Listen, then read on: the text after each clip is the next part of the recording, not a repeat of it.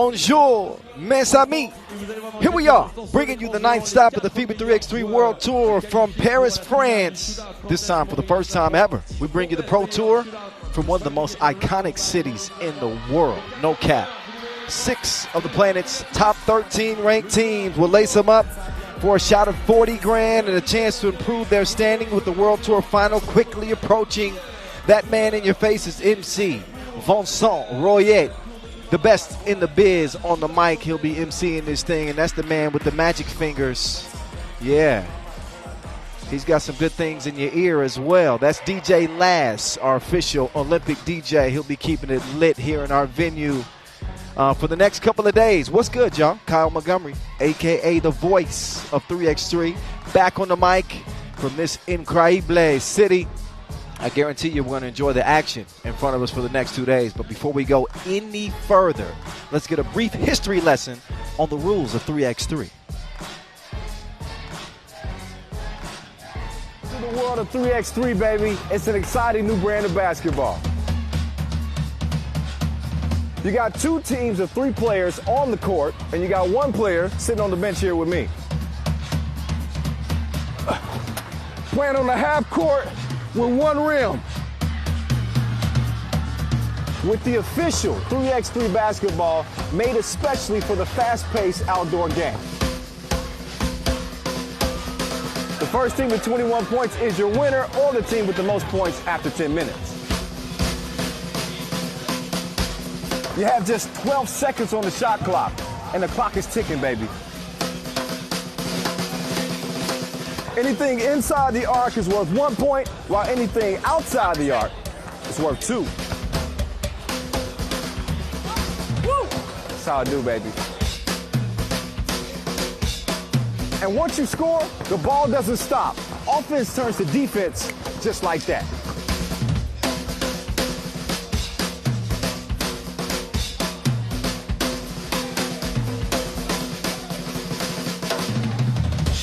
It's a 10-minute sprint.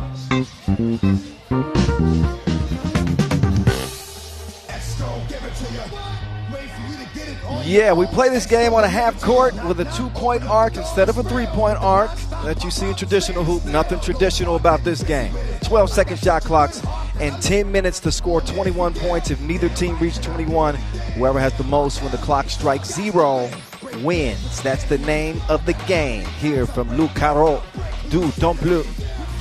Yeah, that's right. I've been working on my French. How was my pronunciation, y'all? Their dancing is pretty good. They got to find it. Find the beat. Find the beat. Clap your hands on the beat. All right. Hey, here's who's been beating everybody else. That would be Oob. You can see they won the first 4 events of the season, but we have some other winners. Antwerp, Riga, Liman, they've also joined the winner's circle. As we take a look at the World Tour standings right now in the season, Oob is running away with this thing, well on their way to another World Tour final. As you know, the top 12 teams in the standings at the end of the regular season play in the World Tour final. Dr. Strange, man, his player value is crazy. 174 to lead the way, followed closely by his teammate, partner in crime, Dejan Majstorovic. The same could be said in the points scored this year. Dejan Majstorovic, the top 2-point shooter in the league this year.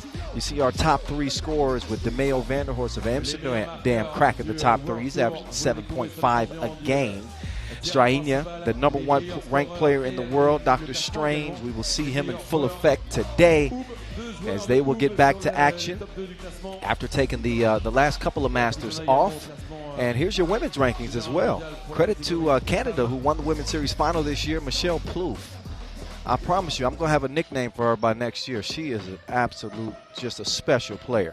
Here are the groups as they have been solidified. You saw the qualifying draw. You saw Chachak make their way into Pool C. They'll be balling with Vienna and Paris.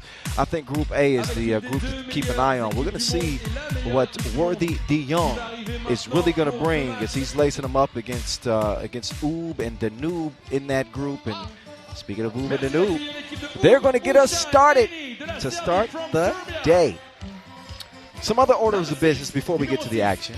Of course, we have to thank our ball and apparel sponsor, Wilson. Without them, it would not be possible. Our official timekeeper, Maurice Lacroix. And our official suppliers for this one, Inleo, Baudet, Skelda Sports. Thank you very, very much as we bring you again this 9th Masters of the 2022 season. I'm hearing Serbian music. Dun, dun, dun, dun, dun, dun. That means Ube is taking the court. Uh-oh. They have been nearly unbeatable. That's right. These dudes have been balling on Hall of Fame this year. They've won 4 of 5 events. They came up short in Debrecen to Antwerp in the final. We have not seen them since then, but they are the #1 ranked team in the world, and they are back at it. Their first Masters since Debrecen, and they are hungry to get a 5th event title of the year. They're going to go against their compatriots of Danube. Some familiar faces in 3x3, make no mistake about it, as they will take the court now and try to pull off what would most certainly be a shocker to start the day. But these dudes are no strangers to 3x3. Boofy's out there. The Hulk. I told him that before the game started. Oh, am I going to get the 2017 version of the Hulk where he was coming through dunking on everybody's head? We'll find out. He's joined by Nikola Vukovic. Well, no, that is him. That's Boofy. Bogdan Dragovic, Vic Obradinovic, and Marco Dugosia. Yeah. Mr. Dookie. What's up, Dookie? So, we'll do the coin flip. That's how we start the action, as always. Y'all know that. Whoever wins the coin flip typically take possession to start the game, but it's not guaranteed. There's Vlad and Marcos, our 2 officials that will get us started here in the main draw. Thank you guys for watching. We certainly appreciate it. We would appreciate it even more if you gave us a follow on social media at FIBA 3x3. Use the hashtag 3x3WT if you want to get involved. I don't know if anybody wants to get involved with that man. That is Doctor Strange. They're getting warmed up. These are the previews before you watch the movie Doctor Strange. This is a whole new series that he's starting himself. This dude is incredible. We're going to see what he brings here game 1 against the Dragon. Bogdan Dragovic, World Tour winner in 2017. One of the most iconic shots in 3x3 history against Novi Sad to steal it. That was incredible back then. I was there. We were in Beijing, China, and Ube has won their only game against Danube on the pro circuit this year. So they'll get back to it. And, you know, a new event may bring new results. I don't know. We're going to have to find out. But it is a Serbian clash. Once again, the Serbians are dominating this 2022 version of the World Tour. Much the same as we've seen in years past. It used to be Novi Sad, but man, here is kind of taking the mantle, and they're challenging some of the things we saw Novi Sad do back in the day with Dejan Majstorovic rewinding the clock. This dude is shooting over 40% from 2-point range this year, and here he is with the rock to start off day number 1 here in Paris. Let's go. Kyle Montgomery, a.k.a. The Voice, in your ear, and that's a lot of oxygen for Dr. Strange. His first shot attempt touches nothing as the ball will go over to Danube. These 2 teams met at the Poitiers Challenger. A win for Ube. They didn't win that Challenger, though. They won dang on near everything else. There's the Maestro. He didn't have the stroke that time. Long rebound goes to the Beast. Marko Brankovic. Here comes Strahinja. Strahinja driving, taking it right at the chest at the Hulk. Do some push-ups. 1-1. Dookie. Oh, Dugosia got his pepper picked. And Dr. Strange will reset from the logo. He's waiting for a screen. He takes it. Now he's going to move left. He's getting on the baseline. He's going to finish with a scoop-de-doo. Ube assume a 1-point advantage early. The Dragon driving.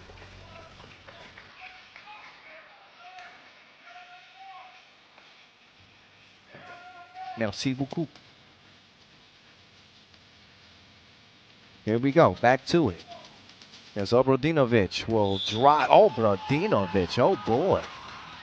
Obradinovic is tough. Don't sleep on Luke Obradinovic. 32-year-old, ranked number 22 in Serbia. He can get to it as well. Obradinovic with 8 World Tour games under his belt.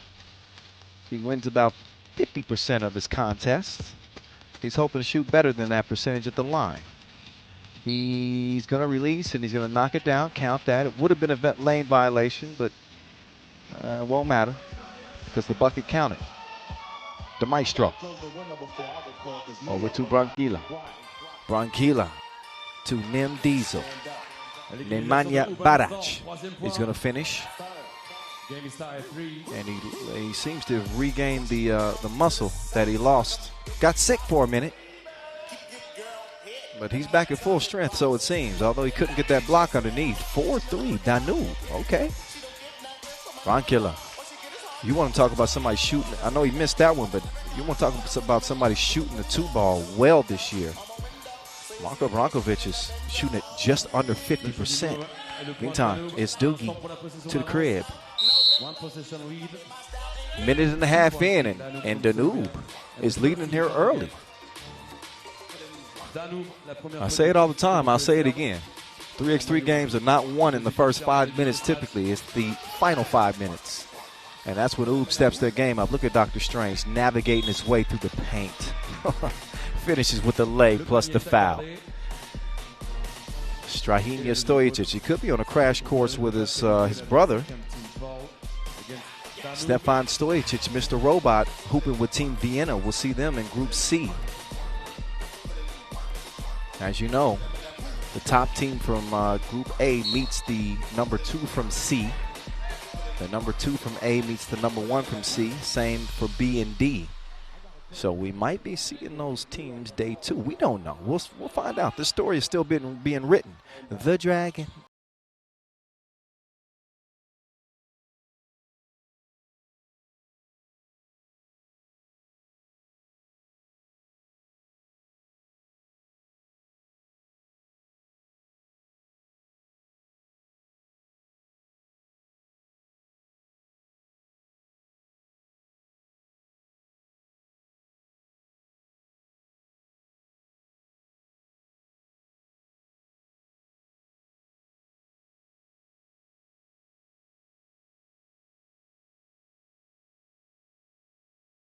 Dragon.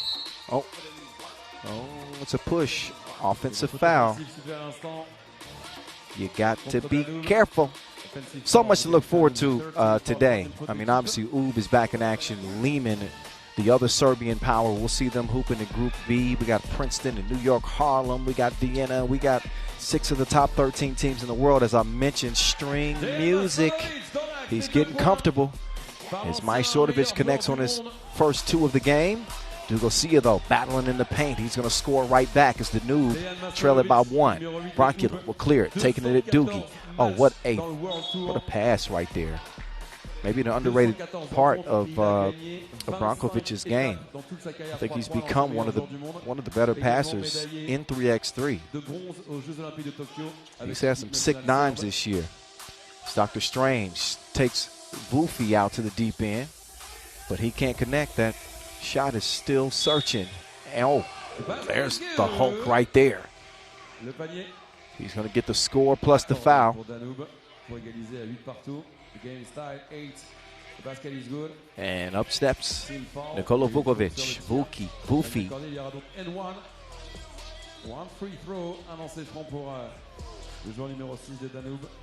Yeah, I haven't seen Danube on the tour.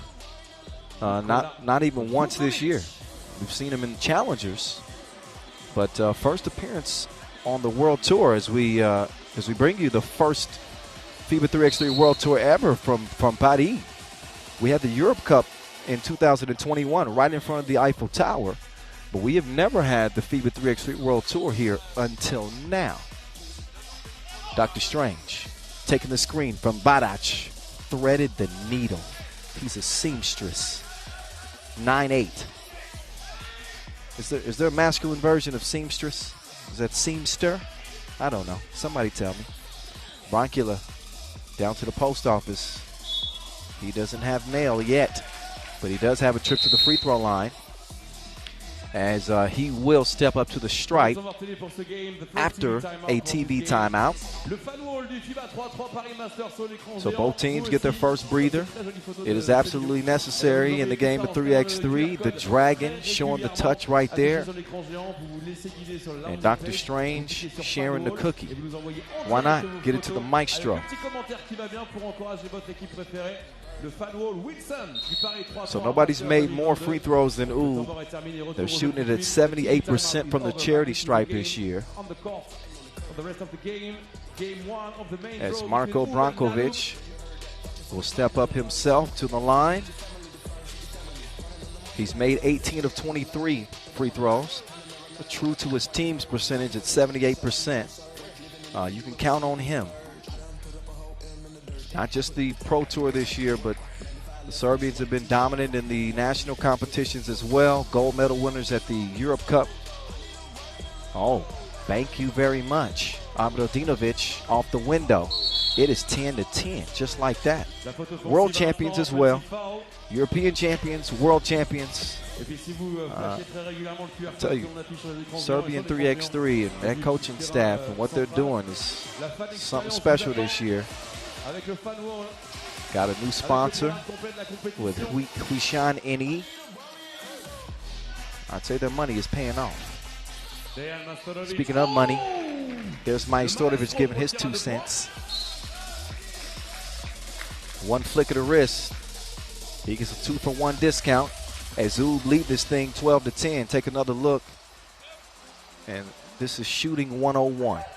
Quick trigger. And he's going to find his mark more times than not.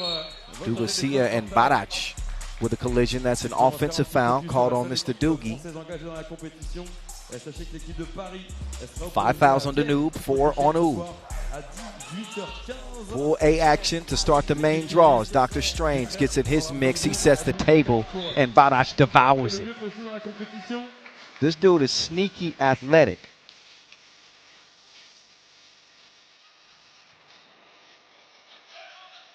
He's in the weight room, but he looks weightless sometimes, I'm telling you. Oh, Doogie getting tricky with it. He's going to get it back, spins through 2 defenders. He draws a foul on the way up. Dugacia, a part of that 2017 World Tour final winning Zemun team.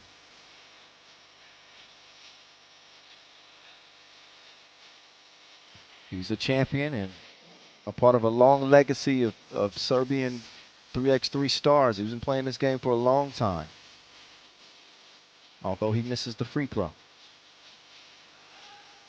Dr. Strange, he's up to something. Flicks it out to Broncula. Splash. Man, Marko Brankovic is shooting the lights. Obradinovic, he hit that one from the Eiffel. Man. Obradinovic now, slick pass down low. Boopy's trying to, he couldn't make the layup. Missed the shorty. He might be in trouble here guarding Dr. Strange. They got to get that, reverse that ball. They do. They get it to Strahinja. He's going to give it over to Broncula. Off balance layup attempt is a miss. Obradinovic gives it over to Doogie. Doogie working some 2-man action to Boopy. Boopy. Oh, blew the crib. Dugacia will recover the rebound. One-legged release. On net, all wet. We can call him Mr. Luka Doogie. Oh, that's a nice feed right there. It's a 2-point game. Obradinovic again. Back iron. And it's cleaned up. Boofy puts it up in there. How about Danube? Danube is keeping pace right here with Utre. And again, we haven't seen Utre since Debrecen. Since then, we've had the Montreal Masters, we've had the Utrecht Masters, and the Cebu Masters. So three straight Masters without seeing Utre. So the last time we saw him was at the end of August. We are now in the first week of October. Oh. took his cookies. Garcia, known for his defense. Let's see if they can turn it into some offense. And Strahinja gets called for the blocking foul. And Dragovic is down for the moment. That is foul number 6 on Ub.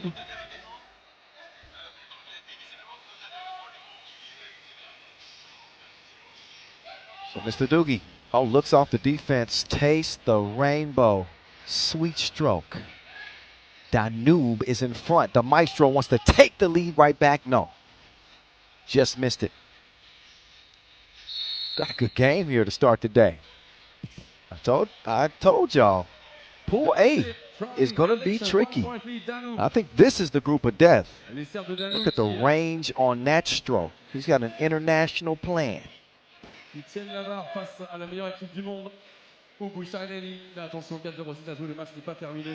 Dr. Strange assessing the defense. He's got Dragovic defending.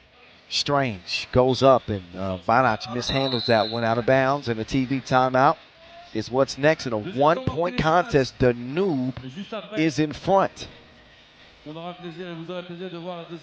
that long layoff for Ub, they had over a month to kind of reset and get rested up for the tail stretch of this season. Only 2 more Masters remaining, regular season Masters that is. We'll have a stop in Riyadh and we'll have a stop in Hong Kong before we get to the World Tour Final in Abu Dhabi at the beginning of December. So a good test for Ub to start things off. And that Utrecht game is not going to be an easy one either. We're going to see how this one plays out. We still got 3:55 and counting left, as the Dragon didn't have to touch that time. Roncula, he confidently shoots that one. He's got a 2-piece with no biscuit. That's how he likes it. 18-17 as Ub have retaken the lead. Oh, the Maestro couldn't get to that one. Now we're all even. 18 all. Vanac turns the corner. Oh, they're going to leave Roncula open. You can't do that. That's going to cost you double. 20-18. Game point, Ub. The Dragon streaks in for the layup. This thing ain't over with yet. Oh, but a foul on Doogie. Fortunately for them, they had 1 to give. Now they have no more to give as each team has 6 fouls. Make noise.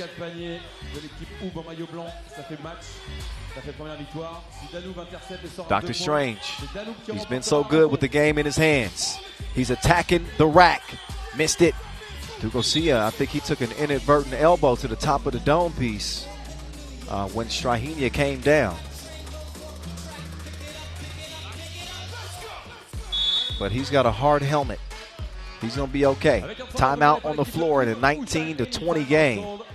It's been back and forth between these two Serbian rivals, I guess you could say, friendly rivals. There's that last feed on the inside to Bogdan Dragovic, MVP of that 2017 World Tour Final. Got an out-of-bounds challenge, it looks like here. So we'll see who this possession who will get this possession. Sometimes you'll see these late challenges because teams want to get some extra win. Can't be mad at them for that. But a nice game to start the main draw. Top 2 from each group advance to play tomorrow. $122,000 in total prize money is what's at stake. And, of course, the $40,000 grand prize, which we've seen Ub win 3 times in the regular season. The Utrecht opener was $50,000. Not too shabby. Take another look at that last miss, and that's where you see Garcia, who took the shot. As that one went out of bounds. That was the play that was contested. That challenge is lost. So it is going to be Ub ball. As they'll get to work with a fresh shot clock. Dr. Strange. He'll set up on the right wing. The Maestro thought about the two, doesn't need it. Instead, they want to get it down low to Broncula. Broncula misses the lefty leg. It's cleared. Does Danube have another miracle in store? They might. Abrodinovic going for the win. No, that's missed. Dugosia comes down. Now time. It's the Dragon. No, he misses. Dugosia does not clean it up in time. A shot clock violation.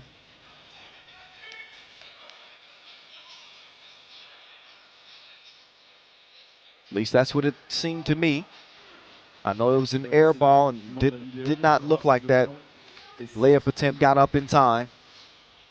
I think this is almost assuredly going to be Oud ball as they look to put Danube away before the limit. Yep. So they take a look just to make sure it is indeed a shot clock violation. Strahinja, Stojacic and company will reset. Time for game point. Strahinja up top. Broncula, no. That one poked out of bounds. It's going to be another close call. It is ruled black ball. Le match n'est pas terminé, on va avoir besoin d'énergie du cadre du temple. S'il vous plaît, vos encouragements et vos applaudissements pour les deux équipes.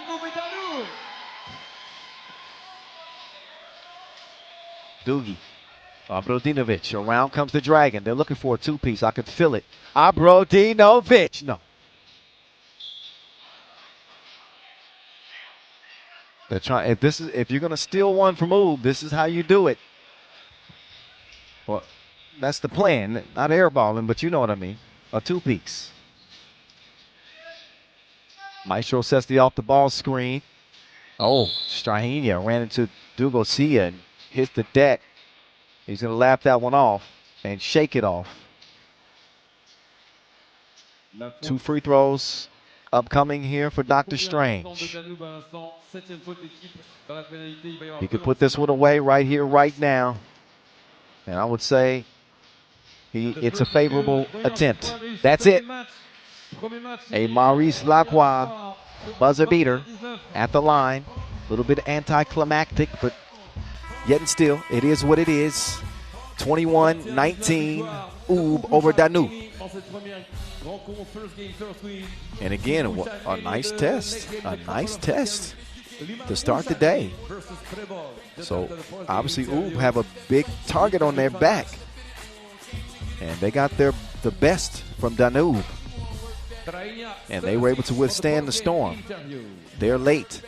As we swing it over to our senior communications manager and reporter extraordinaire, Julian Above, who's with Dr. Strange. We knew it would be a very hard game. At the end of the day, 3 of these players have won the World Tour before. How big of a test was it for you and your team? We come in this game. We know today are a great team. They have great experience. And we know it was a tough game. But we have luck in the end, and we win this game.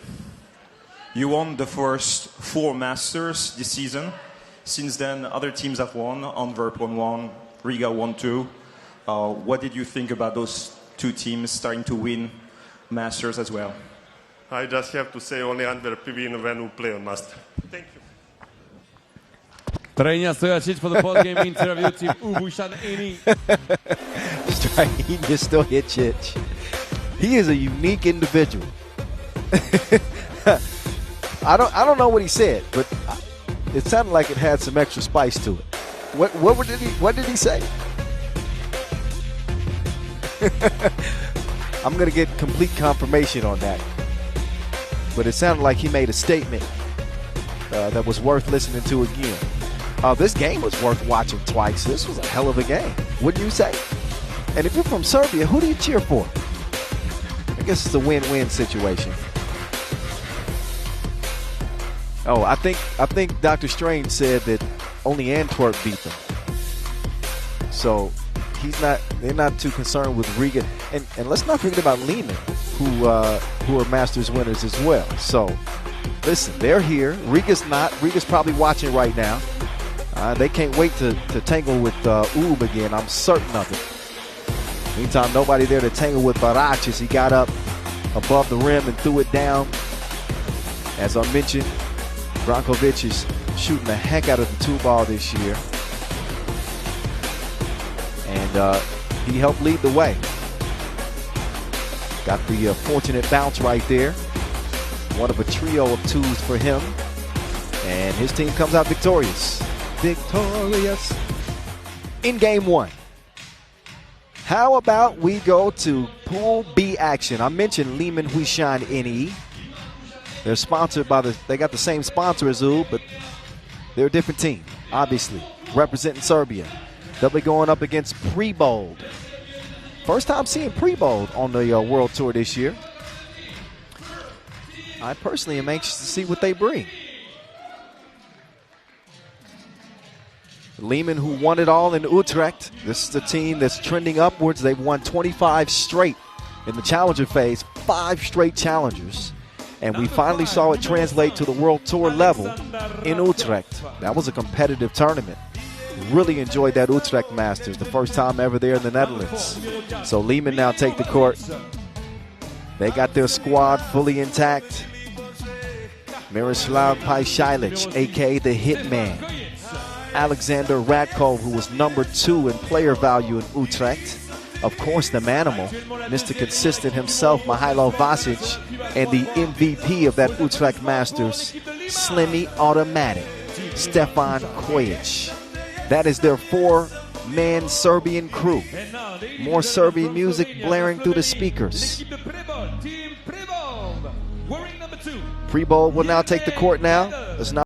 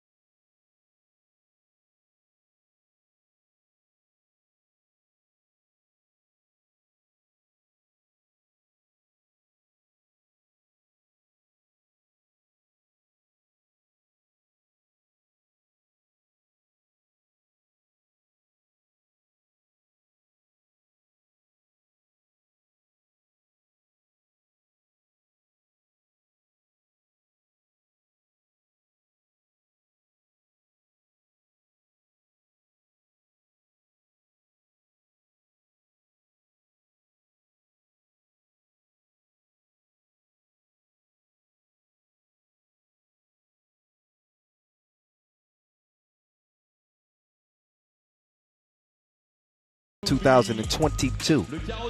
Shout out to Alexander Radkov as well. He played extremely well. I mentioned he was number 2 in player value in Utrecht.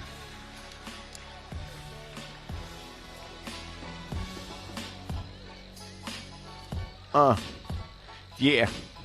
They're about to make me flow.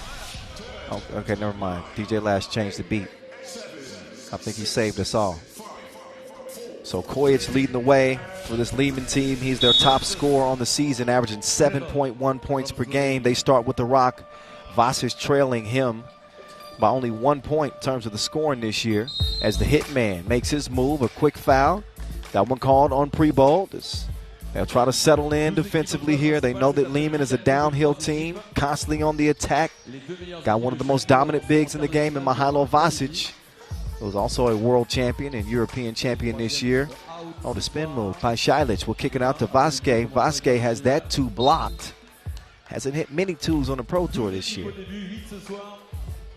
Et demain, les quarts de finale de la 9e étape mondiale.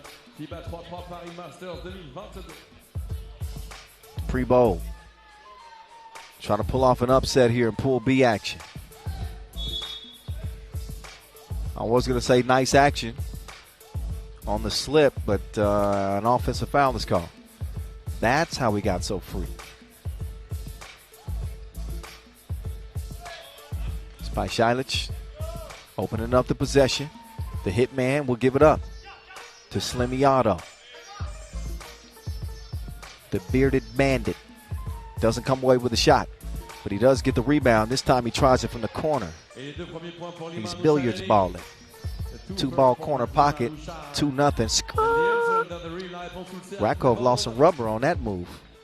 Meantime, Kojic, nice tip out pass to Pajcilic. He couldn't connect. Now Prebold. Oh, Prebold. Beautiful spin move by Shilic. No choice but to foul. You want to talk about a dominant post player. Andrzej Prebold was, I'd say, top 2 or 3 in terms of interior scores. He's got 3 World Tour wins. He won it in 2014 in Lausanne. He won in Chengdu in 2017. Now remember, we went to the Panda Museum. And in Saskatoon, 2019, that was their last win. He was with Team Piran then. With the teacher, Asper Ovni, and Edin Kadgic. Sure, they might be watching. Yeah.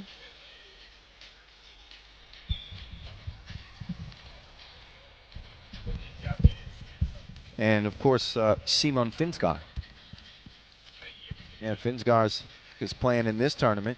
So we got 2 former members of that Piran team that are still hooping. He's playing with Team Jeddah.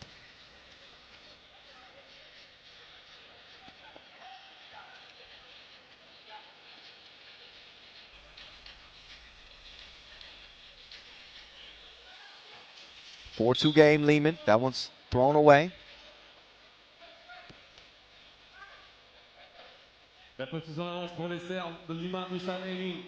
Kasparov now a member of the Slovenian parliament. So he's doing some big things. The teacher. What up, Gappy? 2-point game. Down to the basement. He goes upstairs and scores. 5-2. 2-ball. Nice strike right there from Gasper Jordan Royko. Royko, 26 years old. He's got some potential for Prebold. That stroke was broke. The hitman, though, he drives and scores and makes good on that miss. He's going to have a chance for 2 the hard way.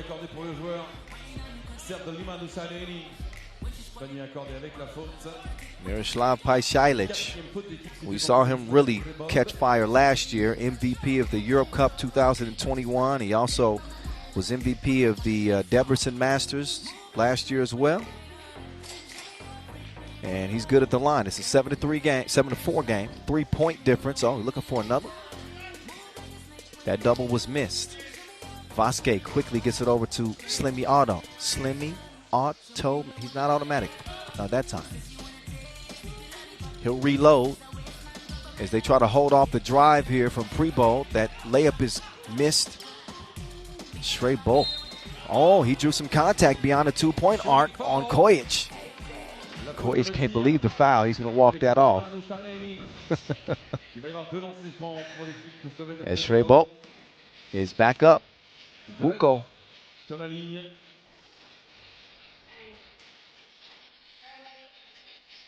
Prebold. Good working on those free throws, huh? Knocks down the first of 2. And the second one, no. Splits a pair. But Prebold is within striking distance. We saw a good game to start today between Danube and Ub. And it looks like we got the makings of another good one. Slick pass. Rakov is hacked. I was speaking of all the accolades of the members of the Serbian team in particular. Let us not forget we got 2 Olympians on the court in Basic and Ratko. That's an honor that they won't ever forget, either one of them. Ratko only 30 years old, too. Bronze medalist at the Olympics, gold medal winner at the Europe Cup, and good at the free throw strike. 3-point game is the result. Prebold moving well. Prebold, he's licensed to shoot. He misses, and whoa. Now he's destroying company property. Somebody's going to have to fix that camera.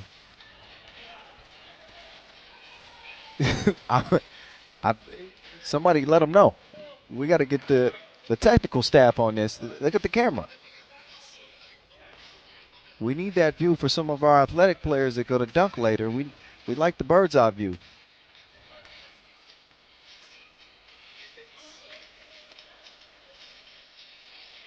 So, Prebold, don't ruin it for everybody else because I don't think he's dunking. So that camera's going to have to be adjusted at some point later on. Right now, we're going to get back to it. I don't think they're expecting any dunks in this one. Oh, nice feed. Ratko takes it and lays it in. 4-point difference. Oh, Kuwait nearly came away with a steal. Instead, it's kicked out. Jordan Boyko. 2-piece swish. It is 9-7 as a result. It's Ratko. Oh, crossover, but lost the handle on it. Had the butterfingers that time. Vincent Royer is coming and stealing cookies from us. Get the mic and go back. Huh? He says cookie time. Clap your hands. 2 more. That's my best Vincent Royer impression. Nope. Wipe that one away. That foul's on the floor. And a timeout on the floor. TV timeout, that is, with 6:53 left in this one.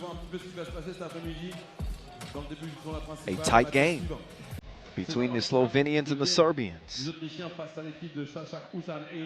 I mentioned those 5 challenger wins for Leman. They're on a hell of a streak at the challenger phase. Meantime, Kojic continues to fire at will. They won the Novi Sad Challenger. I was there for that one. They won the ING Hamburg Challenger. They won the Lepic Challenger. They won the Energy Shukbatar Challenger. They won the Penang Challenger. And of course, they won the Utrecht Masters. I'd say a pretty dang good season so far for Leman, who are locked in and ready to head to the World Tour Final and defend their crown. They're number 2 in the World Tour standings. Top 12 make it. I'd say that they're in. Vasic taking his time. Decides to get it out to the hitman. Oh, by Shilic. He's got another gear. Taste the vapors. Make that, matter of fact, taste the rainbow. How about that 2-piece from Černić Ledl? Vasquez to Ratko, back to Vasquez. Teamwork making the dream work. It's Leman back out front by 2. Ooh.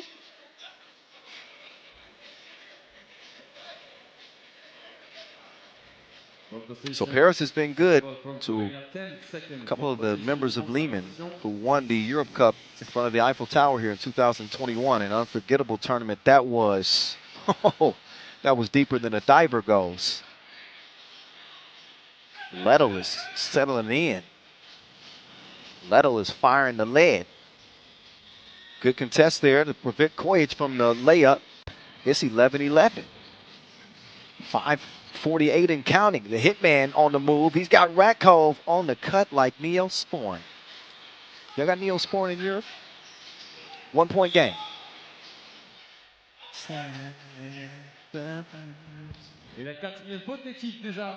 All right. Leman with 4 fouls and Prebold with 5. 7 puts you in the penalty as Prebold will operate from the left elbow. Takes his time. He'll hand it over. Oh, what a shot. That was crazy. Ziga Habit. He's going to try to make a habit of that.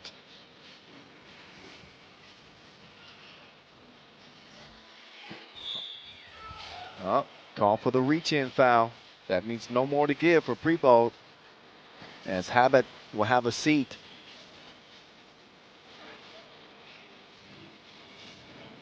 Kojic now starts the possession.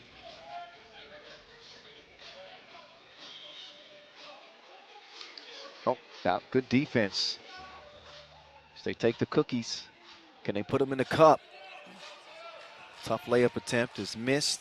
Oh, Faker. he had him looking to another land. Kojic, that ain't even right. 14-12.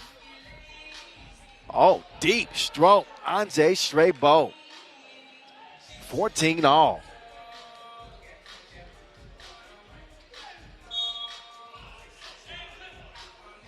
Block and foul, that's number 7 on Prebold. Couple of free throws upcoming.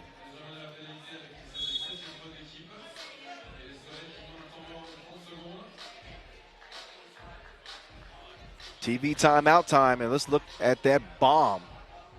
Just dropped from way out there. Andre Prebold getting the feeling. And what touch on that finish right there. Ziga Habit. There's Kojic coming off a 43-point outburst in Utrecht. And MVP honors for him. I gave him 38 earlier. I shorted him 5 points. My bad.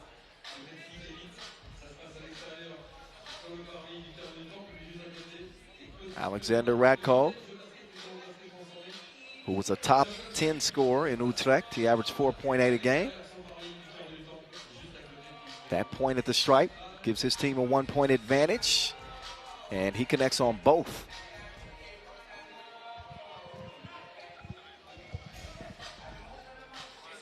Oh, loose ball.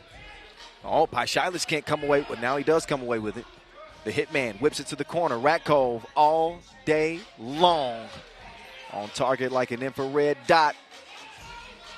2 from the corner makes it an 18-14 game, and Paishailis just trying to hold his ground against Buko. That's a tough ask. He's whistled for the 5th foul on Leman.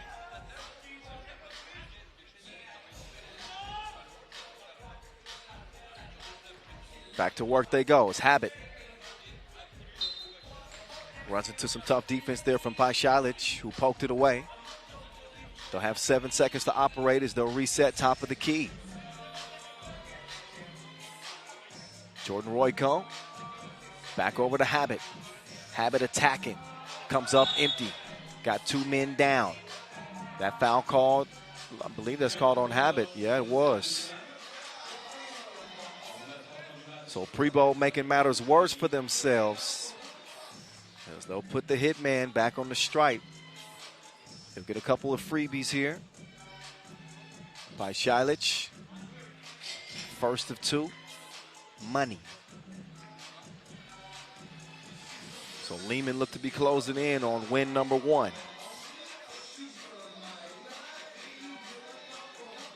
Second stroke is true. Game point Leman. Prebold again. So Prebold out here playing double dutch. And he got Prebold within 4. Kojic could put it away. He gets it over to the Manimal. He lost the rock. Prebold going for another. That time he touches absolutely nothing. The Manimal to Slimmy automatic. Slimmy up top, Paishailis. And he didn't have the range on that one. Came up short, TV timeout with 3:40 to go. Game point for Leman as they look to deliver the kill shot here and put Prebold away. We will see. Pool B action in front of you. In case you're just joining us, we appreciate you. Kyle Montgomery, a.k.a. The Voice. I'm here with you. Get comfy. I'm going to be yelling in your ear for 2 days. 2 more. Okay. Prebold defended by Vasic from the logo. Prebold, I think they can get new life if they can knock down a 2 here. That's exactly what they're looking for. And whether they get it from a make or a foul, they'll take it. Jordan Royko, he gets some contact on his way up. Couple of free throws coming for him. And they need them both.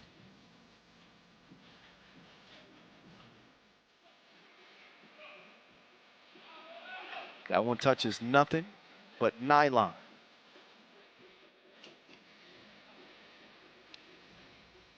Second of two drops through as well. Here we go. 20-18. Can Leman put the nail in the coffin? Vasquez to the hitman. That ball is kicked.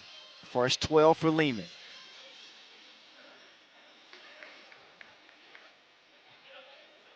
Look for them to get some two-man action here. I expect them to start this possession with Vasic.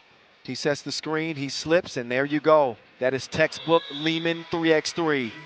They shake hands, thanks for playing, but this one's a done dilly. 21-18, Leman over Prebold to start Pool B action. So both the Serbian powers come out victorious to start the day. First Ub, now Leman. Alexander Radkov is standing by after his team wins it by 3. Let's hear what he has to say. I'm sure he's feeling pretty confident as I get over to Julian Dubov. Oh, wait, he's not ready yet. Now he's ready. The camera's there. Now, over to Julian and Alexander Radkov. Alexander, this team made all their shots. They made it a difficult win for you, but the way you've played the last few months, there was no way you were going to lose this game. Talk about how great you've been playing on the World Tour and in Challengers. Yeah, lately we've been playing very well. We train hard, and you can see that on the court. As you said, it was a really hard game. They made some shots, and it's not easy to play against a team who scores a lot of 2 points. We won, and we are turning to another game and hopefully advancing to tomorrow. On a personal basis, you're back in Paris. Last year you were here, you won the Europe Cup in front of the Eiffel Tower and a lot of Serbian fans. How many good memories does it bring back to be here in Paris? Definitely a lot of good memories. It was one of the best tournaments I ever played, especially in front of our people. So hopefully it will be the same on this tournament too. Good luck. Thanks. A very calm and cool Alexander Radkov. This team expects to win when they step on the court. And obviously it was not an easy battle for them to pull out. But they were able to pull it out down the stretch against Prebold representing Slovenia. Each team knocking down some big shots in this game. I think the foul situation late factored in. But the X factor for Leman was Stefan Kojic yet again. Saw the 2 from the corner. The Manimal woke up on beast mode. He was feasting in the paint. Huishan was clutch at the line.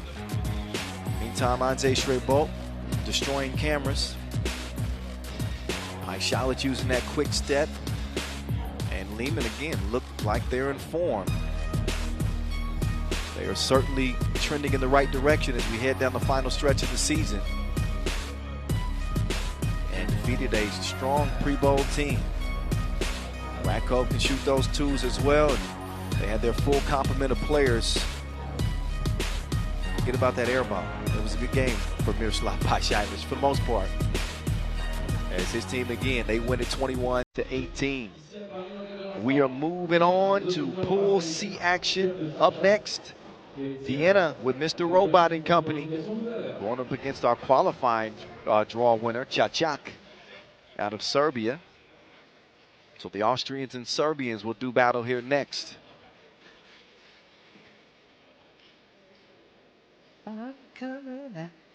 About 4 minutes away from getting that one underway. But Vienna come in with high expectations. They've been looking to take that next step this year. We saw them in the Utrecht Masters. They finished 6th. We saw them in Montreal as well, where they made it to the semifinals. Their 3rd time on the tour this year. An 8th place finish in the Utrecht opener. So they just been chomping at the bit. Just trying to get to the top of the mountain for the first time. Don't sleep on Chachak and Andrew Kelly. Did you see what Andrew Kelly did in the qualifying draw? Go to @FIBA 3x3. Check out the IG. I'm sure we got some highlights up by now.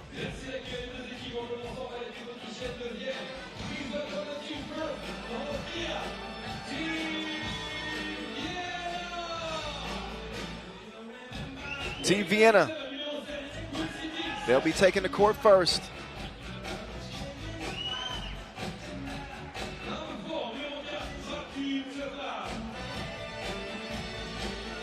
There's their new addition, Quincy Diggs. Big body, good shooter. He's learning the ins and outs of 3x3. He's joined by Matthias Lenortner, sharpshooter from beyond the two-point arc. Martin Tramal, who's an absolute madman. And Mr. Robot, Stefan Stojicic. 3x3 great. Look at the intensity on Stojicic's face. That dude is ready.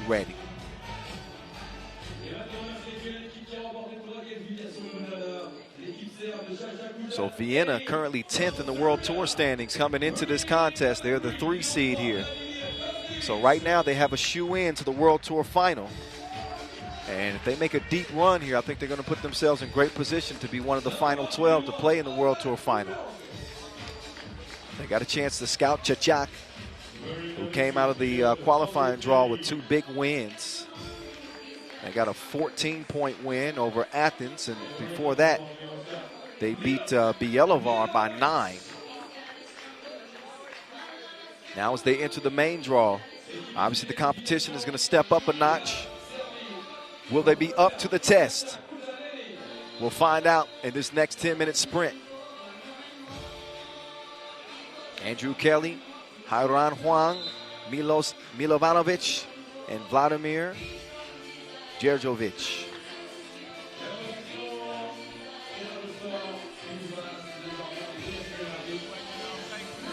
Djordjevic, my bad.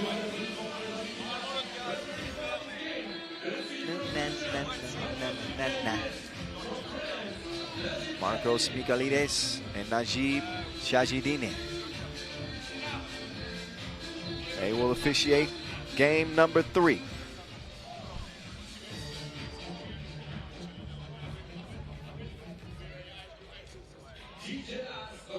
There's Stefan Stojicic, Mr. Robot himself.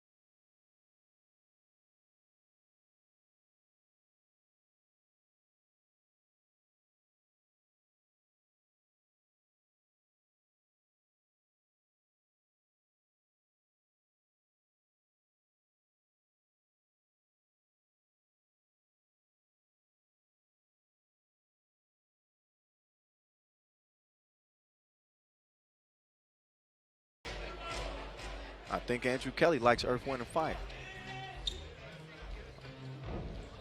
But Nortner likes the ball. He'll take that.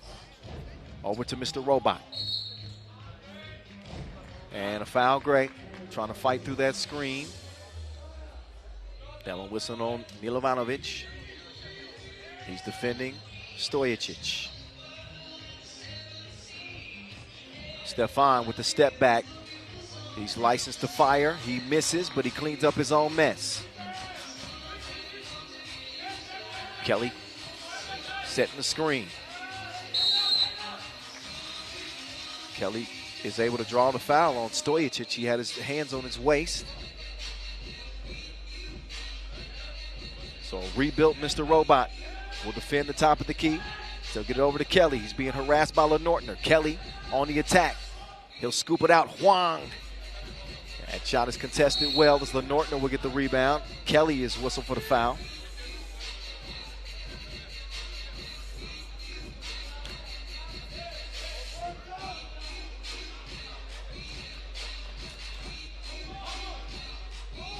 There's Chachak. We'll try to hold off Vienna's attack. Man down. And the 2 is drained by Mr. Robot. Foul off ball. So a lot of activity early in this one, as both teams have picked up a couple of fouls apiece in the first minute.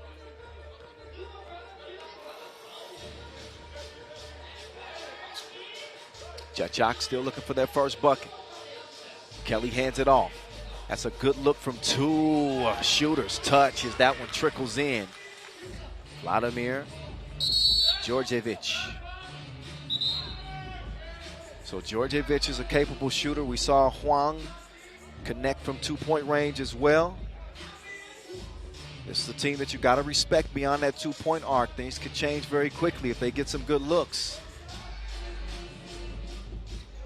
Stojicic to Q. Q-Down. Back to Mr. Robot. He looks opposite. Martin Tremont missed it.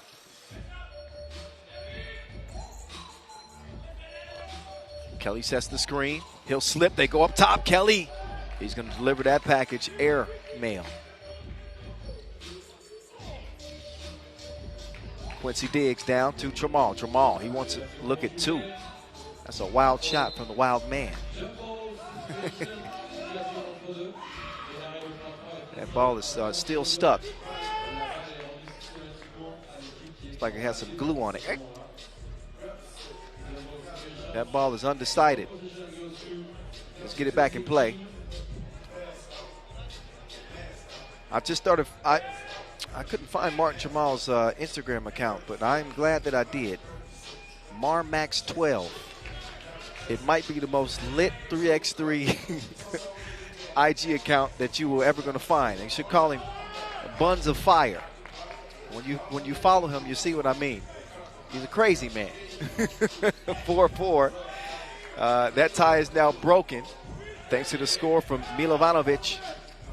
Tremont winds his way beyond a 2-point arc. That pass is broken up by Huang. That'll leave 4.5 seconds left for them to get something up. As Chachak lead this thing 5-4 at the start.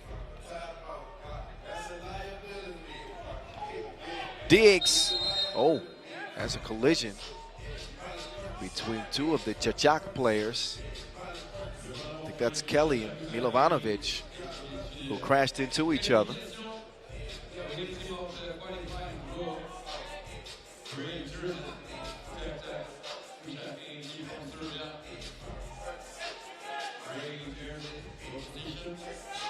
Milovanovic to Djordjevic, and this time look at Stojicic. He cannot believe it. He's whistled for yet another foul. That's number 4 on Vienna now. Diggs defending. Mr. Robot in hot pursuit. They got Kelly on the slip. He doesn't get the package. That shot is missed. Loose ball goes to Vienna for the moment. Diggs will recover. Diggs going to the spin move. He blew a tire, then it's blocked at the rim. Good defense there from Djordjevic.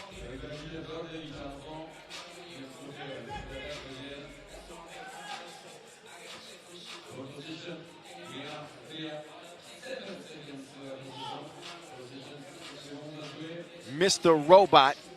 That one rolls off the rim. And another whistle on Vienna. They got one more foul to give. So 2.5 minutes in, they have not played their best defensive game in terms of the fouling. Chachak looking to add to their 1-point advantage. Kelly, he's going to attack Lenortner here. Kelly, he's a lefty, but he leaves that possession with no score. Diggs drives and kicks. Lenortner, no. Huang, he'll corral the rebound. Kelly with good position on the inside, but he's called for the offensive foul. He was trying to throw Lenortner out.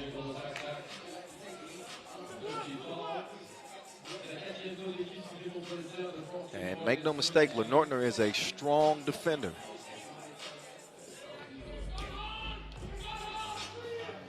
Lenortner now. He looks opposite, left wing strings. Tramal.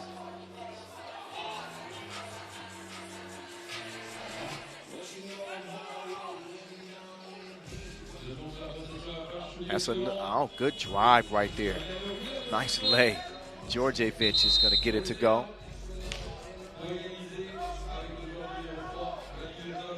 So we got a 6-6 game, y'all. First break in this 10-minute sprint. And so far, so good for Chachak. They found ways to score on the interior, as have Vienna. Obviously, Vienna is the more experienced team. Martin Tramal, he's unloading the clip. That's a good sign early for them. I think a fitting nickname for Martin Tramal would be the Maniac. Martin Maniac Tramal. This dude plays like his hair is on fire. He's everywhere.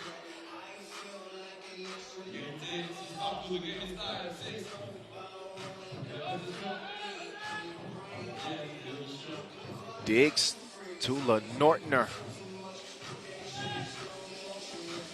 6-6 after the miss. Kelly, I don't think Kelly's got a bucket yet. So much attention is being paid to him. Is getting other opportunities. No, they wipe it away. Official Najib says that foul was on the floor. In fact, a double foul.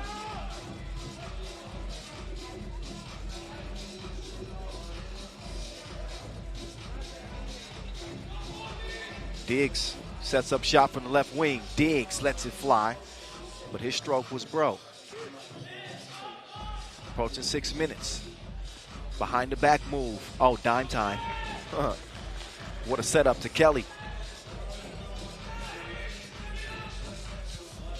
Diggs with the strong drive left. He reroutes.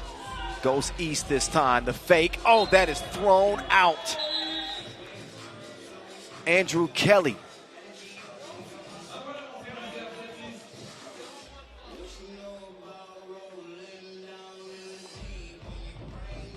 (7-6) Chachak.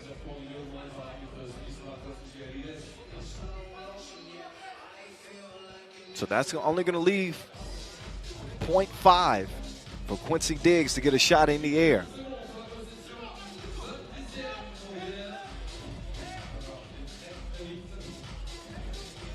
Diggs does touch the iron. Mr. Robot, patience pays off.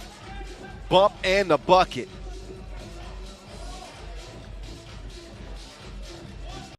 So Stefan Stojic can make it a two-point play and could put Vienna in front here as they find themselves in a battle with the Serbians. The Serbian puts it in from the stripe. Oh, that's a grown man drive right there. 8-8. Stojic operating from the Inleo logo. He's gone. Kicks it to Diggs. Diggs with a good look. He's starting to cook. 10-8 as the two-piece falls through. Oh, he's a cookie monster as well. He's got a sweet tooth. Now he's on the drive. Sweet lay. 3-point advantage here for Vienna. Look at the arc on that shot. Nothing but air. So Vienna will take over. 5-14. Oh, maybe not. Spoke too soon. That ball was actually tipped. That's why it was an air ball. Okay. So Chachak. They'll have it with nearly a fresh shot clock. 8 seconds to work with now. Oh, nobody there. Uncontested layup. That's easy breezy for Djordjevic. One possession game as Diggs will give it up. Tramal. Tramal now, the drive, the score, good touch. Now Tramal might be in trouble. Yeah, the athleticism of Kelly just too much. Kelly now using those long arms to poke that one away. So the shot clock chopped in half for Vienna. They got 6 seconds. Past the midway point, 4:39 left, and Chachak won a timeout. They want to talk things over. So we've seen all the top seeds really tested so far today, from Utre to Leman to now Vienna. Both Utre and Leman were up to the challenge, and they came out victorious in their contest. We're going to see if Vienna can hold off Chachak. High expectations for this Austrian team, as they are the 3 seed. They won the Edmonton Challenger, finished runners-up in Shukbatar, made it all the way to the semifinals of the Montreal Masters. Mr. Robot on the drive, 13-10 now. Oh, what a pass. Man, he had the right measurements on that delivery. Now Stojacic to Lenortner.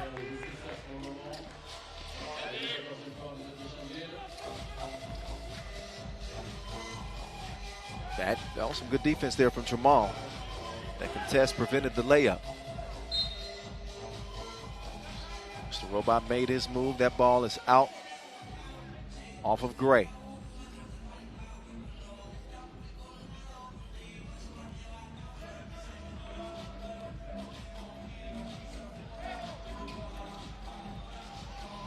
Mr. Robot couldn't connect that time. Quick clear from Chachak. They're doing a good job moving the ball.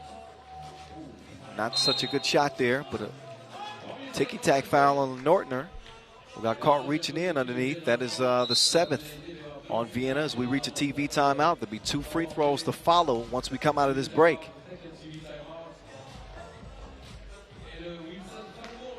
So this action coming at you from Le Carreau du Temple here in Paris, as we are just beginning the day. Kyle Montgomery, aka The Voice, in your ear. If you want to follow me, you can. At 3x3 The Voice.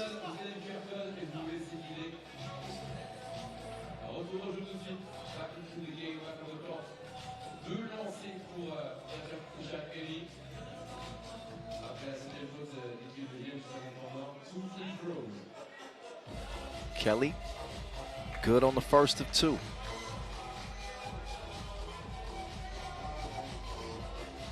This lefty is legit, but he does not make the second of a pair. So the lead still remains at 2. Diggs with the move. Got the space, but couldn't give him a taste. Kelly, he wants somebody to get open. Finally, somebody gets open. It's Milovanovic. Oh, he twisted his ankles. Oh, look at the rebound here from Mr. Robot. That's some rocket boosters. Ooh, Stojacic. That dude is stronger than ammonia. So he draws the foul. He'll have 2 free throws as a result. 4 years ago, Stojacic would have banged on his head, I'm telling you. Could be a 3-point play. This could be a turning point in this game. Vienna with a 3-point advantage with 3:20 to play. And if Stefan Stojacic can connect on both of these free throws, that's going to give his team a ton of confidence as we head down the final stretch of this game. So Stojacic is good.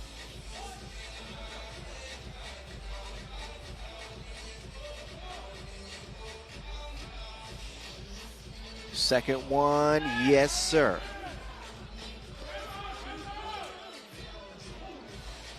Deep 2.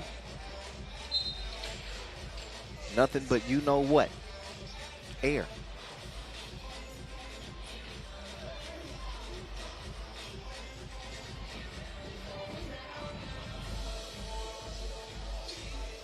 Mr. Robot resets. with a 5-point advantage. LeNortner left by himself. Now he, couldn't connect on the 2. That one goes a miss. Oh, nice pass. Kelly with the vision. Giving Mr. Robot no space. Oh, in and out. No finish at the rim. LeNortner, he follows up.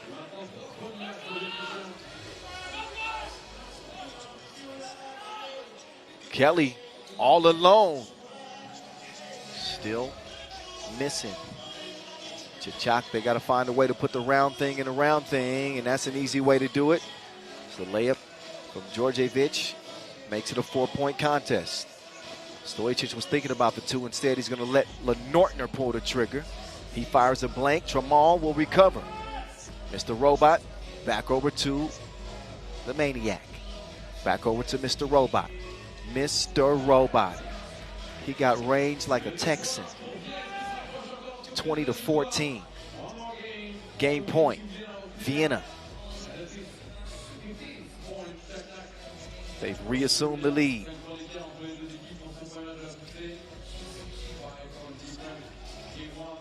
LeNortner, one-legged fader, missed it. Tramal will recover. He's going to chunk the deuces, and he's going to say peace out to Chachak. 22-17. Vienna pull away late, and they get it done over Chachak. So far today, it's been chalk. The 1, 2, and 3 seed all come out with dubs. And Mr. Robot is pumped up as he's trying to inject some energy into his squad and having a few words, actually, with Chachak players. Mr. Robot is wired. Let's look back at the highlights. Now they have our third contest of the day here in Group C action. Chachak was game for the better part of this contest. Made a game of it. We'll find until late. Georgia. You knew that the competition was going to be a different level from the qualifying draw, and it proved to be that way. As Mr. Robot, he got the scoring started and continued to stay in his flow from deep. Chachak had some answers for him, though. There's Kelly showing some of that athleticism. Tramal giving us a wedgie. I'm not sure how that made the highlight, but he did show us that he could actually make one as he knocked down the 2. Again, Mr. Robot, this dude he's got a sweet tip everywhere like KFC. On the drive, sweet leg. Rebounding, shooting 2s, getting to the crib. As was Djordjevic for his squad. A 3-point game, and this is where things started to turn a little bit. Kelly split that trip to the line. A foul and a score from Stojic as the lead started to open up for Vienna at that point. And Chachak had their backs against the wall. Mr. Robot showing Andrew Kelly some love. Deservedly so. Kelly's a good player, but his team is going to have to go back to the drawing board as they start off 0-1. Got Paris in this group as well. Paris, who made it all the way to the final of the Utrecht Masters. So Chachak's going to have their work cut out for them. Their next contest as well. Can't wait for that Vienna-Paris game as well. That's coming up later. Let's get to Pool D action. Princeton, one of the 2 American entries into the tournament. They'll go up against Doha QSC, who we just saw in Cebu. We didn't see them pass the qualifying draw, though. Yeah, well, actually, we did. They made it out of the qualifying draw. They did not make it out of day 1. They got another chance here in Paris. Will they show their mettle this time?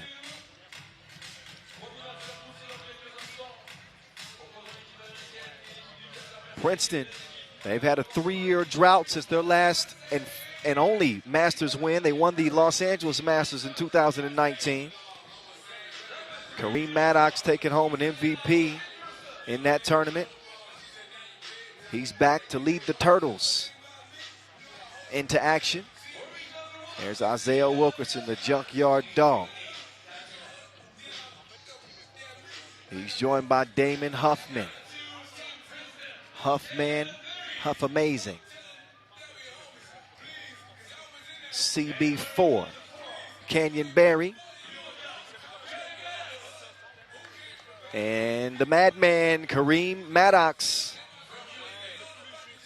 So you got 3 members of that 2019 gold medal winning World Cup team, and Maddox, Barry, and Huffman. Wilkerson's the new addition.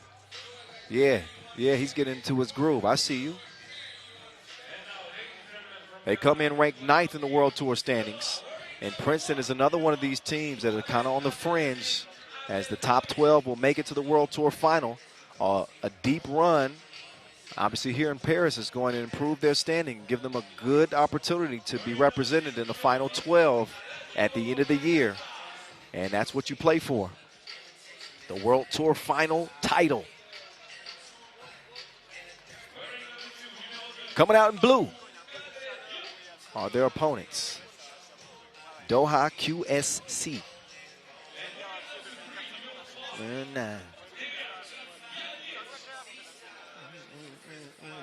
I've been losing friends and finding peace. That sounds like a fair trade to me. Drake be spitting, don't he? Anyway, that is Doha QSC. Like this squad, Diop, a big with some skill. Got some bruisers on this team. They're not afraid to mix it up with you. Still a learning curve, I think. Obviously, seeing that team in Cebu and not coming out with the results that they had hoped for.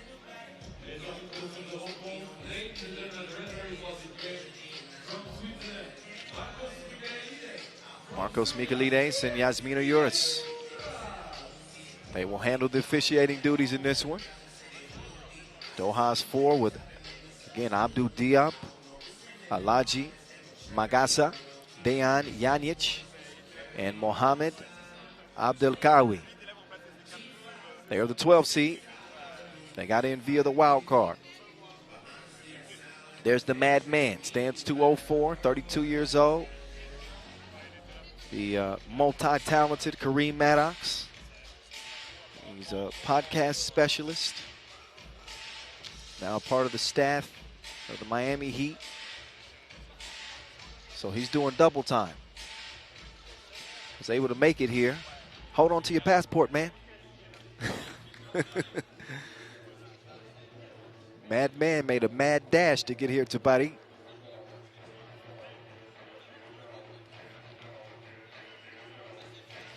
.6'8" star, former Princeton star, will look to lead his squad to victory to start things off in Pool D.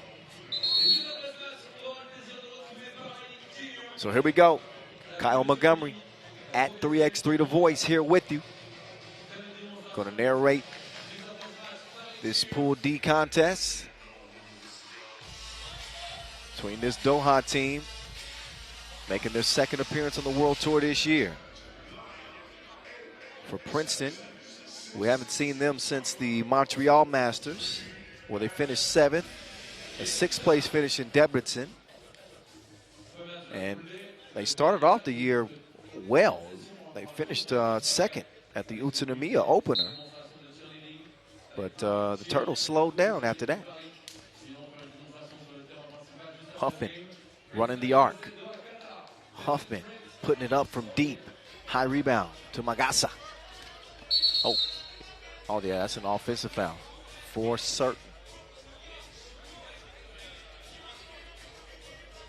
Magasa's a high flyer, big dude, 198, 22 years old, plenty of energy. He's going to make things difficult on the interiors. Kenyon Barry sets up. Barry is very good, especially when he puts that ball on the court, drives and scores. The drive and the kick, Diop. Diop swings it out. Off balance shot. Ridiculousness.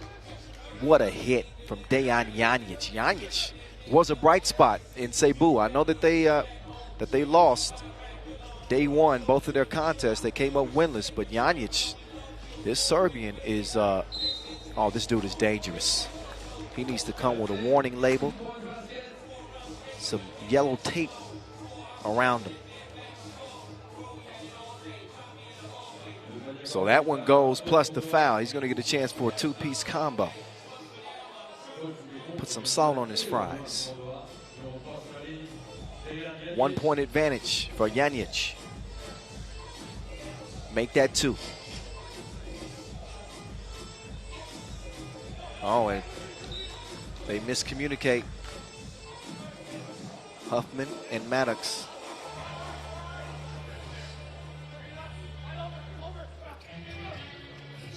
Here's Janjic.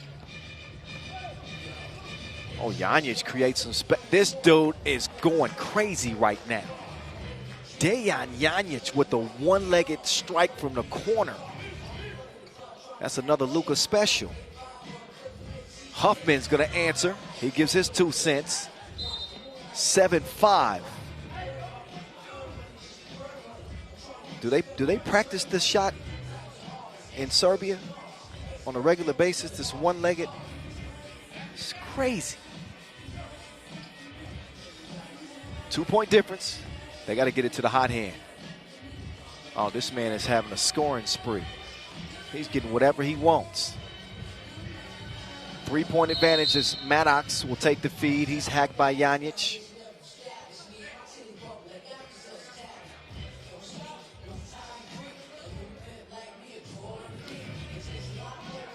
Here's Barry now, assessing the defense. Oh, got his pocket picked. Right place, right time as Janjic delivers the pass that will put Doha up by 4. Now Barry navigating through traffic. Barry puts it up on Diop. Can't get the score. Maddox can't. He can't get the rebound. Huffman, good look. That dude shooting with a scope. 9-7. That's the second 2 ball for Huffman. Drops through. He'll check out. And Isaiah Wilkerson will check in. Zayde over to the Madman. Zayde wants it back. Up top to Barry. Jab step. Wilkerson now. He'll drive and kick. Sets up the Madman. Touch nothing but glass. So a shot clock violation. Princeton has been a little bit, just a touch out of sync to start this game. Thanks to Huffman's tools, though, they've hung in it. There's Dejan on the run, and he's fouled again. Janjic has been a terror.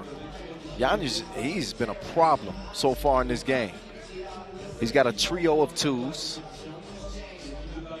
Knocked down a free throw. Now he's back up to the line, shooting 1 here. I'm trying to think if anybody else has scored. Has anybody else scored for Doha QSC? I don't think so.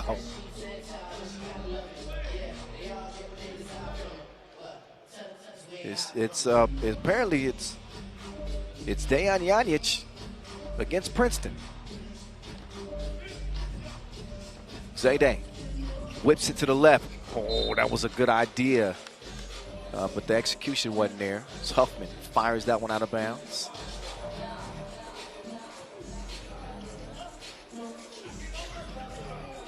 Oh, Diop, offensive foul. He swung that. No, that was Magasa, actually.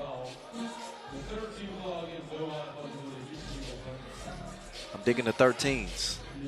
He's got the tangerine and white colorway on his feet.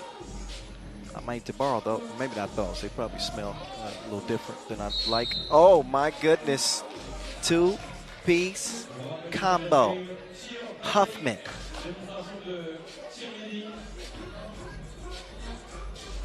So Huffman has been on fire for Team Princeton. He's looking like that 2019 World Cup final, Damon Huffman.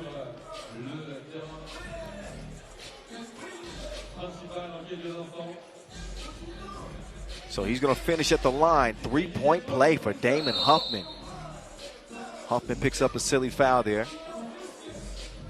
He acknowledges his fault. It's the team's 4th. But we've seen really a nice one-man battle for each team. It's been Dejan Janjic again. This dude is scoring on repeat. It's a rerun. every possession, this dude is scoring. Same thing for Princeton, although Huffman does miss that one. But talking about some outstanding individual efforts from both Huffman and Janic in this game. Oh, Magasa, that touched nothing. And the shot clock violation. 10-10 game. And a TV timeout with 6:45 left. It's been the Huffman and the Janic show. Which one of these top guns is going to lead their team to victory? Take a look back. I mean, no hesitation, just a quick draw straight off the holster. The double shot. And then Huffman, he's been knocking down shots like happy hour. He's been shooting, he's been knocking down shots like his last call. They call his number, and he's calling two. 10-10, 4 fouls apiece. 6:45 left in this first Pool D confrontation.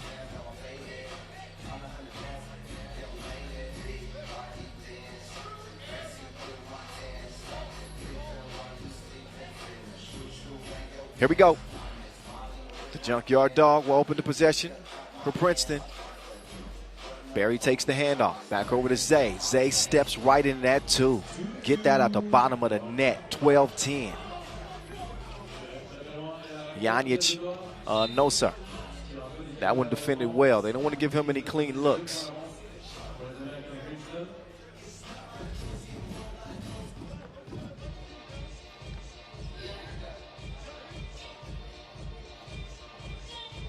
Oh, Zay, same spot, different result that time. Front rimmed it.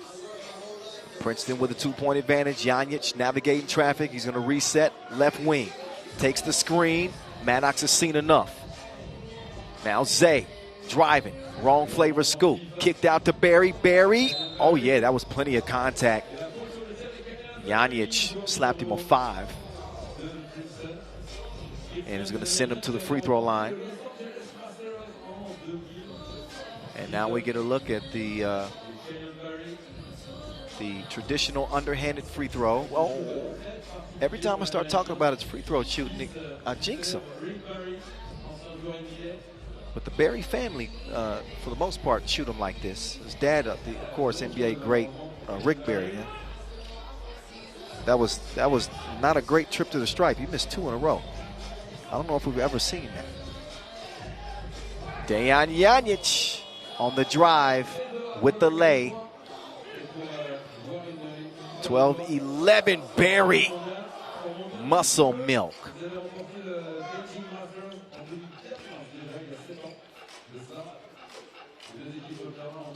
Two-point game. Good defense there from Barry. Oh, Magasa tried to save it, but he stepped on the line.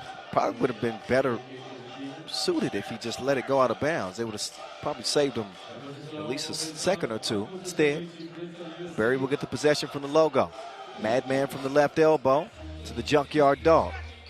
Back over to Maddoxel. That's bad spacing. Now Zay with 2 to shoot. All oxygen. Stays where it's at, 13-11. They got to find a remedy here for Janic. Janic with the up fake. And good defense there from Wilkerson. Magasa's going to spin free. Fakes the pass. And he'll make his way to the line. He's fouled, got Maddox off his feet. That is foul number 5 on Princeton.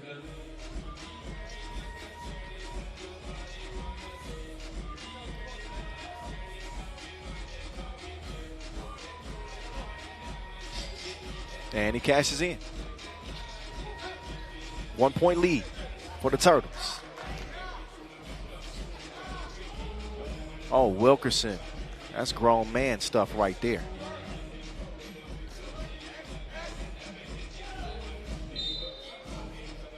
That ball lost out of bounds. I believe Princeton touched that last. They did.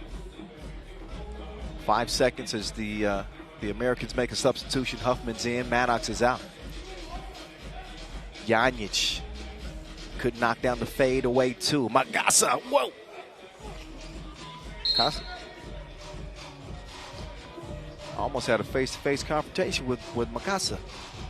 That was scary.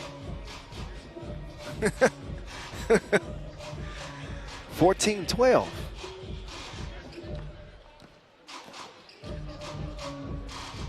That pass deflected. Makasa will come try to get some space for Janjic. Janjic, another bucket on the bucket list. So Janjic is easily in double figures right now.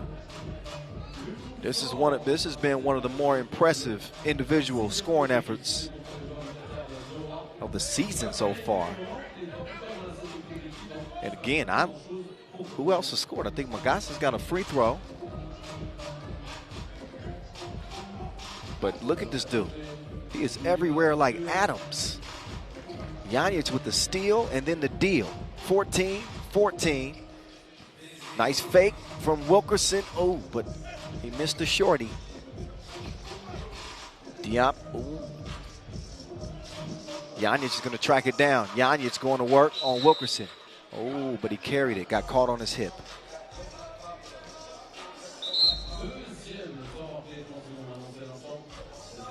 So timeout on the floor. A TV timeout. So we're now under 4 minutes to go in a 14-14 deadlock. Take a look at the Dejan Janjic show. This 26-year-old has got a bright future. Canyon Berry bringing the strength on the drive, as is Isaiah Wilkerson. Janjic doing more than just scoring. He sets the table for Diop there. So Diop's got to score, Magasa's got to score, but Dejan Janjic has done everything else. Maddox, oh, he got his stuff blocked viciously. Magasa with the hand of justice. Now Magasa, pass is nearly taken away.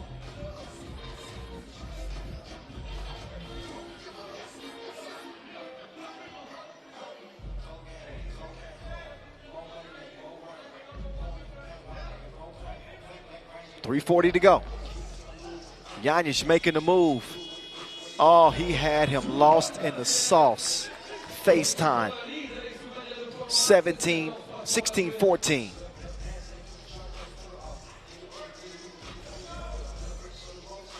Maddox clears some space, scores it over Magasa. Diop all alone, and he can't land the two-piece. Huffman will swing it over. He and Wilkerson have carried the offensive load so far. Huffman, oh, misfire. Just rolled out on him. Stays a one-point contest as we approach the 3-minute mark. Magasa making his move on the madman. He's going to get it to the hot hand, and Huffman tackles Janjic. He wanted to stop him from scoring a touchdown. It's a shoestring tackle. Huffman looks like he could have played some DB in high school. I'm not sure if he has any football in his history. He's going to take a seat as each team have 6 fouls. Janjic trying to get back in his mix. He's going to loft it to Diop. Diop is going to deliver the layup underneath. Doha up 17-15. Maddox can even things up, and he does with the double dip. 17-17. 2:35 and counting. Janjic with the crossover. Missed it, but Magasa didn't forget to tip. 1-point advantage for Doha QSC. Maddox is thinking about the two. He finally decides to pull the trigger, and that's a good decision. That 2-ball will give Princeton the 1-point advantage. Magasa sneaks past the madman, and he gets laid. All even, 19.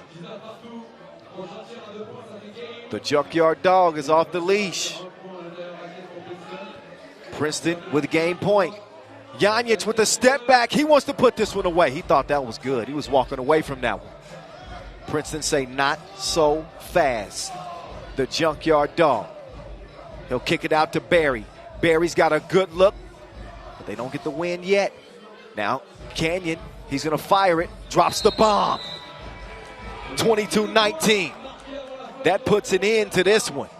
But Princeton breathing a sigh of relief as they got all they wanted from Doha QSC. But how about that win for Princeton? They had to earn that one. And they take it by 3. Barry delivering the final blow. But what a game that was. The first 4 games today. Incredible here in Paris. This competition is going to be hotly contested, to say the least. So we made it through 4 games, and we'll look back at how this one went down. Kenyon Barry was the first to score. Then he turned it over to Huffman. Huffman for a stretch was unstoppable. And Dejan Janjic was unstoppable throughout the whole game. Shame for him to waste such a great individual performance. But Huffman wasn't half bad himself. Wilkerson with a solid performance for Princeton. Saw him stroke the deuce. And while they could do nothing to stop Dejan Janjic, it was more of a team performance for Princeton, and that is how they were able to pull it out. But this dude was all up in his bag. Janjic with a one-legged 2-stroke, and got some help here from Magassa on the tip. A couple of big twos for Kareem Maddox there down the stretch as he carried the weight in those final few possessions to put it away for Princeton. Again, in a 3-point win for the Turtles. So we've seen action in groups A, B, C, and D. Now we'll reset and start from the top one more again. So get it back to Pool A action. Once we get back to it. But it's time for entertainment break. Let's take a look at Strahinja Stojicic's mixtape before we get back to action here in Bari.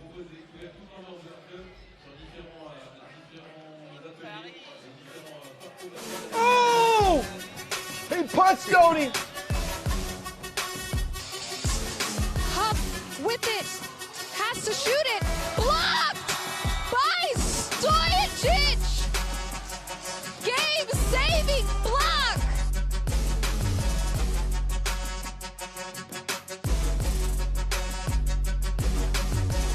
Blow by for Stojicic.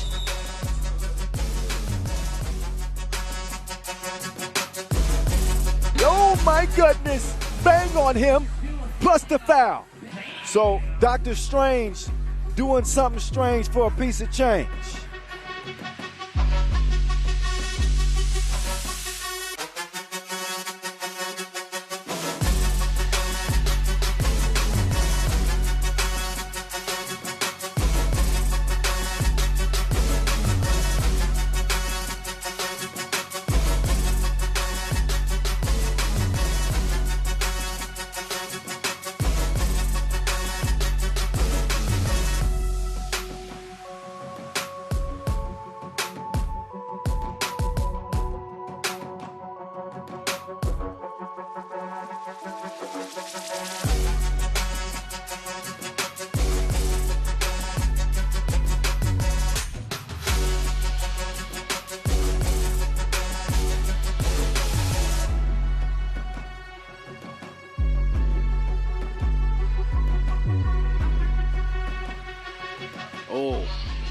Chunk the deuces. It's me and you, mano y mano. Peace out. They quickly get it over to Strahinja. Again, he's got the step, and he's bouncing. Bang outs.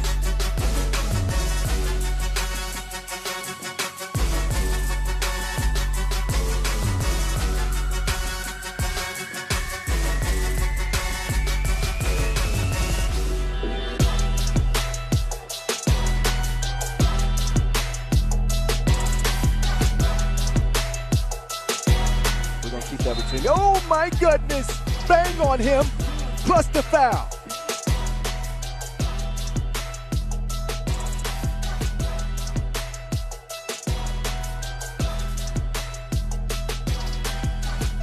Time is going to wind down on Princeton as there's an exclamation point for you.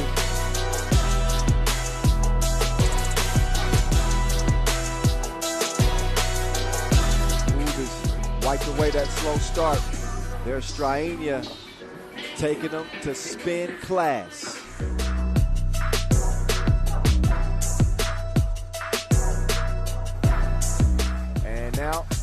Strainia driving up and under through the contact. And one. Oh, stop and go, red light, green light. Oh, sneaky, crafty, clever pass.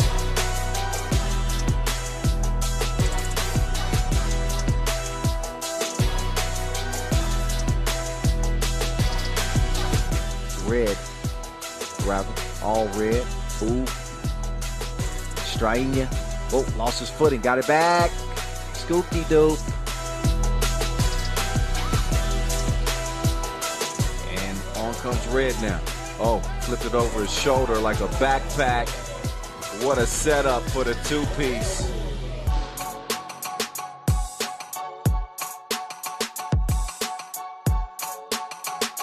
They have been lights out shooting in this game.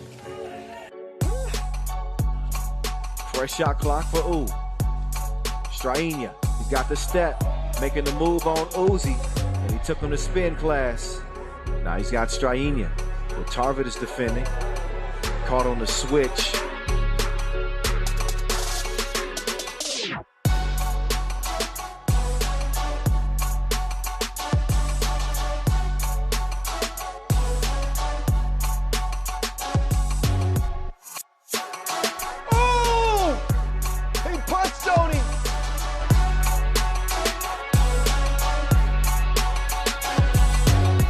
Turnaround for Marko Brankovic to get it started. Then the two-handed flush from Strainia.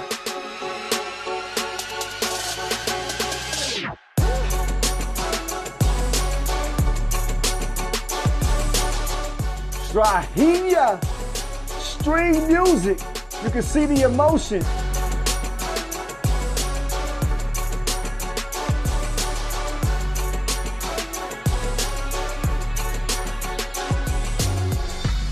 Stojacic doing his dance.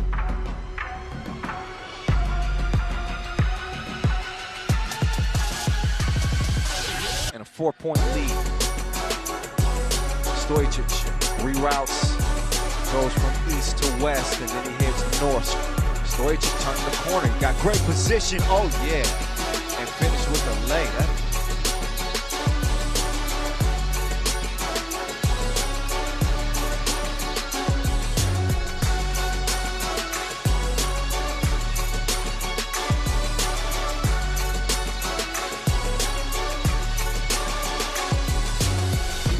Thought about it, decides to drive and dunks it to beat the buzzer. Blow by for Stojacic.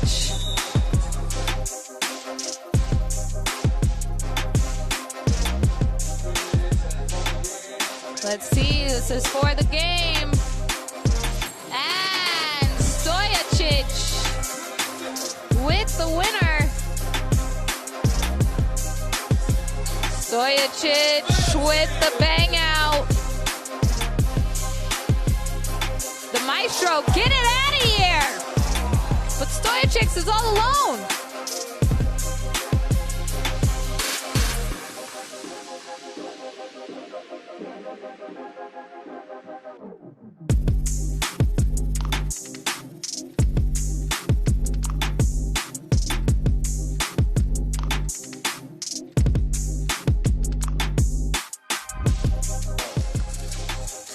Stojacic off the glass, counted, with it, has to shoot it, blocked by Stojacic! Game-saving block as Oob comes back and gets the victory. Great hustle play as Juice puts it in for one. Stojacic also from deep. Woo, no looking! Stojacic with the splash! No better way that this game should have ended with Stojacic with the buzzer beater. Oob, your Montreal Master winners!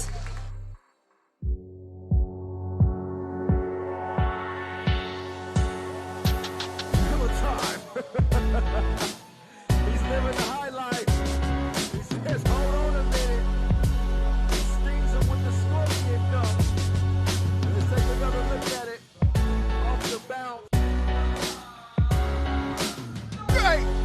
Bravo is crazy. I'm about to put this dude in a straitjacket right now. Off the bounce, he tucked it under his bum, and then he brought the bass like an 808. So Tyler Curry up first, up and over. Finishes with the windmill. He's breezy, and he makes it look easy. So he's gonna do it by himself. He flies private, and he's finishing with filth. Fix the nets, please. Don't worry about the nets, just fix the rim. Amen! The East Bay over Tyler Curry. Hey, this dude is out of this world.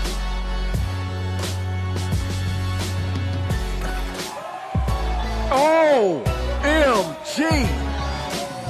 That gave me motion sickness. I am Miller time. Off the bounce, he goes 360 windmill.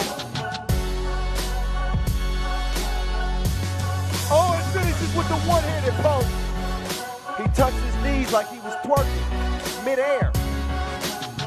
And then finished with the one-handed throw down.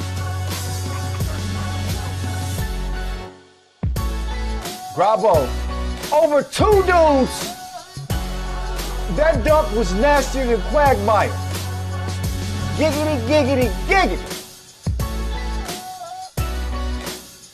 Oh my good, the ninja kick clears the second volunteer. What the?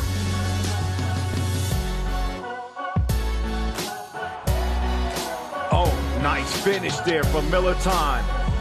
He goes off the bounce. Little swag afterwards. Oohs and ahs from the crowd. Staples, 360 through the legs. And he's still hyped up. He finishes emphatically.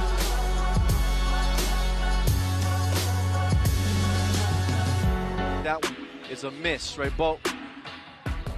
Oh! That wasn't a dish, that was a delicacy. I see you. Aiden Kapga. Decided. He gives it up to get it back. He's on the move. Oh my goodness. Oh, he got option. He could pass that. It's like Stockton. He hit that one from the parking lot. Off the glass. Saved behind the back like an informant. 19-8. He's been above par for this USA team. Oh my goodness. That was filthy.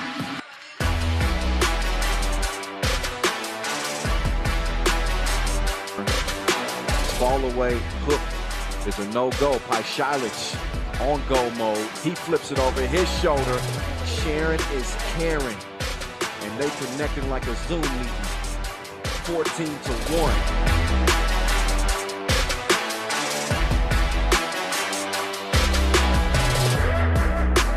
Oh, you fancy, huh? No look feed from Soka sets up Melo. 16-9. Fabricio with the rebound. Get the contact, she ain't scared. Oh, the magician. Voila. Alakazam. The only thing she hadn't done is disappear. I think she can do that too.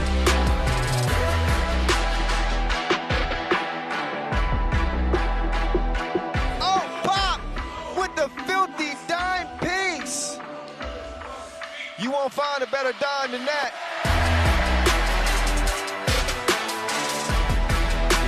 Quelle passe! Oh, la combinaison! Martin pour Leman!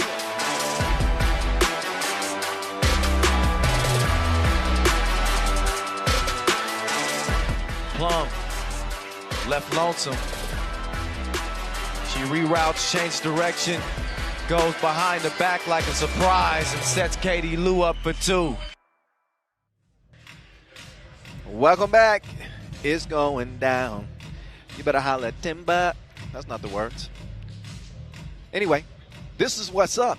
Ube and Utrecht are up next. This is one of the marquee matchups of day one. Kyle Montgomery, a.k.a. the voice of 3x3, here with you. Ub got a win to start the day. It was a 2-point victory, but it was a victory over Danube. Now the top overall seed and the favorites to win it here in Paris retake the court against a very, very intriguing Utrecht team that made it all the way to the semifinals of the Utrecht Masters just a couple of weeks ago. Ended up finishing fourth. They are really going to be put to the test to see if they got the mettle to compete here at the highest level of 3x3. They're going up against the top dogs with the #1 player in the world, Dr. Strange, Strahinja Stojicic, leading his Serbian quartet onto the court with Dejan Majstorovic, Marko Brankovic, and Nemanja Barac. They've won 4 events this year. They are in a record-setting mood in 2022. Ooh, they're locked and loaded. Outcome, Team Utrecht with a couple of new additions. Nesta Agassi. And of course, the much hyped and worthy of all of that hype so far, Worthy de Jong. With the Leno show, Leno Vidovin and Euronymous Vanderlis, the skyscraper.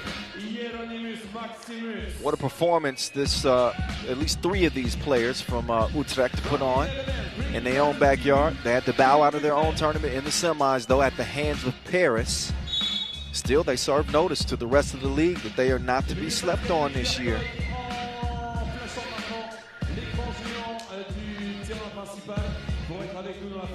So, official Vlad will do the coin flip. Looks like Utrecht will decide, and we will see what that decision will be. Very likely they will start with the opening possession.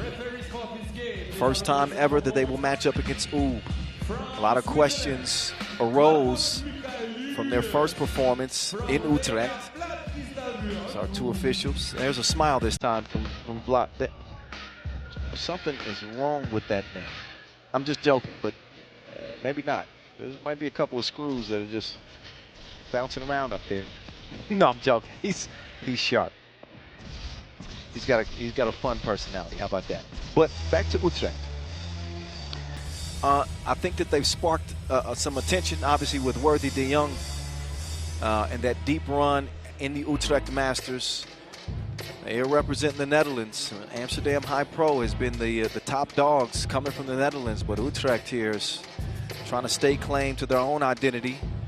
And Worthy de Jong, the 34-year-old Dutch star coming from 5-on-5. He's now made a home in 3x3. The dude was nearly unstoppable. He averaged 7.1 points per game at that Utrecht Masters. He finished tops in highlights. Ub won their only game against Utrecht in the pro circuit. And that came last year, actually, at the 3x3 Unites Challenger. So nothing so far here in 2022. Their first meeting. And this one will have you salivating. I told Worthy de Jong that I got a nickname in my head for him. But you don't just get nicknames for showing up. You got to earn them. See what his team is able to do with him leading the way. They're in green. Ub is in the white tops, red bottoms. The time for talk is over. It's time to hoop. Team Utrecht will start with the rock. A lot of praise for Worthy de Jong, but I cannot go any further without giving props to Euronymous Vanderlis. Right on cue is the tower, dropping it. As Utrecht start emphatically. De Jong trying to feed Vanderlis. That one's broken up. It's Brankovic. He miscommunicates with the maestro. Vidovin will drop it off to Vanderlis. His touch is softer than a mother's. It's 2-zip. Barac. He navigates. He's attacking the rack. He's going to finish with the lefty lay and gets Ub on the board. De Jong will hand it over to Vidovin. Vidovin back to Worthy. Worthy up and in.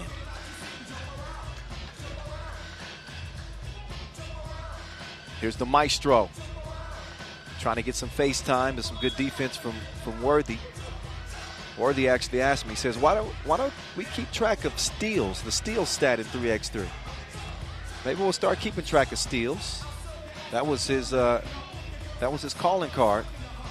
His 5-on-5 career, he led the league in steals all time. Vanderlist put somebody else on his bucket list. He was an absolute problem in Utrecht as well.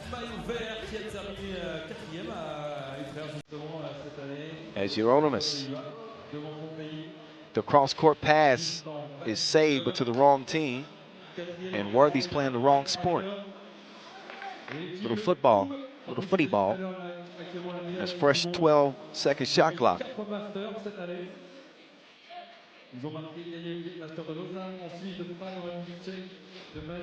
Here's the maestro navigating. Oh yeah, he's a part of the space program. That one drops from orbit straight through the rim. As Utre trailed it by 1. Utre trailed early against Danube as well. But they stormed from the rear and took the win. The Dutch currently with a 1-point advantage. De Jong. What touch. Oh, Dr. Strange lost his footing. Being harassed here. That ball is going to get tied up. It's a jump ball. And Utrecht will earn this possession for themselves. They'll try to pull off a shock here against the top overall seed. Take another look. Strahinja getting some tough defense from the EuroLeague steals leader.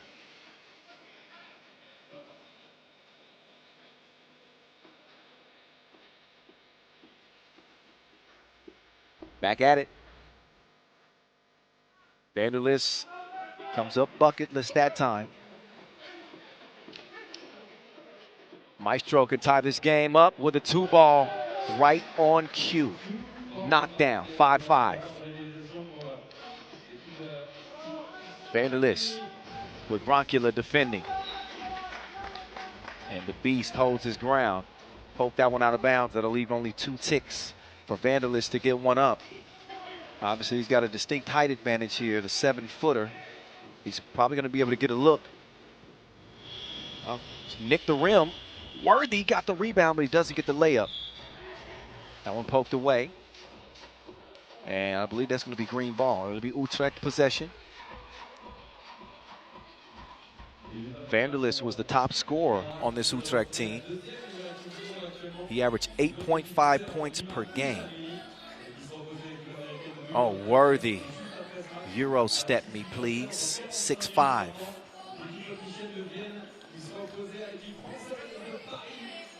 Dr. Strange spins free. Dr. Strange cannot score on Vanderlist. Vidovin will kick it to Vanderlist. Vanderlist with the up fake. He gets tied up with Strahinja. And he's got a raspberry on his hip after hitting the deck right there. Take another look. Some long legs.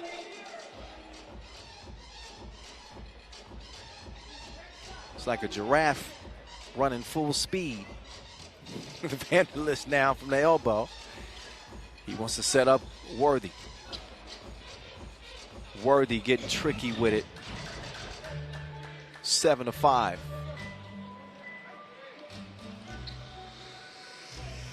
Broncula way off in the deep end like usual. 7-7.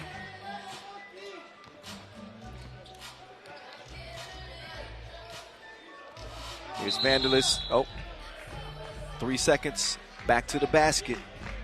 That's something new that you'll see this season. A new rule. Once you initiate a dribble with your back to the bucket, you get 3 seconds. Take a look back at some of the work so far. So far, so good for Utrecht. They're hanging in here with Ub. But you heard me say it earlier. I'll say it again. Games typically are not won within the first 5 minutes of a game. But look at Worthy De Jong. This dude's game is sweeter than Dijon mustard.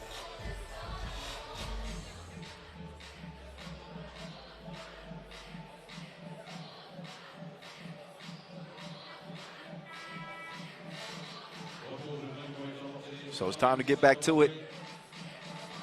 As we've eclipsed 3 minutes in this contest, 7-7 tie. Worthy trailing. They get the maestro a look, and this dude is assaulting the nets. 9-7. Now Worthy with the move, falling away from the rim. He's going to draw the contact on the foul. On the way up.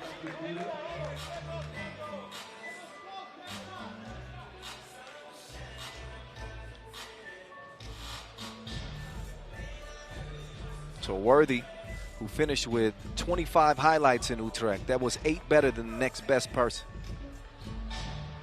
He misses the free throw. Worthy, who played at the FIBA Europe Cup for 3 seasons.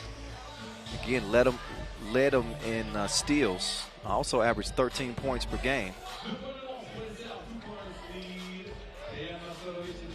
Maestro lost his balance. Dr. Strange wants a screen. He gets one, still nowhere to go. He's going to navigate, forces one up. Barac couldn't keep that one alive. Wouldn't have mattered anyway. It's a shot clock violation as that one touched nothing.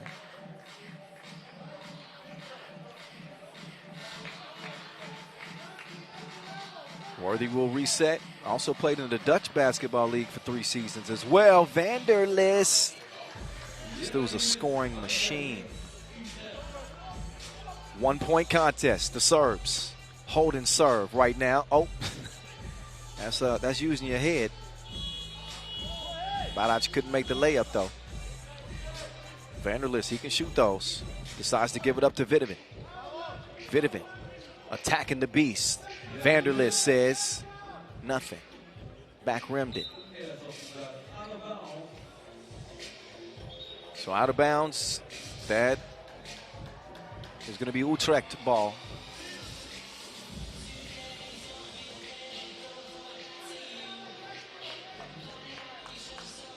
Vidovin. He'll open the possession with Worthy coming around. I like this matchup. The world #1 against the budding star in the making.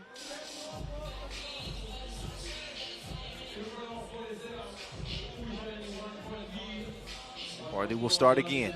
He's got Vanderlis down in the post. Oh, Vanderlis missed the shorty.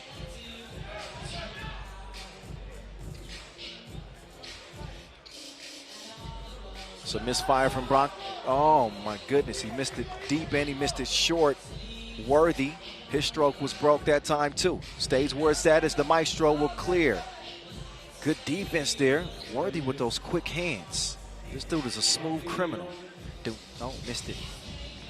But still, those quick hands kept the ball alive. Vidovin, oh, he blew the crib. So some missed opportunities from both teams. Bronculin missing one, and then Vidovin also missing the crib. Maestro. Oh, with that, he had in handcuffs. 50 shades of gray, or green. Worthy, up fake, straight on 2-ball. Count that. Utrecht in front.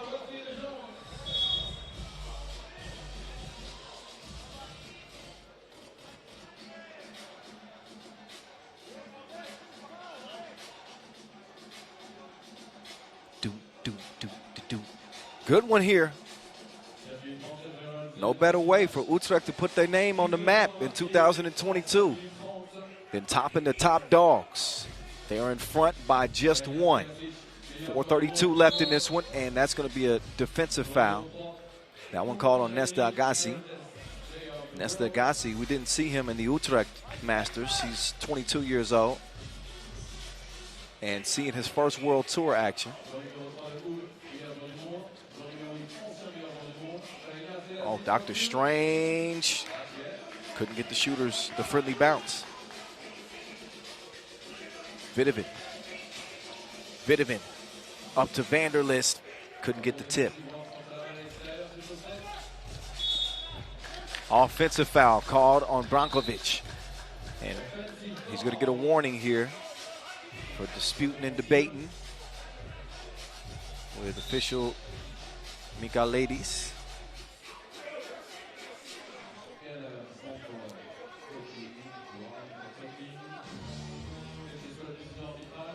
Worthy to Vanderlis, and there's the maestro getting whistled for back-to-back fouls. So Oob is now up to 4. Utrecht with a single foul. Just a few ticks over 4 minutes left, excuse me. Vandelis to Vidovin. Vidovin spins, gets to the rim. Rebound goes to Oob as Barac clears. Brankilla with Worthy on his hip, bump and the bucket. And that's one of those fouls right there. And Worthy is admitting, not the best. If you're going to foul the man, then foul him. Certainly don't want to give him a chance at a layup. So that's going to cost him one. It might cost him two, depending on what happens at the free throw line next after this TV timeout.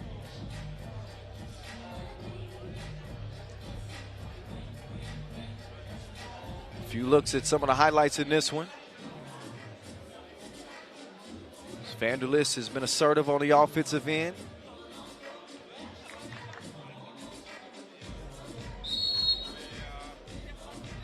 Deadlock at 10.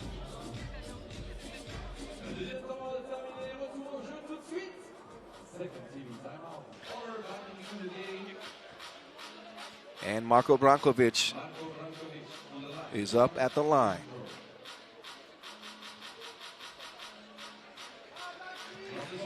Puts it through and puts the Serbians up by one. Oh, Worthy has it poked away. Dr. Strange cleared on the right side. Dr. Strange looking to go to work. Dr. Strange drops it off to Barac. Barac looking up top. Worthy nearly gets a steal. And the Serbians run out of time. So some suffocating defense here from the Dutch. They are not respecting Oob's personal space. Shadowing the Serbians everywhere they go, especially Stojacic. Trying to make things as difficult as possible on him. They'll sneak it down to Worthy. Worthy looks to the corner. Vidovin with the nice dribble move, drops it off to Worthy, and he puts it up and in. 11-11 game. Here's Barac now, trying to use that strength underneath. Worthy's going to get whistled.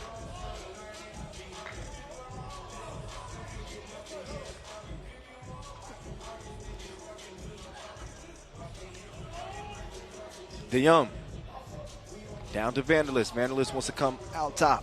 Worthy couldn't get faded that time.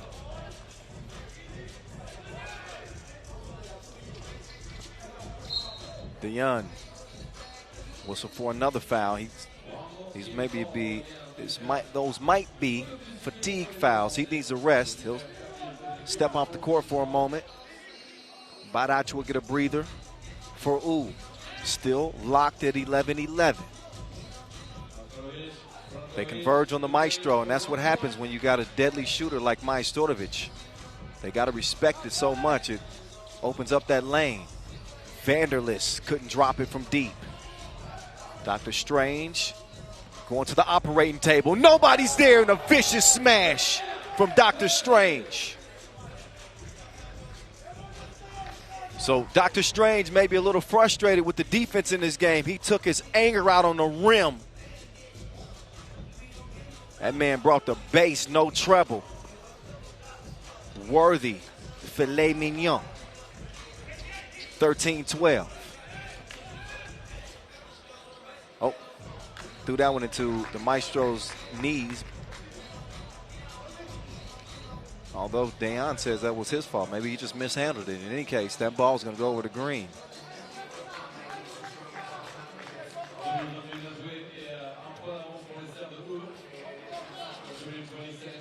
Here's Worthy. After the miss, nice ball movement. Man, I like the way that Leno's playing. Downhill, great defense there from Barac. Blocked it. And the second two is missed. Ball goes over to the Serbians. The Maestro string music. FaceTime with Worthy.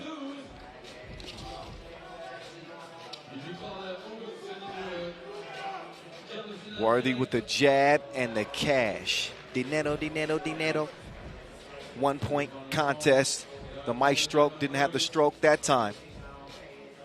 Oob with a 1 point lead. Worthy with another score. The Greens gaining power like the High Towers. 15-15. Oh, you can't give Maestro that type of space. They got lucky he didn't knock that one down. Stays where it's at in a 15-15 tie. Approaching a minute to play in this game. Vanderlist to Vitamin. Looks like a foul.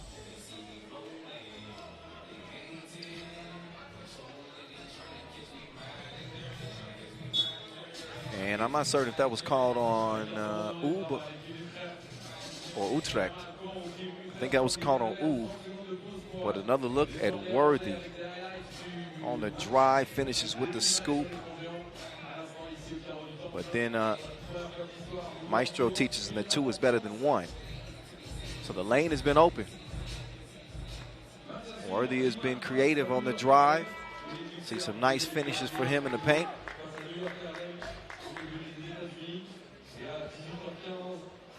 And we got another good one here in Group A.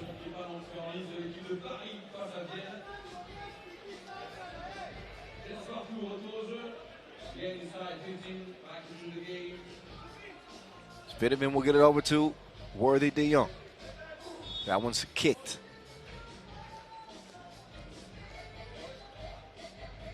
Huh.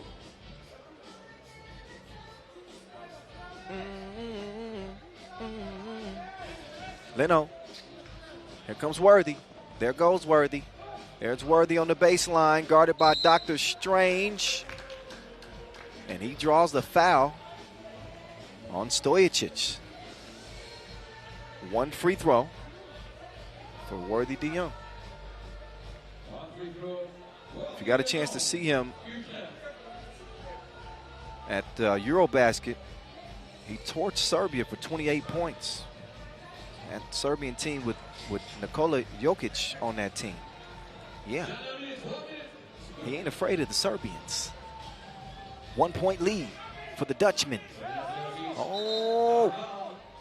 So we're seeing some miscommunication here for Ub. And Strahinja showing some frustration as he heads to the bench. Ball back over to Green. You know they're going to get it to Worthy quickly.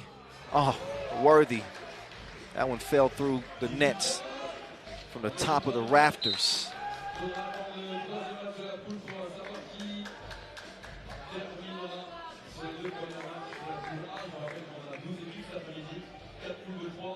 (18-15).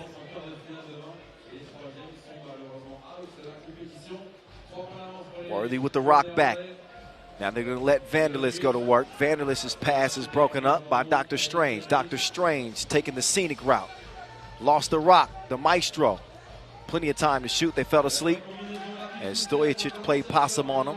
Got up and got the score. 2 point lead with under 20 seconds to go. Utrecht trying to pull off an upset. And that time, nothing but oxygen for Worthy. But 12 seconds left. And a timeout White. So, we're going to try to draw something up here. I would not be shocked if they try to run an action for Dejan Majstorovic here and get him a look at 2. If he doesn't get a look at 2, look for Brankovic to potentially slip to the 2-point arc. Those are the 2 most consistent 2-point shooters on this Ub team.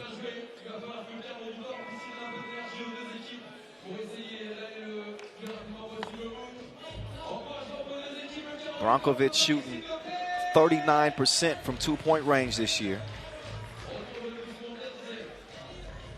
And Majstorovic shooting at 34%. 12 seconds left. This possession will likely determine the game. Dr. Strange makes his move. Here comes the maestro. Oh, and Leno Vitamin, he gets called for the foul. That is number 5 on Utrecht. So by virtue of them doing a really good job defensively so far in this game, they're in no jeopardy of the penalty right now. So they have a couple of fouls to give. They want to take a look at this foul and make sure that there was a play on the ball there. And what Utrecht could ill afford right now is any type of unsportsmanlike foul or technical. That's a common foul. So if the Dutch can D up one time, they might pull off the stunner of the day. Back to Dr. Strange. The show is his. He's going to cruise in for the score, but that's not going to be enough.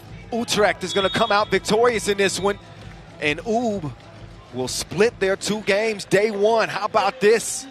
Utrecht serving notice. Do not sleep on these dudes. If you catching Z's, you better wake up quickly. Worthy de Jong and company are the real deal. No mirage. 18-17. They get it done over Ub, topping the top overall seed. Julien Debove is standing by with Worthy de Jong after a signature win for the Dutch. Worthy, it looks like you're enjoying playing Serbian teams these days after the 28 points at Eurobasket. Seriously, you just beat the #1 team in the world. How does it feel? I mean, it feels good, but it doesn't mean anything yet. We need to get out. We need to get out this round. It's going to cost us a lot of energy, focus, discipline. But I feel like we made the right step, in the right direction, and we need to keep building on this. You're still very new to 3x3. What has been the biggest challenge, to adapt to the new game? I think being patient. Coming from a 24-second clock, going to a 12-second clock, it seems like there's not a lot of time on the clock.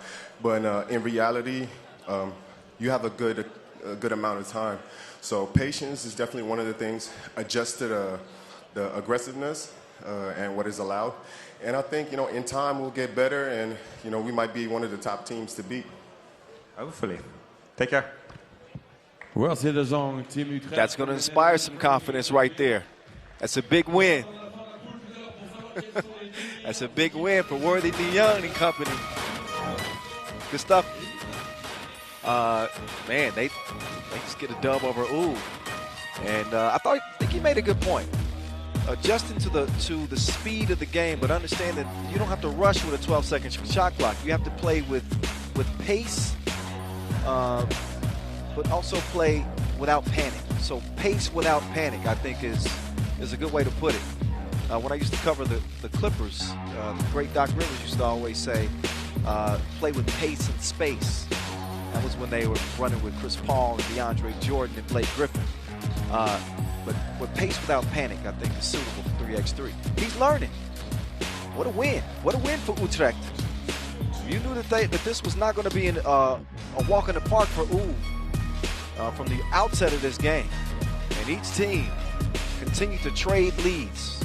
We're tied at 11. Big bang outs from Dr. Strange. Utrecht leading by 2. Worthy putting one in the face of the beast. Taking care of business at the free throw line. Here's a ridiculous 2-piece fall away for Worthy de Jong. They locked in defensively. That's another thing that I think that Utrecht can take some pride from, is the way that they played defensively. That victory, they can attribute their defense and just how suffocating it was, making things very difficult on the Serbians.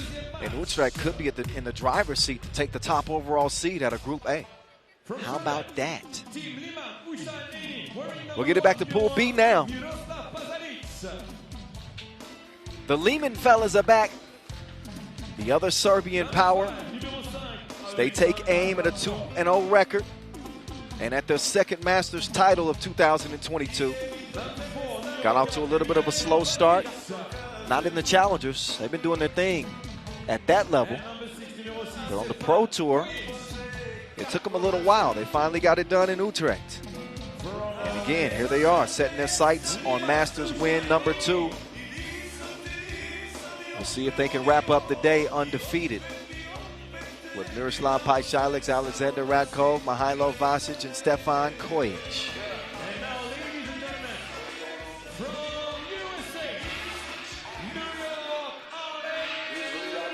They'll be hooping up against New York Harlem. Harlem want to ride.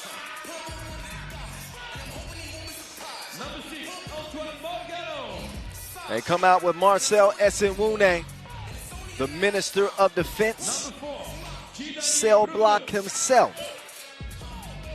He's joined by Antoine Morgano. We call him Cat Daddy. Kadani Brunis, direct deposit. and the man with the dancing shoes, Dominique Jones, a.k.a. Disco Damo. New York Harlem. Can you believe we have not seen them on the Pro Tour yet this year? Only at the Challenger phase. First time here in 2022, we see them here at a World Tour Masters. Disco Damo. This dude put on an absolute show the last time we saw him in a Challenger. Not often that you see a player score 17 points in a game. He dropped 17 points against the Saitama Alphas at the Penang Challenger. So Disco Damo is playing with a chip on his shoulder as big as an iceberg. He's got to go up against Slimmy Otto. There's Damo. He's done growing vertically, but the beard is apparently still growing. He's putting some essential oils in that thing. I see you, Damo. Leman are 6-2 all time against New York Harlem. And they've won the last 3 confrontations between the two teams. Here in 2022, they played in the Penang final. And obviously that was a Leman win. But the New Yorkers are hungry for victory. They got that look in their eyes. We're going to see what they bring here in this next 10-minute sprint. The Dong. Kadani Brutus and company. They are familiar foes with the Serbians. Can they change their fortunes this time around?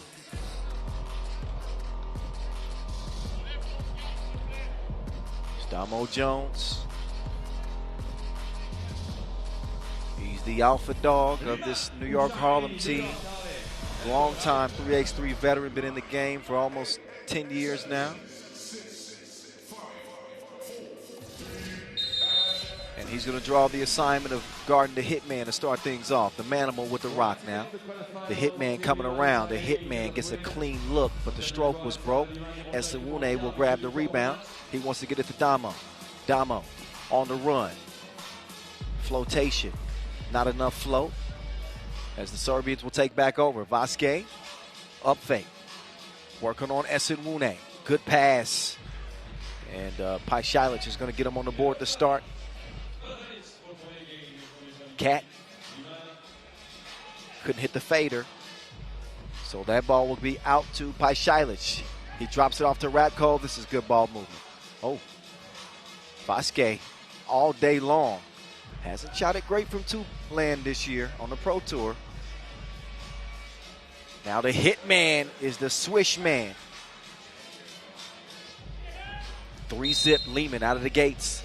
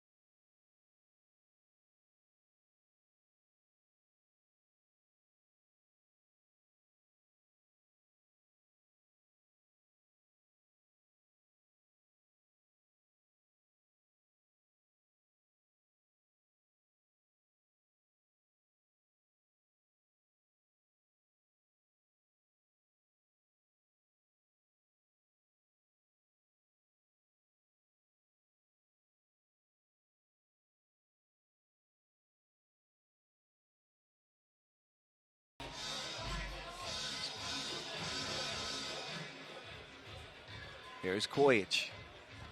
Spins to the right. Kojic. Oh, defense by Cat. With the quick pause. Reached in and deflected that one off of Kojic's knee. Ball over to the Americans. Still looking for that first bucket in the game.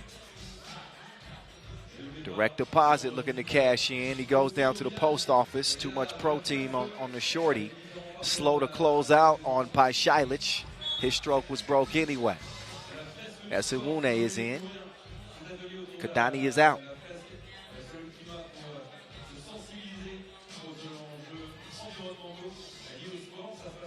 Cat Morgano will open this possession. Damo. He puts it up to Esenwune. Esenwune going to the one-legged fade. He knuckleballed it. Rakov. He'll assess the defense for a moment. Kojic will set him the screen. Rakov, quick crossover. Euro step, kick out to Slimmy, automatic. Bang, bang. 5-zip, Leman. Oh, Cat. He gets hit on the elbow.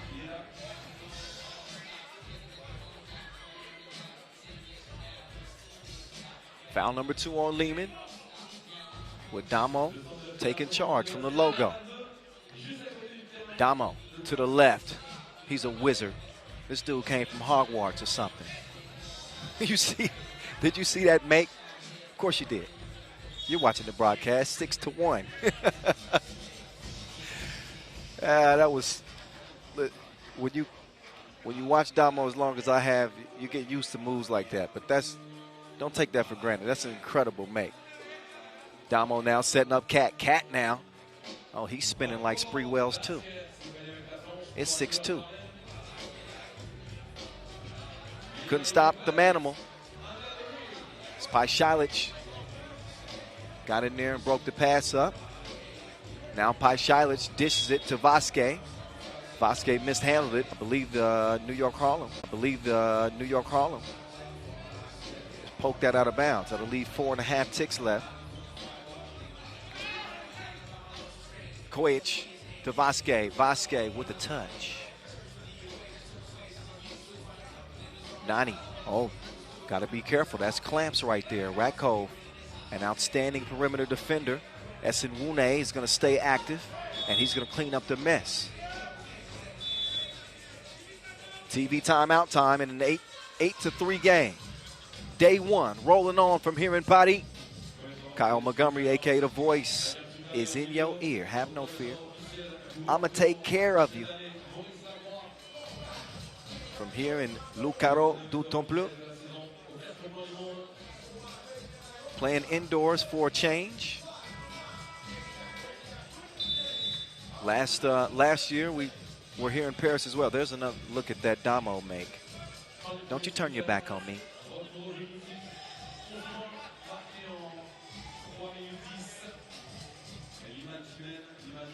Kojic swings it right. He's going to go left. Now he's splitting the defense, but he left something. Esenwune couldn't track it down. That ball's going to belong to Leman with 3.3 left to shoot as they maintain a 5-point advantage. Okay, maybe not. Fresh 12. That was actually off on the Serbians. New York Harlem ball. Damo do direct deposit. 8-3 it'll stay after the Kadani miss. Nice screen to set up Paishailich. What a hustle for the save, but it goes to the wrong jerseys. Damo, no hesitation. Quick draw for him. He comes up short. Kadani will save it. Keeps it alive, and he'll get it back. 2-ball, corner, no. Damo deflected by Rakov. That'll leave 10 seconds for New York Harlem to reset. Top of the key.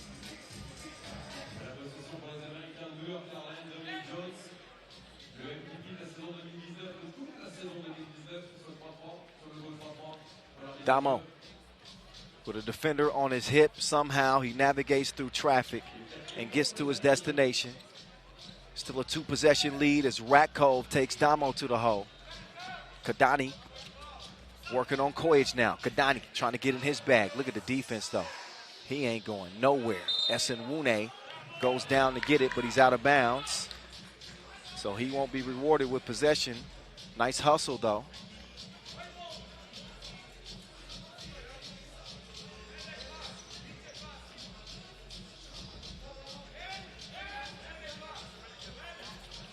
Oh, oop to Kojic.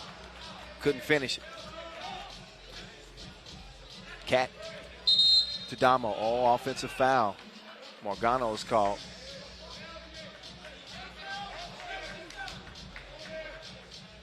.534 left in this Pool B action. Almost at the midway point here of day one. It's been a fun ride so far. I like it. No defense to speak of. This Ratkov slipped by him. So a warning on Black.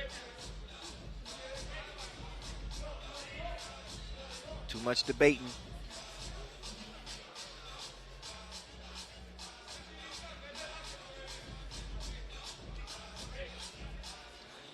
Damo around the corner to the crib. 5th point for New York Harlem.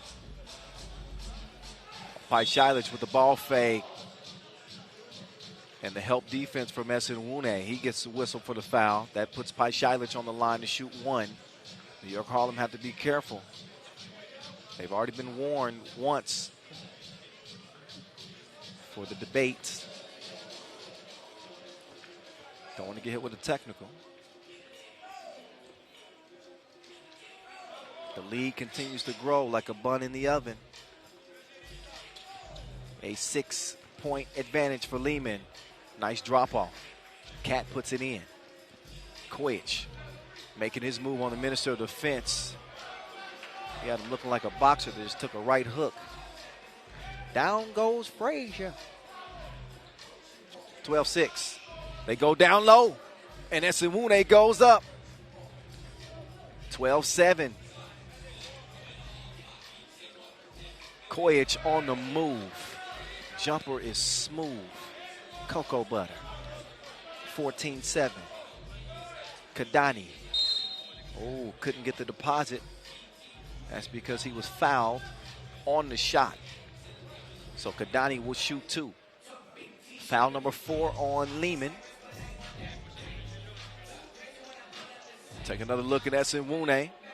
He's still got some bounce. He's dealt with a knee injury, so not as explosive as we've seen in years past. But once he's 100% healthy, Esenwune will yam on you. And Kadani, cash at the line. New York Harlem still trimming into this advantage. It's a 5-point lead right now for Leman. Paishalic drives and kicks. He's going to set up Vasquez. And Vasquez is colder than Siberia from deep. Paishalic gets it over. Oh, Ratkov with a little extra sauce on that one. Kadani, no, stroke was broke. Kadani, again, the stroke is not stroking. Stays a 6-point game. Paishalic can't get the score. Oh, the Manimal misses a couple of shorties. Thankfully for him, Ratkov is there to follow things up. 7-point lead for Leman. Oh, Damo might be in some trouble here. Oh, he gets it out to Paishalic. Oh, Paishalic connect 2. 18-9. Leman is running away with the baton in this one. 3:26 left in this game that has exploded for the Serbians. 18-9. They lead it by a good distance. New York Harlem, they're searching for answers here. Damo's had his moments, certainly in this game. Getting to the rim, finishing there. Paishalic with the unselfish play and maybe a little bit of a defensive breakdown there for the Harlem boys.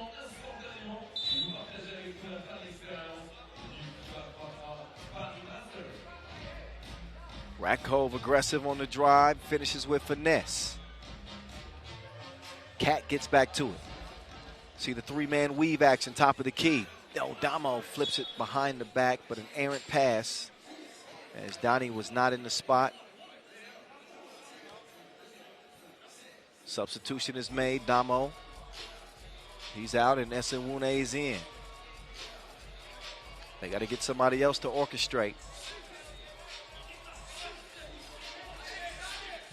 Kojic now takes his time, makes a move, misfires that time. Skadani mid-range, shot it flat.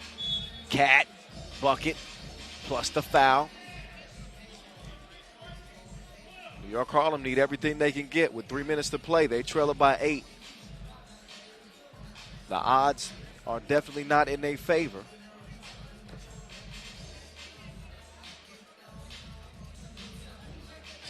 But a 7-point game. They're going to need some help.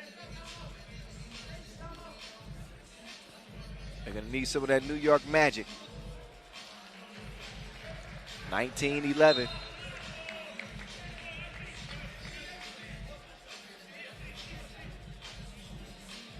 Leman will take back over. Hitman checks it up.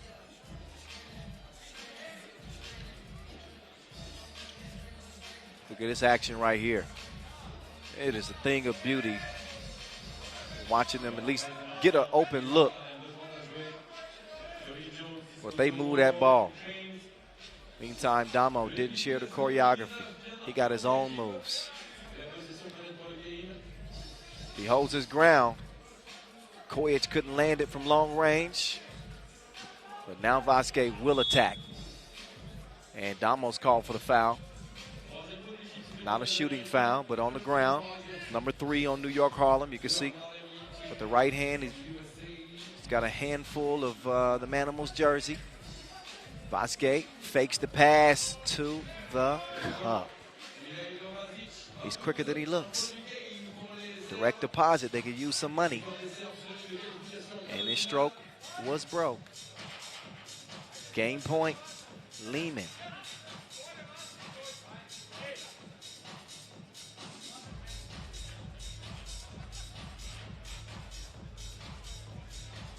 Not a whole lot of positives to draw from this contest. New York Harlem has found it difficult keeping up with the ball movement and the slip actions of Leman. Not to mention the sharp shooting of Slimmy Otto. Now Ratko. He'll share it with his longtime teammate. The Manimal getting faded. Laces on the fadeaway, 21-12. Leman make easy work of New York Harlem. As they continue their winning ways, they go 2-0. They're looking strong heading into the quarterfinals. If New York Harlem want to stay alive, they're going to have to get past Prebold in the last Pool B game of the day. That's coming up later. Meantime, coming up now is a post-game interview with Mihailo Vasic and Julian DeBuff. Shoot. Take it away. Mihailo, a good day in the office today with 2 wins. What are the biggest takeaways from those 2 successes?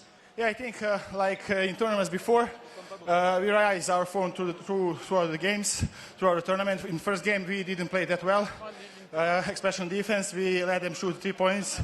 Now in this game, we knew what are we doing from the start, offense and defense, and I think we play very good game both ways. You're the reigning World Tour champs. You could have just kept the same roster, but you decided to make one addition with Miroslav Pasalic. What does he bring to the team? Yeah, I can see he's bring a lot, especially with his energy and with his lucid shots and lucid game in offense. And I think we are very good, especially offensively, with him in our roster. All right, congrats. See you tomorrow. Liman Huishan, 2 victoires, 2 matchs, qualification directe pour les quarts de finale. So their work for the day is done. Clean record for Leman. As they win it by 9 over New York Harlem. They follow up their 21-18 win over Prebold with a strong performance. This team is a well-tuned machine. Great ball movement. They certainly took advantage of the mismatches that they saw and always finding the right man. They were able to keep Disco Damo under wraps. Shilic has really elevated his game. That normally would have been a shot that he took. But now he's finding teammates that relying on the sharp shooting of Kojic and Ratco's penetration. And that's how you come away with a big win.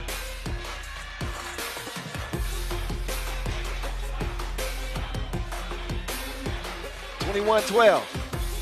Leman heading back to the hotel, feeling very confident. Up next, it'll be Vienna and Paris, I believe. That's right. Yeah, Vienna and Paris. They are on deck. So Paris playing in their own backyard. They made it all the way to the final of the Utrecht Masters. And they'll get a Vienna team looking to go 2-0. Vienna with a strong performance against Chachak, 21-15, as they re-enter the lines of battle. Quincy Diggs, the new add to the Vienna team this year with Martin, the Maniac Tramal. He said that was the old me. Okay, I know. He's a wild boy. Matthias Lenortner and Stefan Stojicic.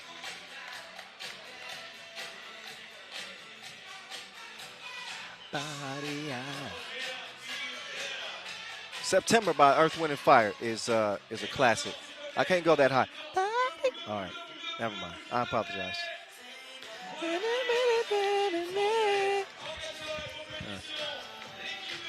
I said I was done and I did it again. I can't control myself sometimes. So out comes Patty. Strong squad.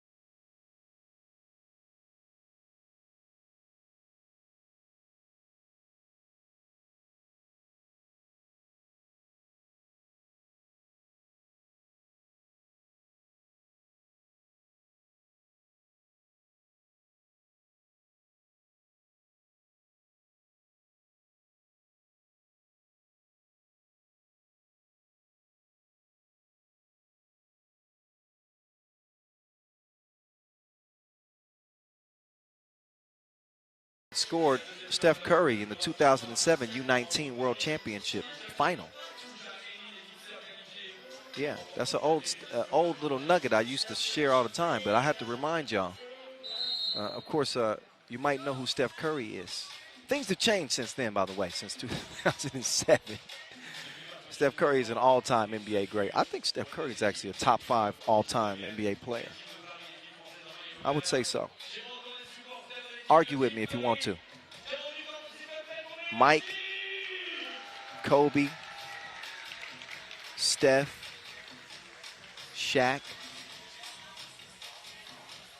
Kareem Abdul-Jabbar.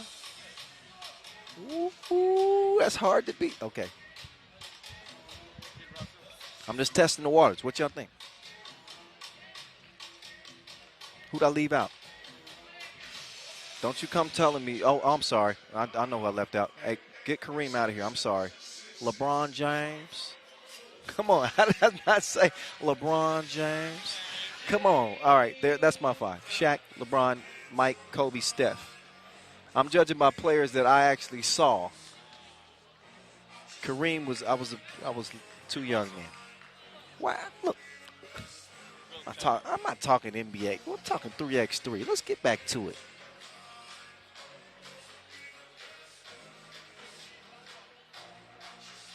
All right. Team Paris, they could have something special brewing in their backyard. They were a pleasant surprise in the Netherlands. Keep an eye on Frank Segela as well. Segela was third in player value in Utrecht, second in points with 38, first in rebounds. That man had a 14.9 rebound, 3 highlight game against Lublin Lotto and a Maurice Lacroix buzzer beater against Amsterdam in the quarterfinals. So every player had their moment. Alex Villarreal, this dude caught flames out there. It's a lot to like. It's a lot to like about this Paris team. Mr. Robot didn't have the program on the first 2 attempts.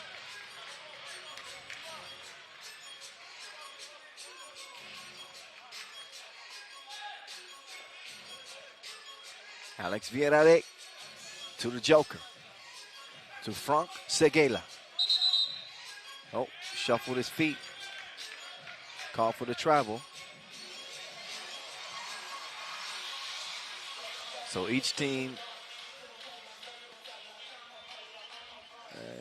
make a couple of mistakes to start the game in the first 20 seconds. Quincy Yedigs, 2-piece. Vienna on the board. Frank Segela. Oh, missed it. Don't worry. That mess is cleaned up. Sylvain Sautier. Mr. Robot with a quick step to the crib. He goes. Here we go. Almost a minute in. Villarreal. Oh, that one thrown away. Well, Sautier had nowhere to go with that one. Left his feet and put himself in a bad position as Stojacic will now reset. Martin Tremont. Mr. Robot. Oh, yeah. You knew that call was coming. He was trying to stop all that momentum, and he just slid. Travel's called. Ball over the green. As Paul Joko will open the possession. Villarreal. Oh, trying to connect with Segela, and he mishandles it.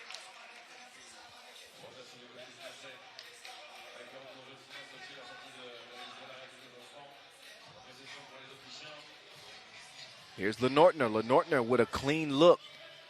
Misfires it. Long rebound is tracked down, and Tramal, he fires a brick as well.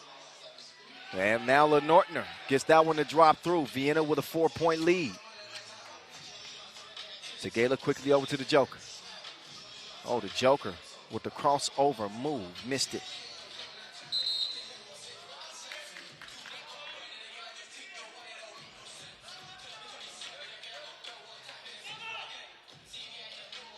Talking about the shooting ability on this Paris team. We saw Alex Villarreal make 12 of 35 2-point attempts in Utrecht.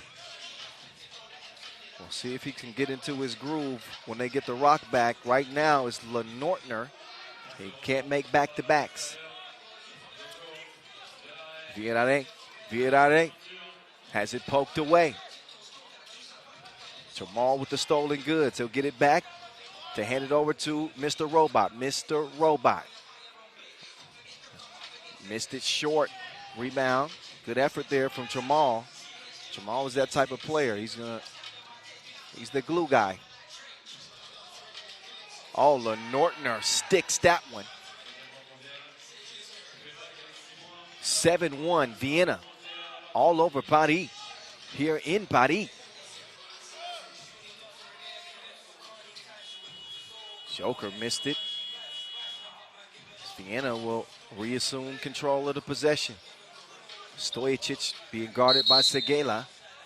And they're getting too handsy. That's a foul on green. Number 2 on Paris.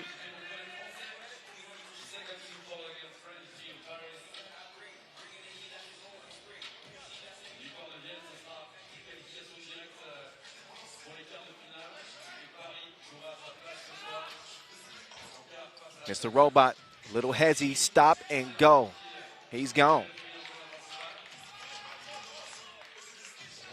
Villarreal. Not today. Sautier is able to clean things up.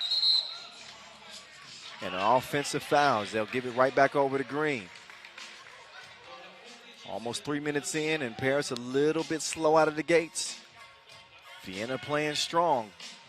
They are a dark horse here in Paris. Both of these teams considered dark horses. Paris is as intriguing as Utrecht in terms of kind of newly constructed teams. Vienna, no monsieur. Diggs for a second two-piece no biscuit. He's eating. Now to Joker. Joker needs to get to it. 3 in the key.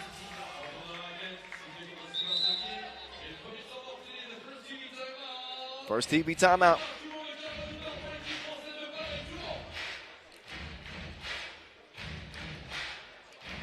It's been all Vienna so far. You ain't got to believe me. Just look at the score. 10-2. Quincy Diggs has had a lot to do with that. That was one of two balls from him. And it would do Paris some good if they can start answering with some long-range strikes themselves. Mr. Robot taking what the defense gives him.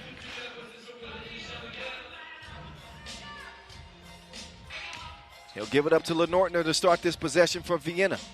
Here come the Austrians.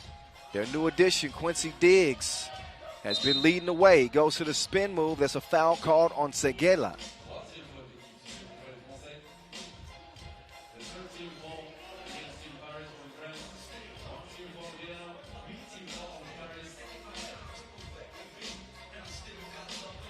Eight-point difference. Steal. In the low-lows, girl. Oh, Mr. Robot took him on a drive. No score for him, though. As Frank Seguela. He'll hand it off to Villarreal. Villarreal. Back to Frank. Frank. No.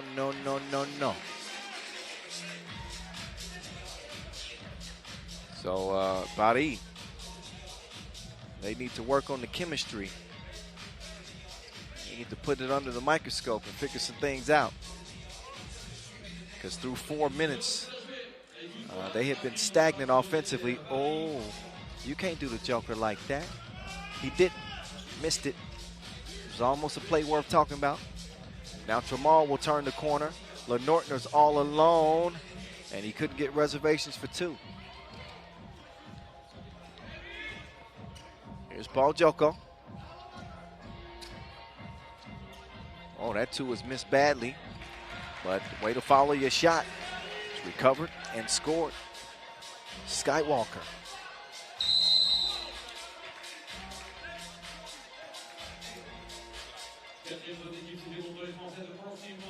Slywalker, my bad.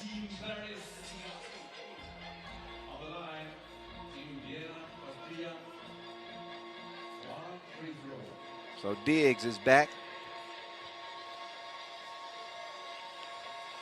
That misses the free throw. Although he's off to a good offensive performance.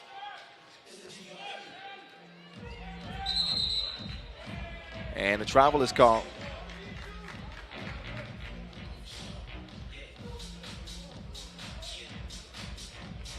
Take another look at Slywalker underneath, trying to getting a layup. Oh, that one was double blocked. You don't see that very often.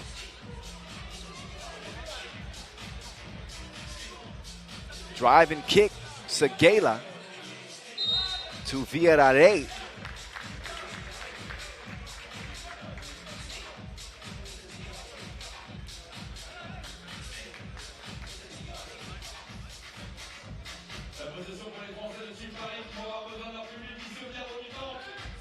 Seven-point lead for the Austrians. And only 3 points scored. Oh, Joker lost it. Fortunately, he's able to recover and put it up and in. A 3-possession lead as his answer right back. He's shooting his shot like he's trying to get a date, Mr. Robot. An 8-point advantage.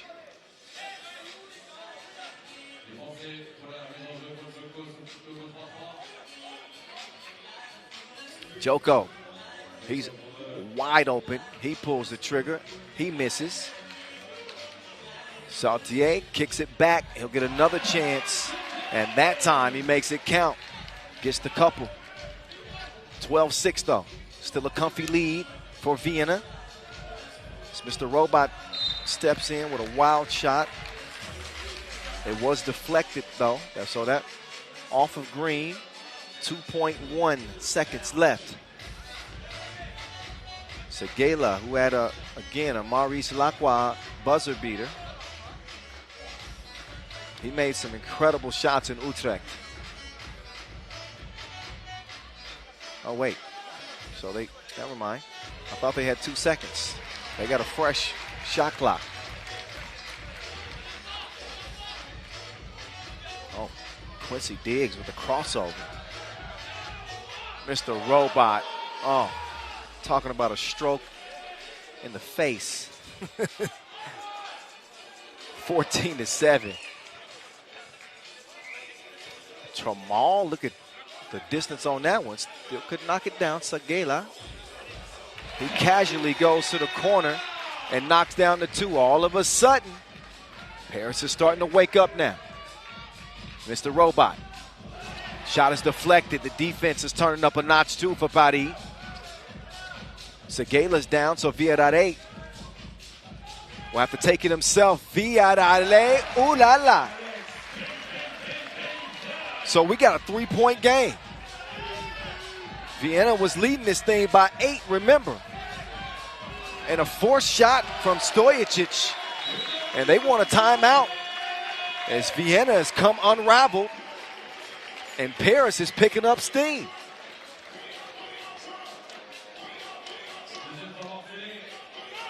So what a turnaround here for the hometown team. Team Paris was playing possum the first 4 minutes of this game. And they showing a new identity. The last 3. There's Seguela. And then Villarreal. 2 to the head. And Vienna are going to have to keep their heads if they want to stop Paris's run. They got to find a way to stop the bleeding here.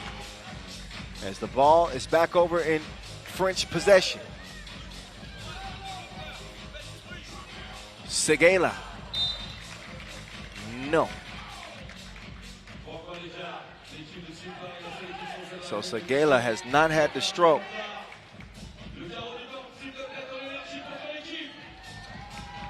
Now Vienna, can they stop the bleed? Good defense on Lenortner. Quincy.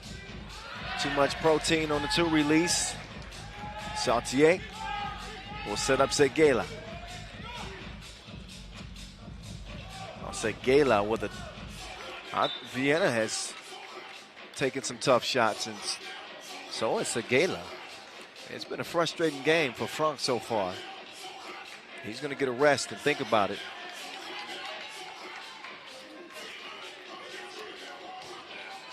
QD. Quincy to the crib. Wichita, Kansas native. That one thrown away. So they mishandled that possession with 2:33 left. Every possession is so important here for a Paris team that is still trying to climb back in this one, down by 4. Pending this possession right here. Oh, Lenortner got plenty of contact. He's going to shoot 2. As Paris will pick up a 5th foul.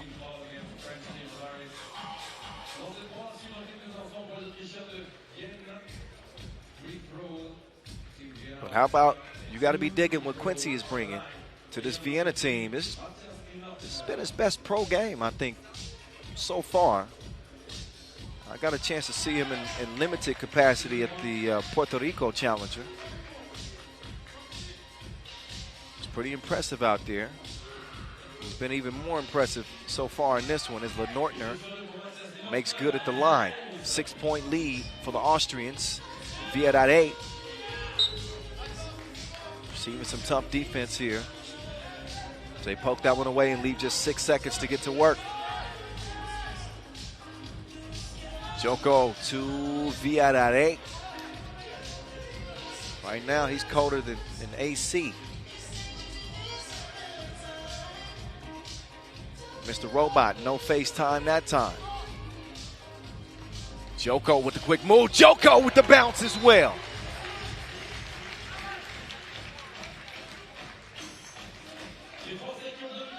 This ain't no laughing matter. The Joker getting up, finishing emphatically.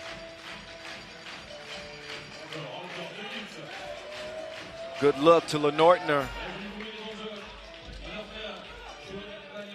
18-12, Vienna is in control of this game. They got the remote, but Villarreal is trying to change the channel. 4-point contest. Mr. Robot fighting and fouled. Joker gets whistled, and that was on the attempt, number 6 on Paris. But again, a shooting foul that will put Stefan Stojic, my bad, on the line.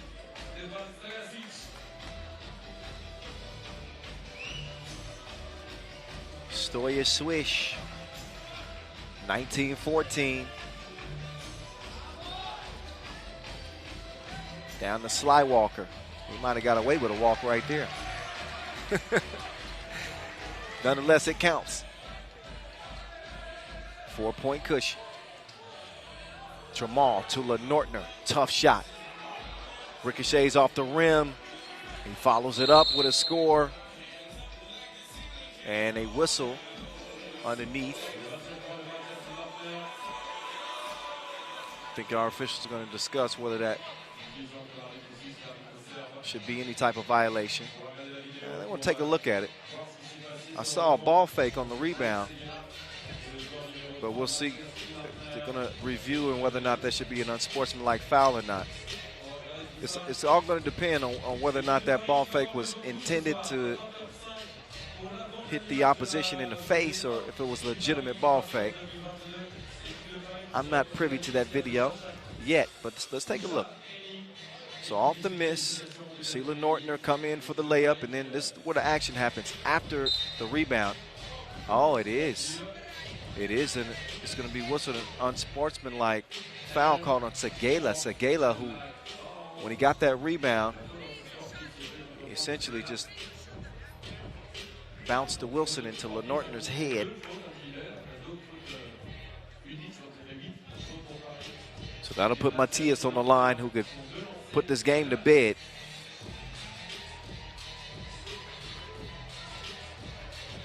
So a pedestrian performance for Paris is going to cost them.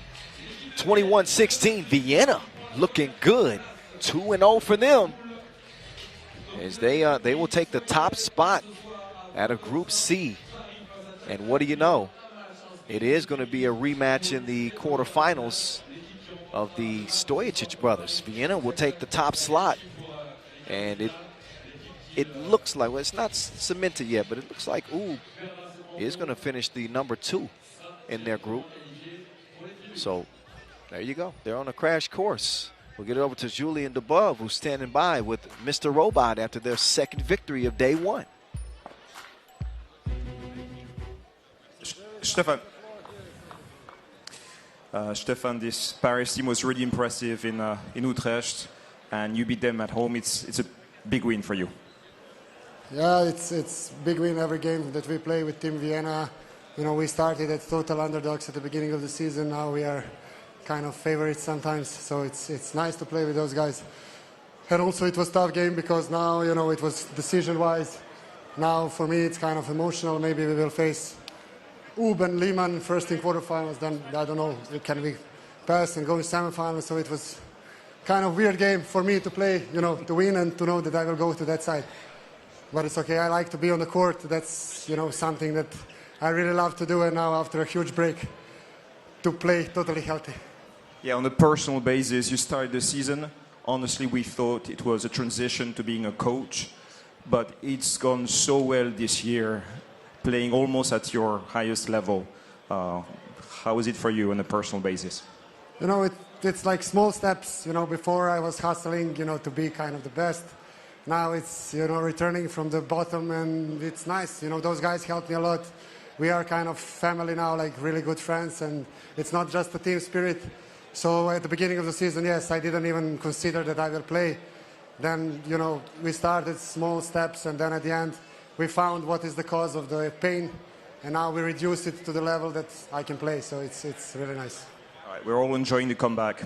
Thank you. So, it wasn't perfect for Vienna today. I know the record says perfect, but obviously they got some things that they want to correct as they get ready to head into what we expect to be an absolute battle in the quarterfinals.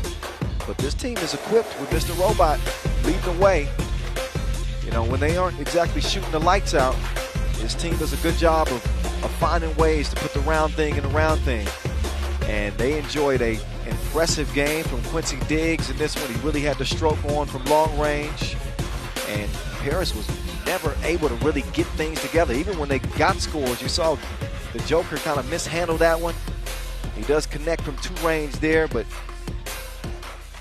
Paris not looking as good in game one as they looked in Utrecht and making that run to the final. We'll see what they bring in their final contest as they will wrap up the day against our qualifying draw winners, Chachak.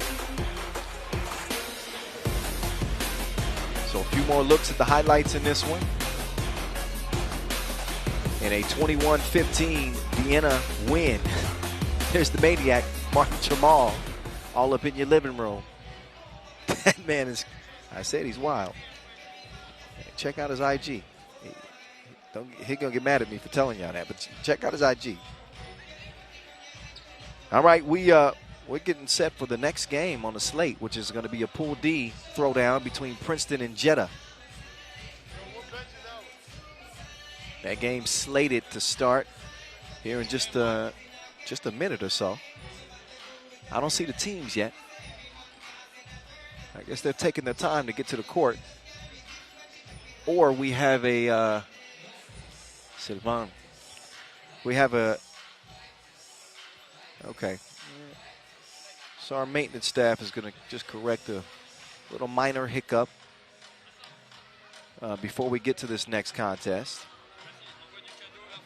So in the meantime, we're not going to leave you empty-handed. While we handle our business right here, we're heading down the final stretch of the day. We've got 5 more contests remaining. Heading into our second game in Pool D.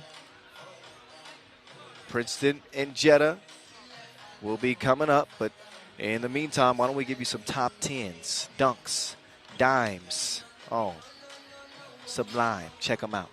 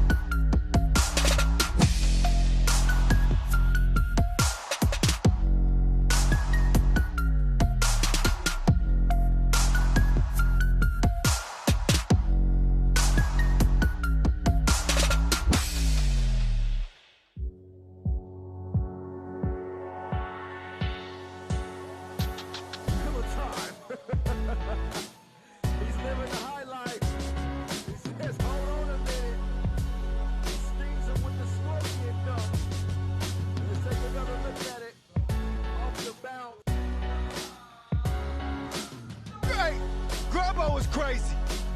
I'm about to put this dude in a straitjacket right now. Off the bounce, he tucked it under his bum, and then he brought the bass like an 808. So Tyler Curry up first, up and over. Finishes with the windmill. He's breezy, and he makes it look easy.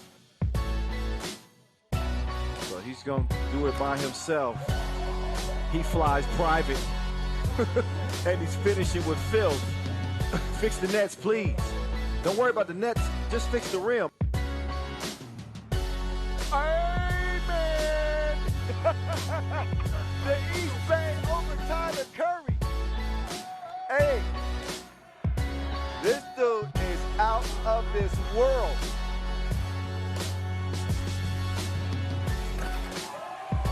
Oh, MG. That gave me motion sickness. I am Miller time. Off the bounce, he goes 360 windmill. Oh, and finishes with the one-handed poke. He touched his knees like he was twerking midair. And then finished with the one-handed flow down. Bravo. Over 2 dudes. That dunk was nastier than Quagmire. Giggity, giggity, giggity. Oh my good, the ninja kick clears the second volunteer. What the?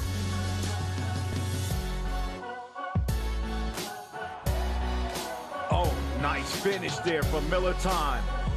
He goes off the bounce. Little swag afterwards.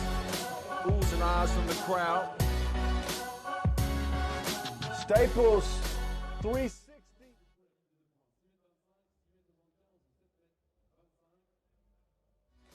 He finishes emphatically.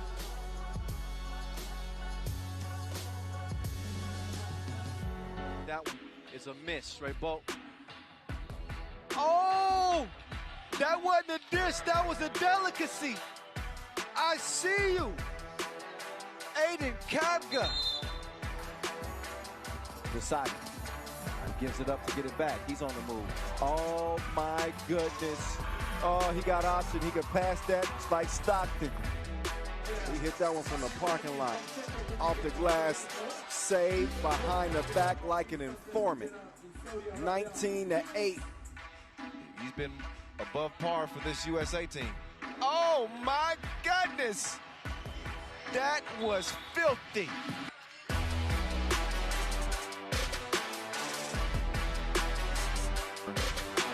Ball away, hook is a no-go. Paishalic on go mode. He flips it over his shoulder. Sharon is caring. And they connecting like a Zoom meeting. 14-1.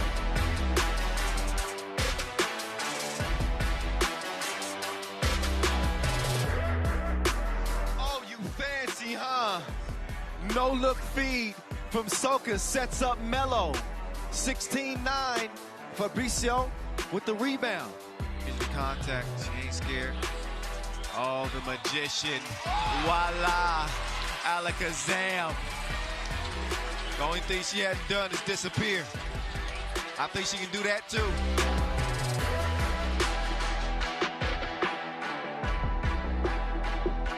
Oh, Pop with the filthy dime piece. You won't find a better dime than that.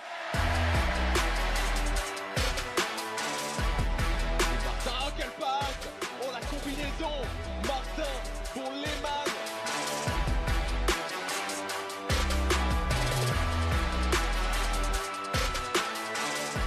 Plum left lonesome.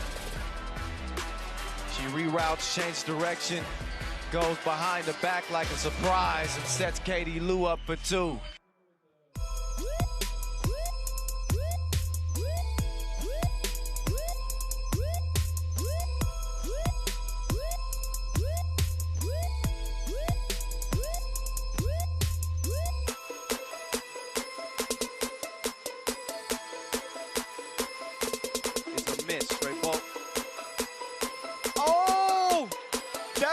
dish. That was a delicacy.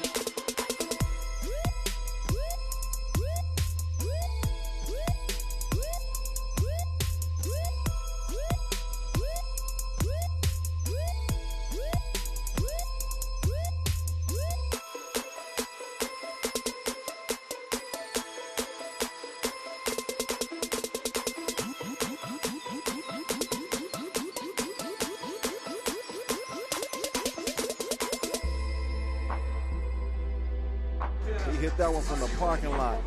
Off the glass, saved behind the back like an informant. 19-8.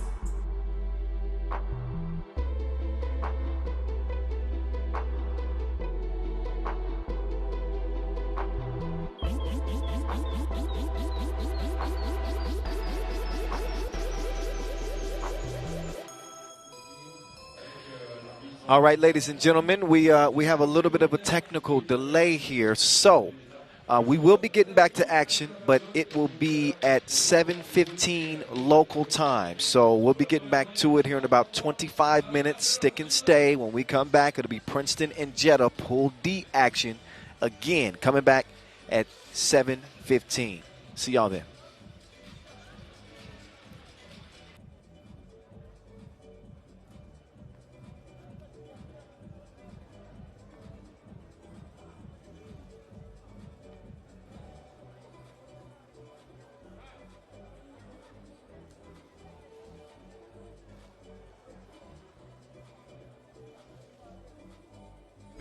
Above par for this USA team. Oh my goodness! That was filthy.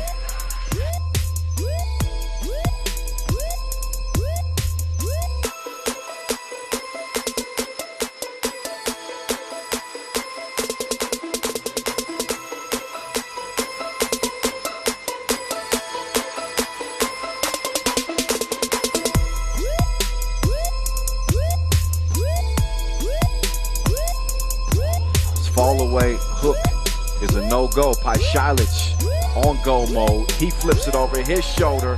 Sharon is caring. And they connecting like a Zoom meeting. 14-1.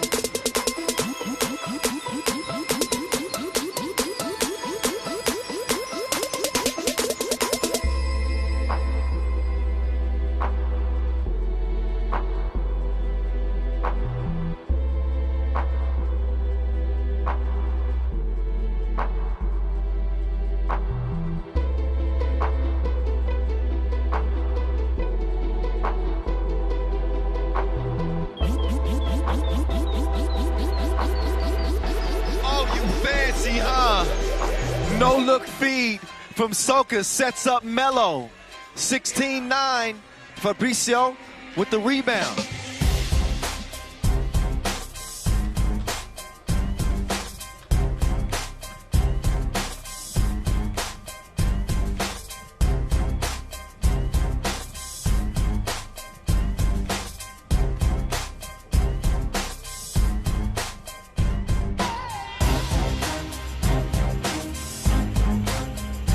Contact, she ain't scared.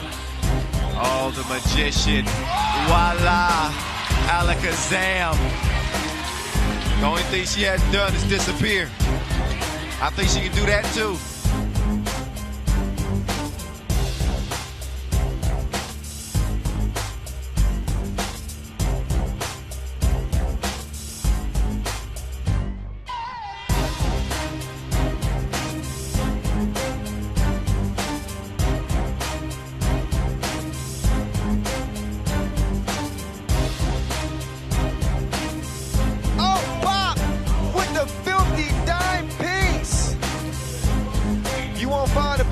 Than that.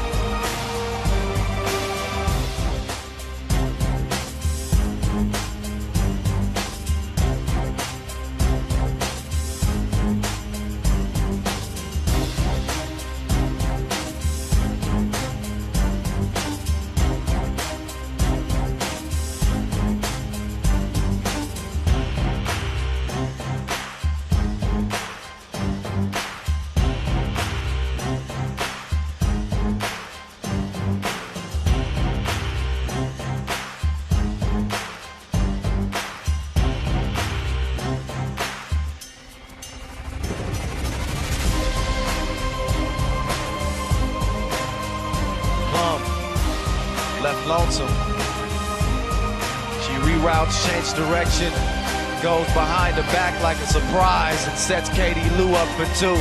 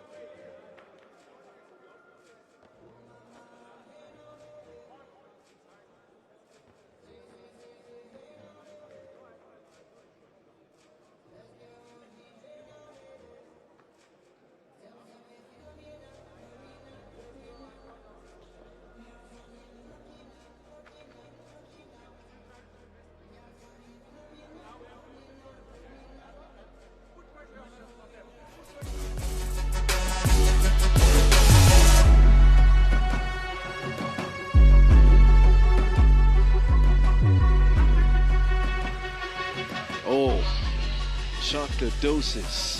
It's me and you, mano y mano. Peace out. They quickly get it over to Strainia. Again, he's got the step, and he's bounced bang outs.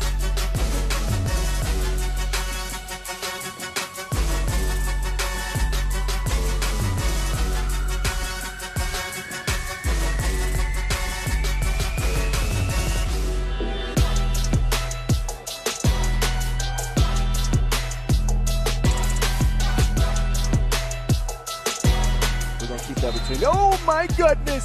Bang on him, plus the foul.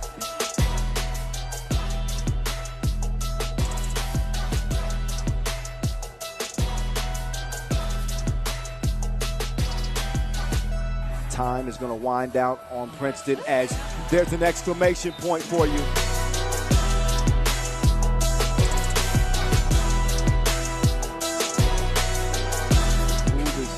Wiped away that slow start. There's Strainia taking them to spin class.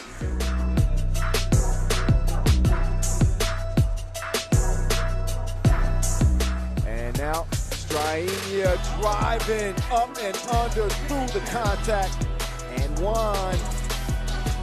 Oh, stop and go, red light, green light. Oh, sneaky, crafty, clever pass.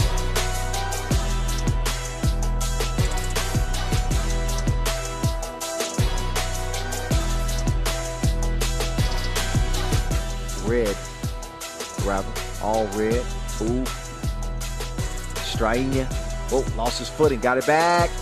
Scoopy doo. And on comes Red now. Oh, flipped it over his shoulder like a backpack. What a setup for the two-piece.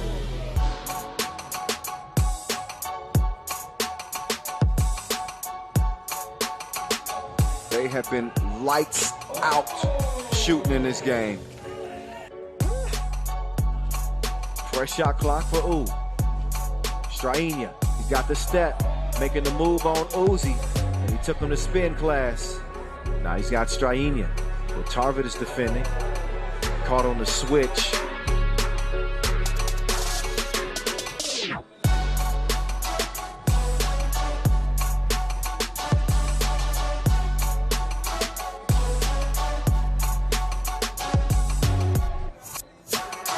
Oh! He punched on him.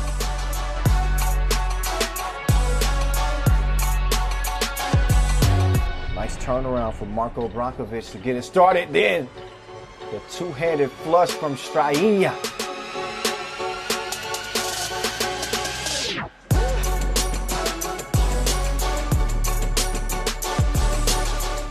Strainia, string music. You can see the emotion.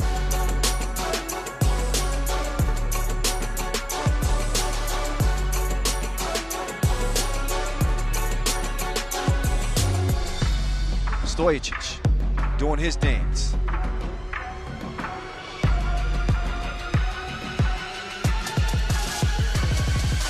And a 4-point lead. Stojacic reroutes, goes from east to west, and then he heads north. Stojacic turned the corner, got great position, oh yeah, and finished with a lay.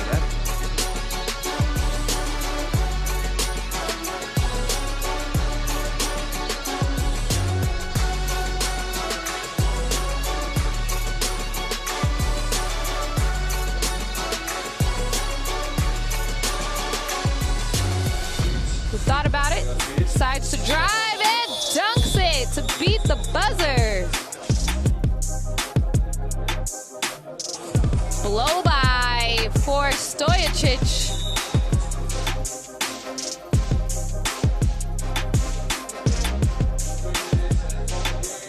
Let's see, this is for the game. And Stojacic with the winner.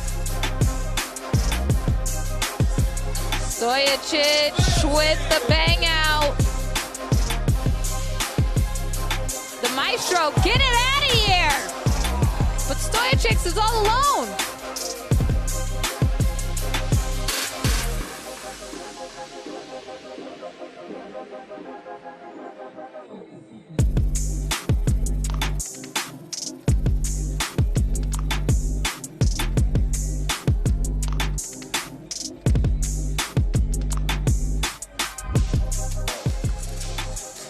Stojacic off the glass, counted, with it, has to shoot it, blocked by Stojacic! Game-saving block as Oob comes back and gets the victory. Great hustle play as Juice puts it in for one.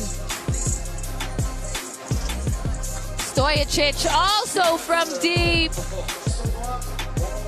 Woo, no look in! Stojacic with the splash! No better way that this game should have ended with Stojacic with the buzzer beater. Your Montreal Master winners. Listen, man, it's from the streets to the Olympics. Oh my goodness, he is that man. Majorly. 8-point game. Worthy. Smooth criminal.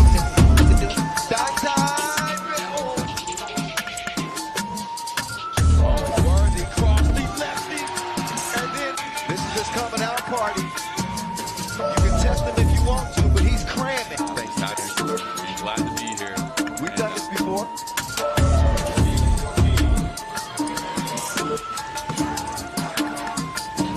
Worthy with the adjustment. Oh, yeah. Jalgis is a dog, man. Oh, tough defender, non-stop motor, too. So. Oh, come on, man. It's a 1-point game. Worthy. The ball fake. I told you he can take. And we're one of the top teams in the world. Just an up-and-coming team with ball. Top seed. Look, now Worthy making his way through the defense. He's going to put his own spin on things. And he is taking over the show.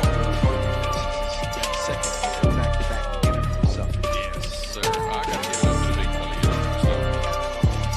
Ball over the green. Worthy with the rock. Worthy. Mr. Robot. He might need it like that. Dr. J with the sauce. Worthy with the throw. Worthy now. Driving, spinning, fading. They could ask for better looks than what they got now because they had at least 4 to clear it. He wants to get it to Worthy and let Worthy go to work. He's going to find Vanderlist on the cut. Vanderlist! Take another look. The crossover frozen. And once he hit the refresh button, he had to watch Worthy get up. That Wilson ends up in Body's hands, and that one is wrong. So another look at Worthy.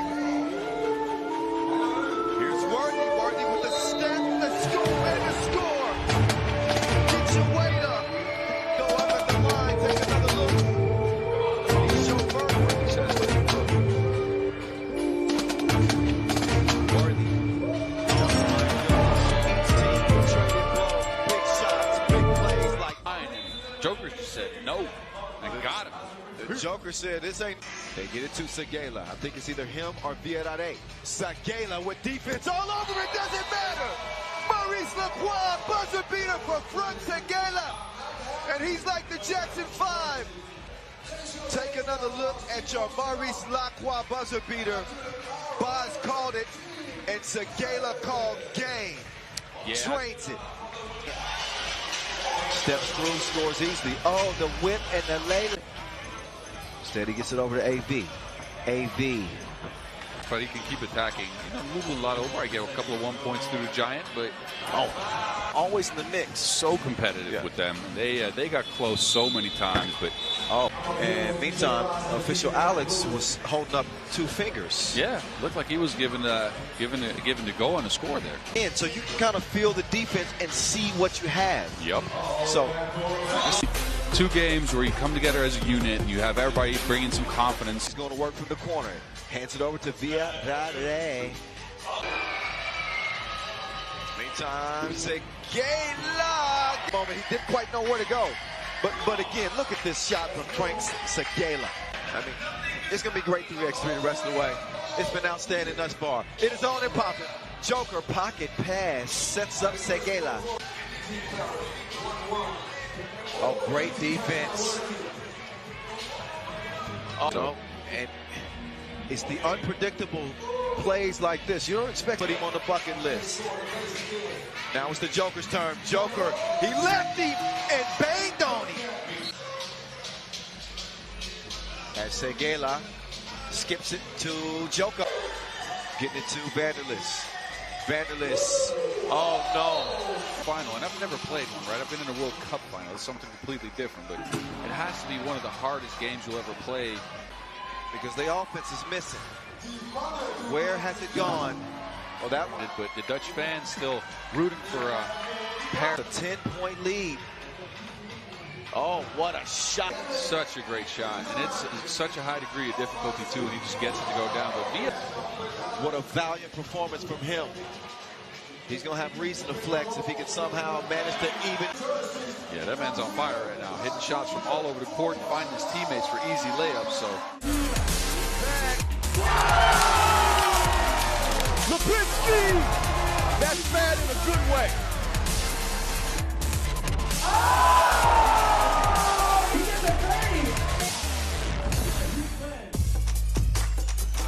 You, sir!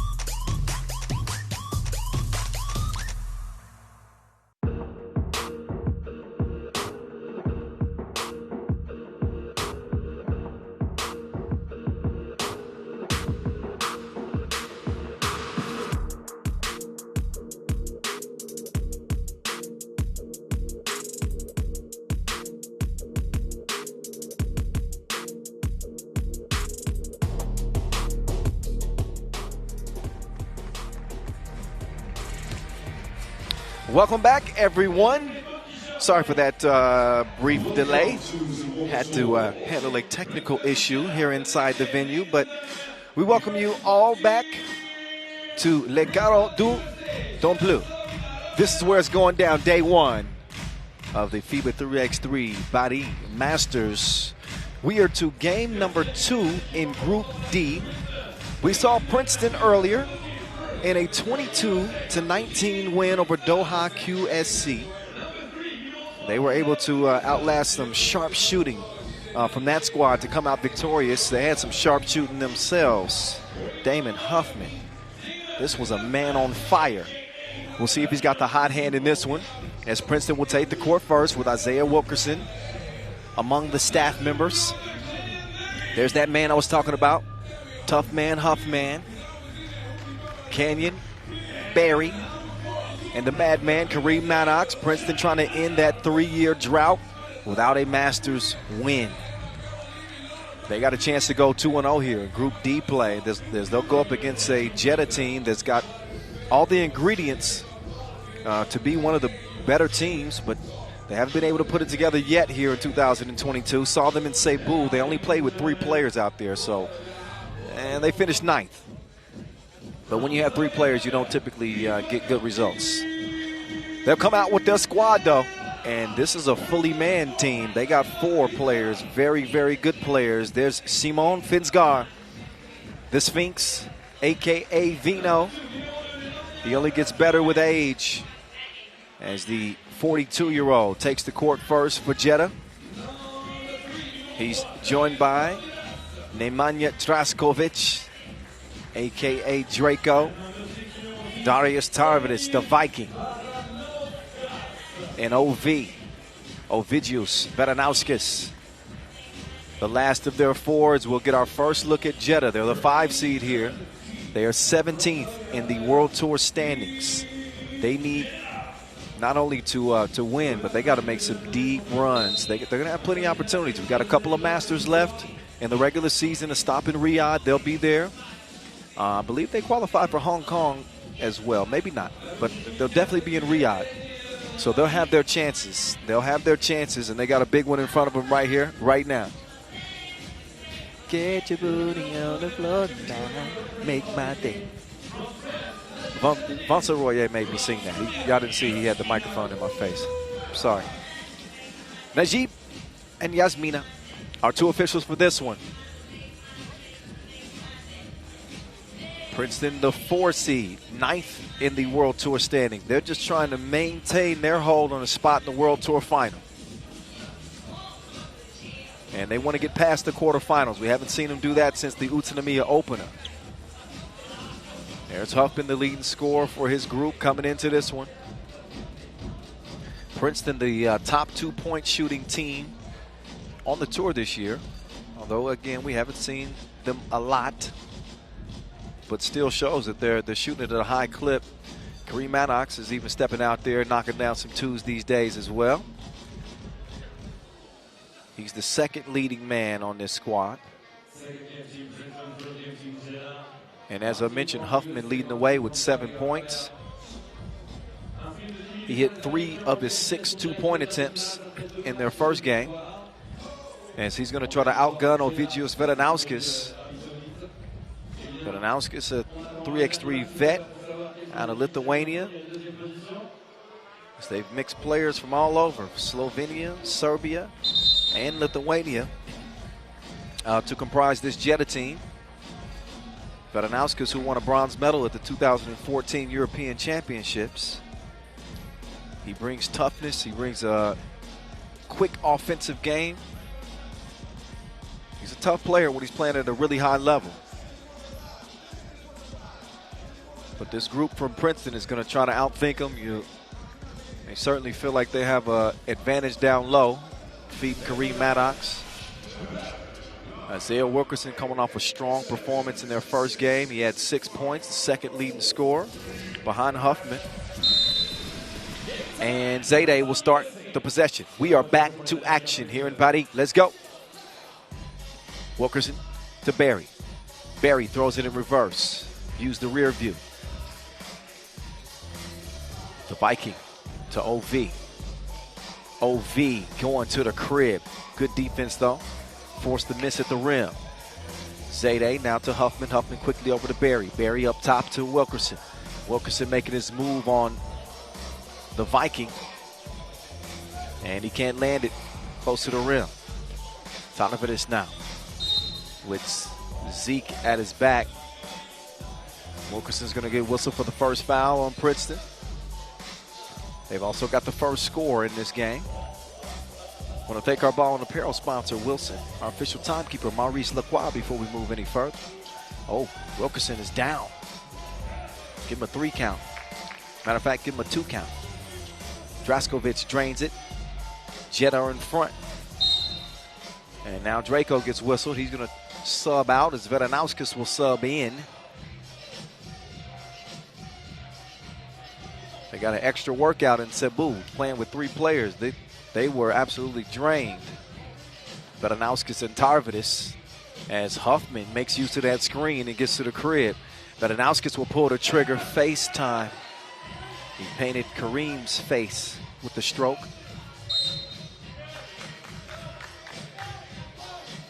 Second foul on Jeddah, offensive foul. So give it back over to Princeton.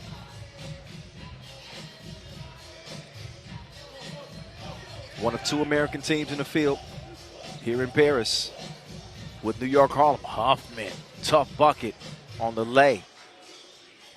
Draskovic to Finsgar, back to Draskovic. Draskovic on the drive, Draco to the hole. Rolled off the rim. Barry with the fake. He's going to get to the teeth of the paint. Goes to the Euro step. Maddox had it for a moment. It's poked away as the Sphinx will get it over to Draco. He passes up the 2 in the corner. Instead, he's going to cruise in for the lay and give Jeddah the 2-point advantage. Madman will screen away. Here's Huffman getting pursued by Vedanauskas. Huffman misfires. Maddox can't come down with that one. So the Sphinx gives it up to get it back. Finsgar, why not? Or maybe that's why not. Still pokes it away and gets the possession back to Gray. Vedanauskas with position on Huffman. And that one's going to count. Huffman was defending himself before Vedanauskas even put the shot up. Take another look. Here's Huffman. That was before the whistle. But their arms intertwined.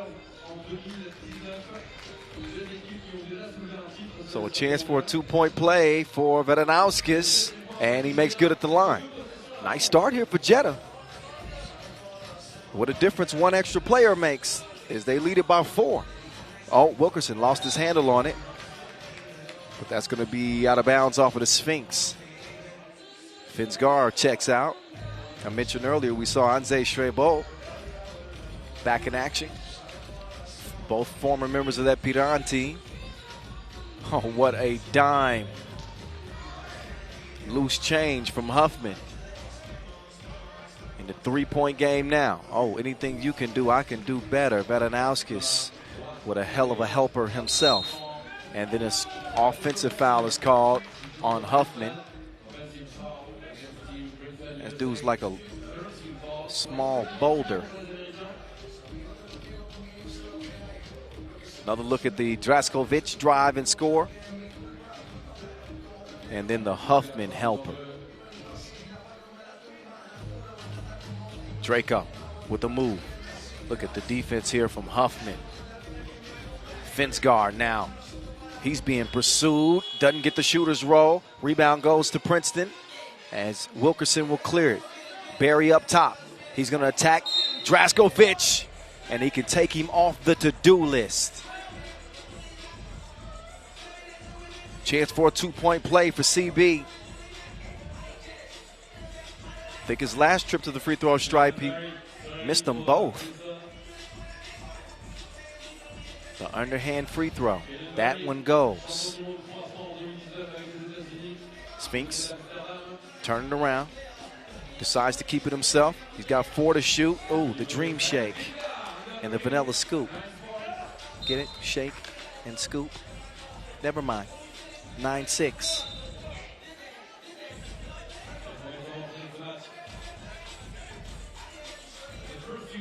Three fouls apiece. TV timeout. Both of the teams had a little extra rest time. Not to remind you about the technical issue, but point is they should be fresh. Both teams looking pretty strong, especially on the dribble drive. We saw Huffman finish with a tough bucket, and then Barry, he's able to finish through contact. And then Finsgar with a little scoop of cream. Darius Tarnavidas, the other Lithuanian on this Jeddah team. He will start the possession. Foul off ball. That one called on the Viking.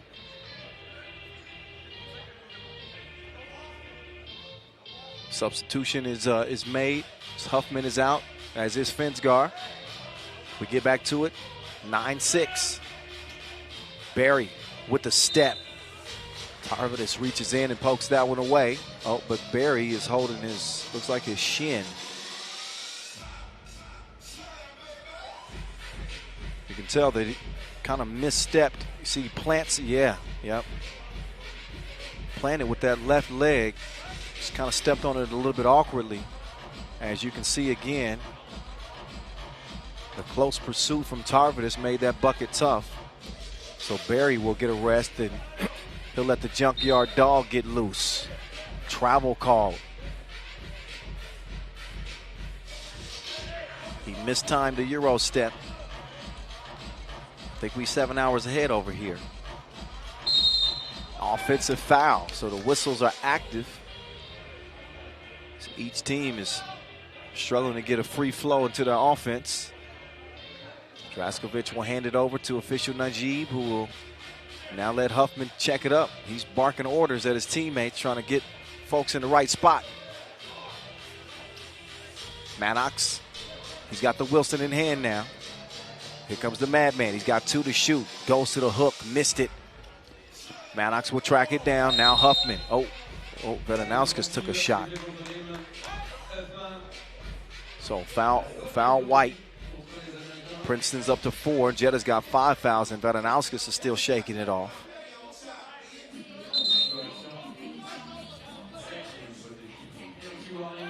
And a warning for Jeddah, no more talking. There's Zeke. He's a cookie monster. Stole that one away and throws it away. Maddox and him were not on the same page.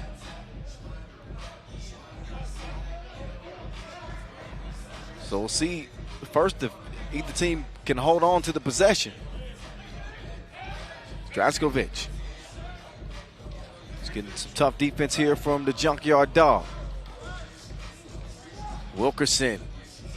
Follow Tarvidas all the way to the rim. Probably still should have made that layup. Instead, it's a miss. Mishandled initially by the Madman, now Huffman. Oh, that dude is on a mission. Good move, but he missed the shorty.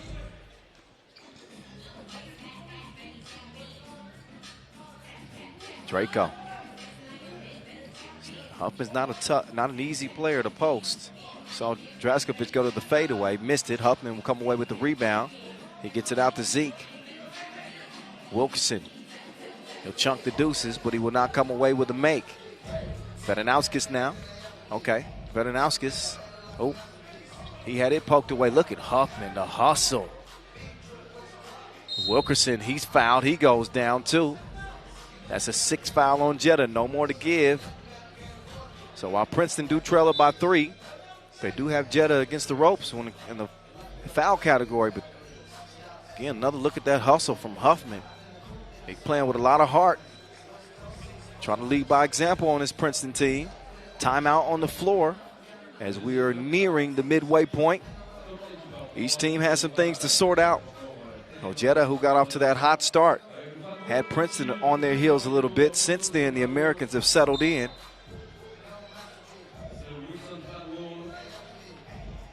And Finsgaard, Draskovic, and Tarvidis will take the court for Jeddah. It'll be Barry, Maddox, and Wilkerson who are on for Princeton.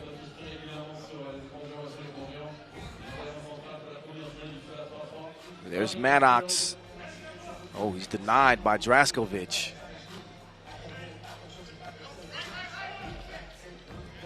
Tarvidis steps back. Good contest there from the Madman. Maddox. Oh, that is a hamburger helper. Good eating for Wilkerson. Slow on the closeout. Finsgaard makes him pay double. 11-7. Maddox gives it up to Wilkerson. Wilkerson steps through a couple of defenders. He's pushed. That's number 7. A couple of free throws coming up for Zayde. These are big ones here for Princeton. Good amount of time left in this game. 4:39 to be exact. But trying to turn the momentum here as Princeton will look to go 2-0 today. Jeddah's been trying to turn the tide on what has been a season of disappointment, to be honest. Wilkerson good at the stripe on both. We got ourselves a 2-point game, ladies and gentlemen. Finsgaard, pull-up, splash. The Sphinx gives him a drink. And now Huffman, he will release, and some laces for him. Vedanowskis. His pass is broken up. Good defense here by Princeton. Barry down again. So it's been a physical game for Canyon Barry. Doesn't seem to be bothered by that left leg scare that we saw a bit earlier. Now he's back up to the free throw line, shooting another 2. Don't you dare make an underhanded comment about his underhanded free throws. He's playing the percentages. I'm not going to mention it because I might jinx him. Okay, now he's got it together. 13-12. He goes 2 for 2 at the line. Draskovic. Oh, get out of my way. Moves past Wilkerson and puts it up and in. We're even at 13. Maddox has been relatively quiet in this one. He's going to set up on the right wing and let Barry go to work. That's a foul on Zeke. Princeton only with 4. Much better position. Jeddah in the penalty here with 3:51 left. TV timeout. So Princeton, they've been playing downhill all game long. I think that strategy is going to work to their benefit. If they continue to put pressure on the defense, the more they attack, the better chance they have of drawing a whistle and scoring points at the free throw line. Huffman, who was hot in game 1, he hasn't gotten a lot of clean looks in this one. So sometimes you got to win playing small ball. And I think that's going to be the method of attack for the Americans the rest of the way.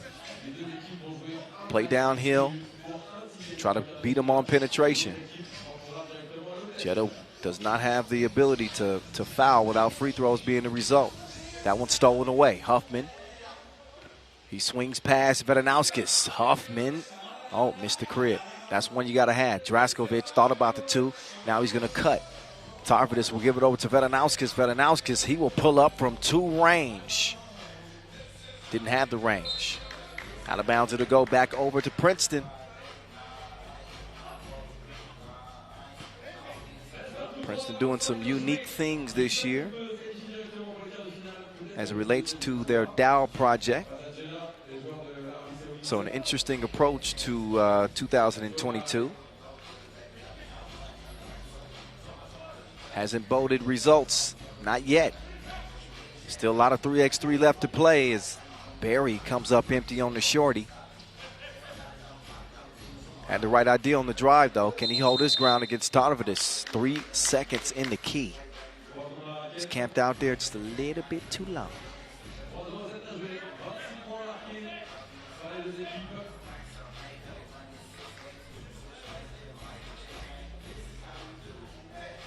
Some of you probably wonder what I meant by that when I said the Dow project. I'll tell you a little bit about that in a few. Meantime, it's Jeddah mid-range game on point, like a widow's peak. 14-13. That one peaks and then streaks out of bounds. The Viking did not land.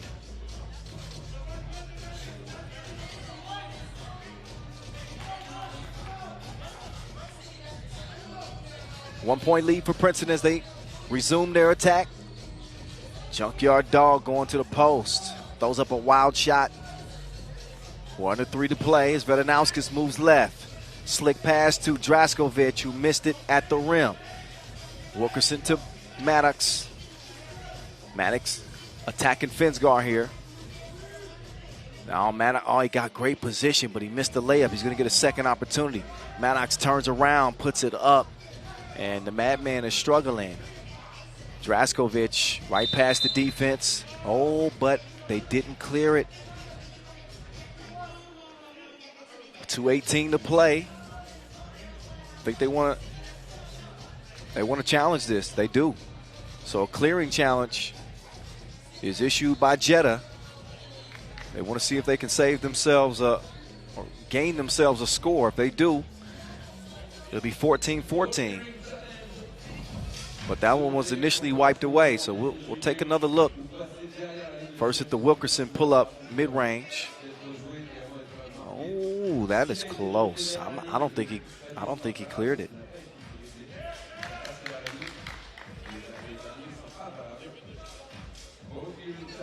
Oh, wait, he did. See? Maybe I didn't see it clearly. That is a bucket. 14-14.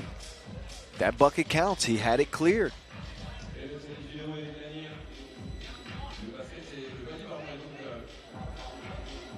There we go.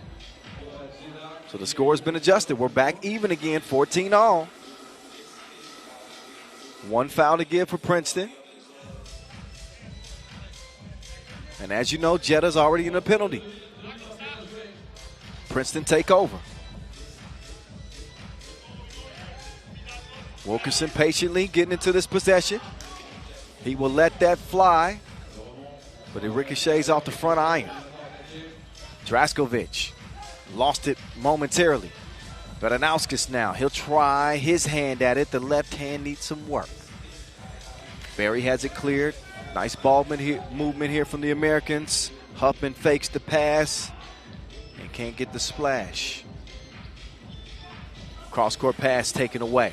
Wilkerson with a bullet pass down to Barry. Barry missed it point-blank range thanks to the tough defense from Tarvidis. The Viking making the move on Huffman, and he took him on a drive. Chauffeur, 15-14.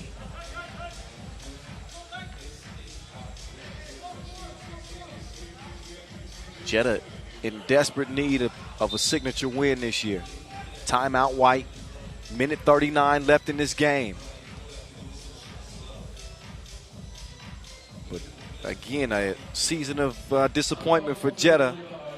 I don't know if there's a team that's hungrier to kind of get their groove back together. They understood the expectations of the team this year.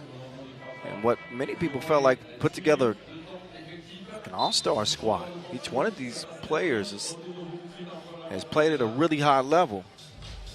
Think of Darius Tarvidis and how he's looked for Lithuania in the national competitions this year. The World Cup with a silver medal, and they played really, although they came away medalists at the Europe Cup, they played outstanding. Vedanauskis, former player with Team Vilnius. Of course, the Sphinx as well. Draskovic, who was an MVP in Prague last year. Oh, there's a foul. And CB4, he'll try to connect at the line. He's missed 2 free throws today, maybe 3, which is a rarity. But he's had it going in this game. Leman, 2 hands. Barry with NBA G League experience under his belt and a pro pedigree in his family. He's a hooper representing at the stripe 16-15 as the Sphinx weaves his way through traffic. He's going to go to the one-legged fader on Huffman. That ball is kept alive, but Princeton will come away with it. Wilkerson thought about swinging it left. Instead, he's going to move right. Now Wilkerson left alone. What'd they do that for? 2-piece combo, 18-15, as Princeton has got a little bit of breathing room. Under a minute to go in this one. Draskovic is fouled. That is number 6 on Princeton. Huffman's out. Maddox is in. Next defensive foul on Princeton. Jeddah shooting free throws, so they got to be careful as well. Next defensive foul on Jeddah, by the way, puts them in a double penalty. Keep an eye on that. 48 seconds and counting. Vedanauskis going to work on the junkyard dog. Kicks it out to Draskovic. He's all alone. And he misses the 2. Got to take advantage of those type of opportunities. Julian DeBub with the save. Protecting my face, although you don't see my face that often. Was that a slick complaint? No, it wasn't. You can hear me. That's all that matters. We hear the horn. That's a shot clock violation. 26 ticks left. Princeton with a 3-point lead, eyeing a 2-0 record. Jeddah and Doha QSC will close the day. Pool D play. That's 3 games away.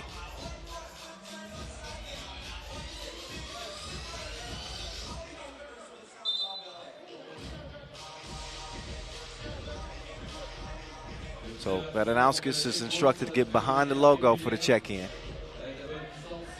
Wilkerson was well within his rights. Oh, Vedanauskis didn't have the touch on the layup. Oh, Tarvidis with the thievery. That's what he does with the stolen goods. The Viking sinks it. Oh, Wilkerson is down. Appears to be in some pain. It's a foul on Tarvidis. I'd like to get another look at that to see.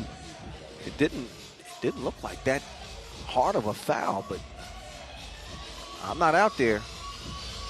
Wilkerson is a tough guy too. And I ran into him in the elevator and asked him what he's been up to. He said, weight room. I said, you look like it. That's how I know he's a tough guy. So this is, I don't think he's faking this. He's definitely slow to get up. You got to be careful with that lower back. It's a tricky area. So he's going to walk it off.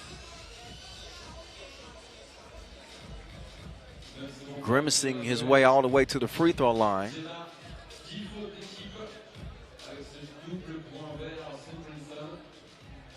2 shots in possession. As I was saying, that next defensive foul for Jeddah was going to be a problem, and they find themselves only a point down. Had they not been in the double penalty, they'd have a good shot, or at least a shot, to potentially win this game. But if Huffman takes care of business at the line, this one is going to be pretty much a done deal. Great day for Damon Huffman. Huffman, back-to-back free throw makes. That'll give him a 3-point difference.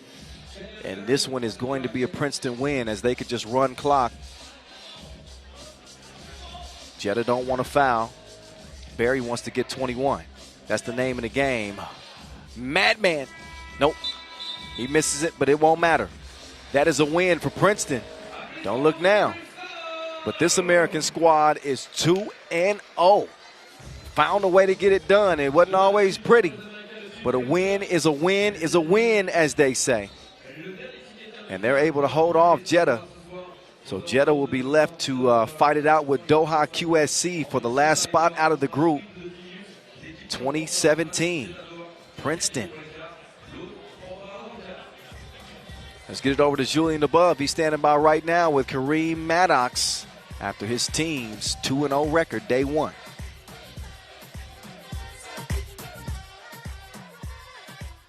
All right, Kareem. It's two very close wins today, two very narrow wins, but yet it's 2 wins. What does it say about your team's toughness today?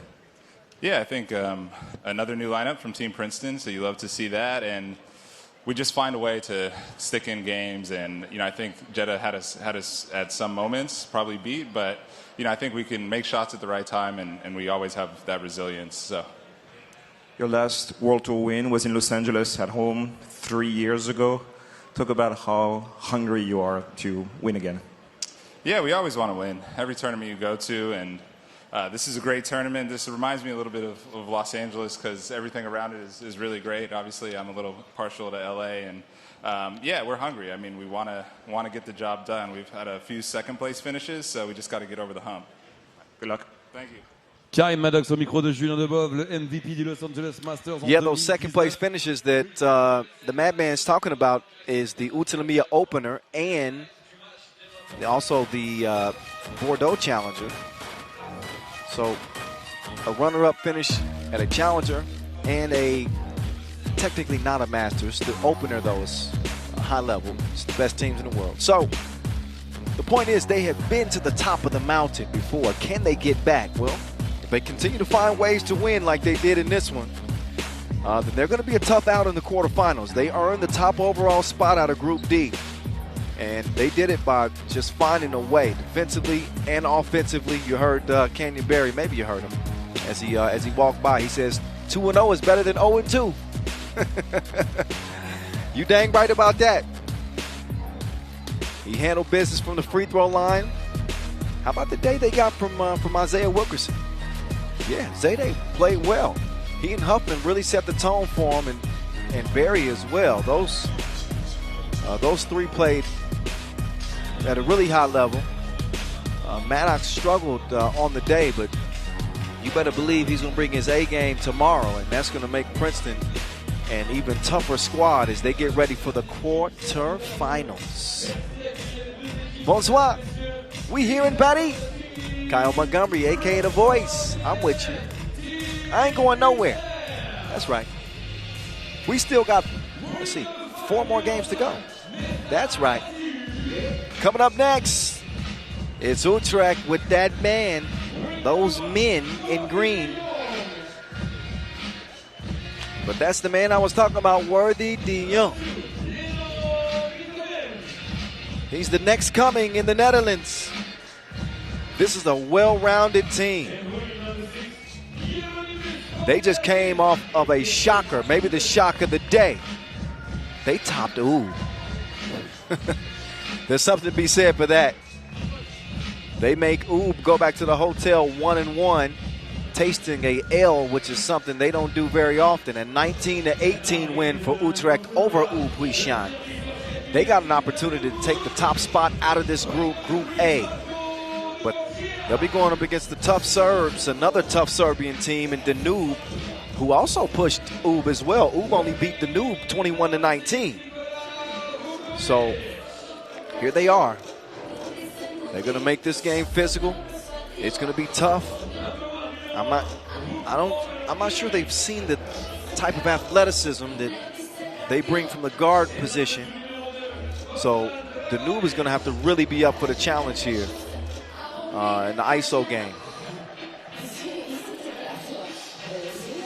know, not only keeping up with Worthy, but you got to worry about Vanderlist down low. So Vufi, he's going to have his hands full. Marko Dugosia, Vuk Obrodinovic, and the Dragon, Bogdan Dragovic. I want to see if Bogdan Dragovic brings out. Y'all remember when he used to do the sham guard? He would sham you out of your shoes. I'm going to see if he still got that in his bag. Let me not forget about the other members of Utrecht as well. Ronimus Vanderlist, Lino Vidovin, and Nesta Agassi. You're 8th seed here. Ranked 20th in the World Tour standings. If they win it, everybody will be shocked. It'll be like Vlad's face just then.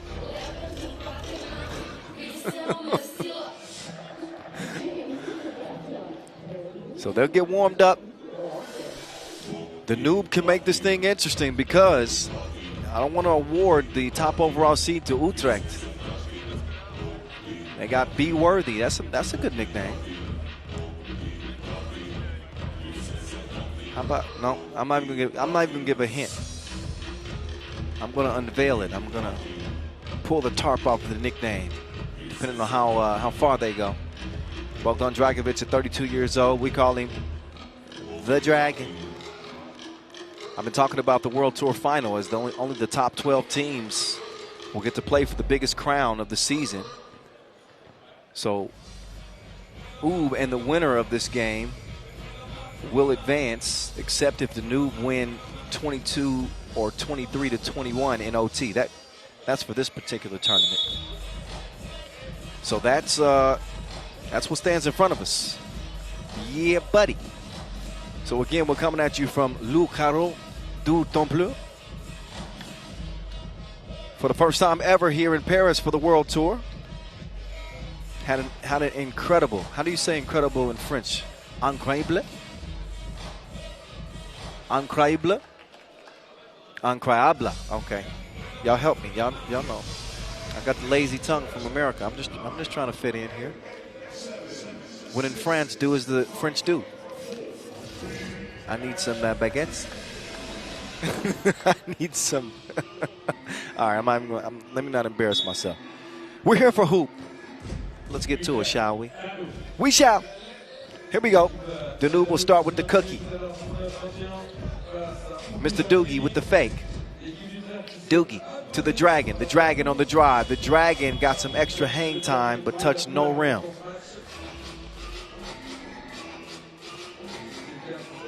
So the skyscraper gives it over. Worthy air mails it. The Dragon has possession now. Quickly to Vufi, who lost it down to Dugo. See ya, but he got his lunch packed. Have a nice day at school. Worthy is everywhere. Not just the offensive prowess, it's the defense he brings to the table as well. Take another look. First, well, that's a foul. That's the foul.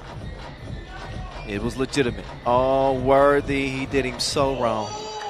Save your tears for another day. 1-0 Utrecht. Now Vufi with a chance for some payback. Oh, he muscles that one up, but he misses it. Worthy will come away with the rebound over to Lino. It's the Lino show for this possession. He finishes with the scoop-de-doo. Utrecht with the early advantage as the Dragon will now attack. And he's going to put Worthy on the bucket list. Good score there from Bogdan. Vidovin. Uh-oh. There's some action away from the ball. And that's a foul on Danube. Number 2 on them.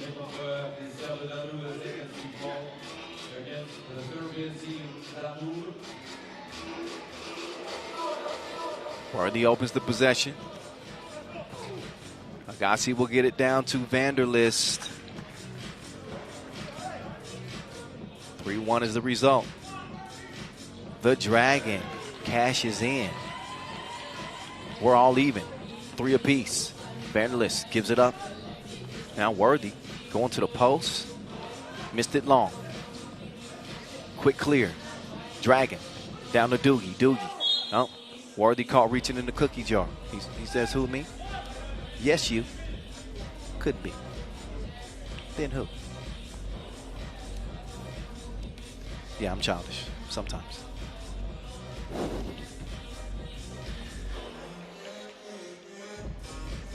Doogie will shoot one here. That was in the process of the shot attempt. And he will not make it count at the line.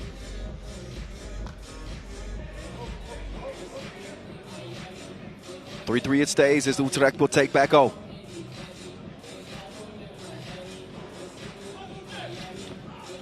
Leno to Van der List. He's checking his list and checking it twice. He's naughty and nice. Obradinovic had the range but no service. Vidovin, he'll turn the corner. Goes to the spin move. Missed it. Look at that rebound attempt. Kept it alive, but doesn't result in a score. It's a double foul right there. That was Nesta Agassi flying in there. Take another look. Off the miss, Agassi just comes into your picture. Doing the wild thing. Double foul is called, and that. Who's down right there? Is that Dugosia? Yeah, Doogie took a shot. All those limbs flailing around you. Not shocked. See some contact there. So Doogie, he's tough as nails. He's going to walk it off. He's got some little birdies flying around above his head right now. They give that man a rest. Dugosia, you better believe he's going to be ready for battle. He's going to shake it off. As he walks it off. And we get back to Avufi. To Obradinovic. The Dragon crossed court to Obradinovic. What a pass was that?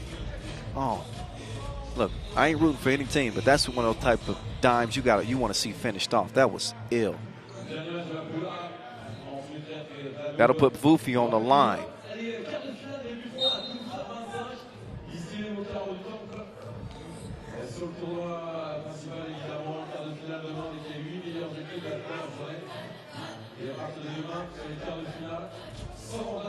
Oh, or not.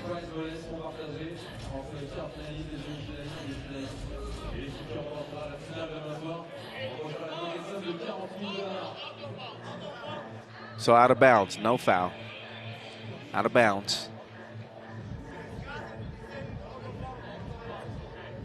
So they're getting things cleared up with the scores table. I don't think they attributed a foul. They're going to get the shot clock reset with 4.9 ticks left as Obradinovic will have it. Vidovin in defense. 3, 2, 1. The Dragon. No. Vanderlist comes away with it. Ew. Tries to force it to Worthy, and Worthy saying, chill out, bro. We ain't got to force nothing. Let's let things happen organically.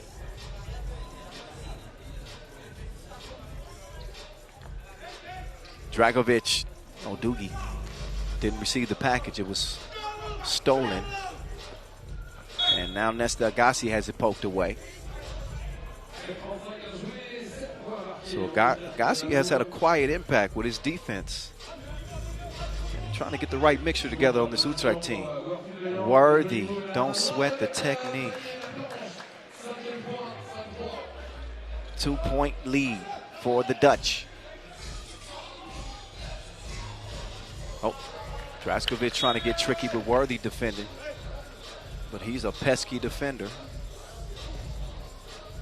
Quick hands. Don't put him on the metro here in Paris. You might lose your wallet. I got to laugh at as you leading the ball. That's all I needed. 5-3. I told you it was coming back. Dime time. Nice precision bounce pass on the cut. It's Worthy. Oh, crossing. Oh, did he just try to sham a man after the cross? Obradinovic working on Vidovin. He has nothing. Neither does the Dragon. Leaves it short. Obradinovic has the Wilson again. This time, oh, the bank is open. It's after 7, eh?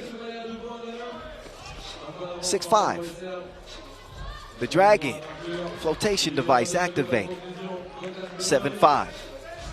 Worthy. He's fouled on the pass attempt, and some extracurriculars between Abradinovic and Agassi. And even the Dragon is coming and having a conversation. And Agassi, he ignores everybody and walks straight to his bench. Oh.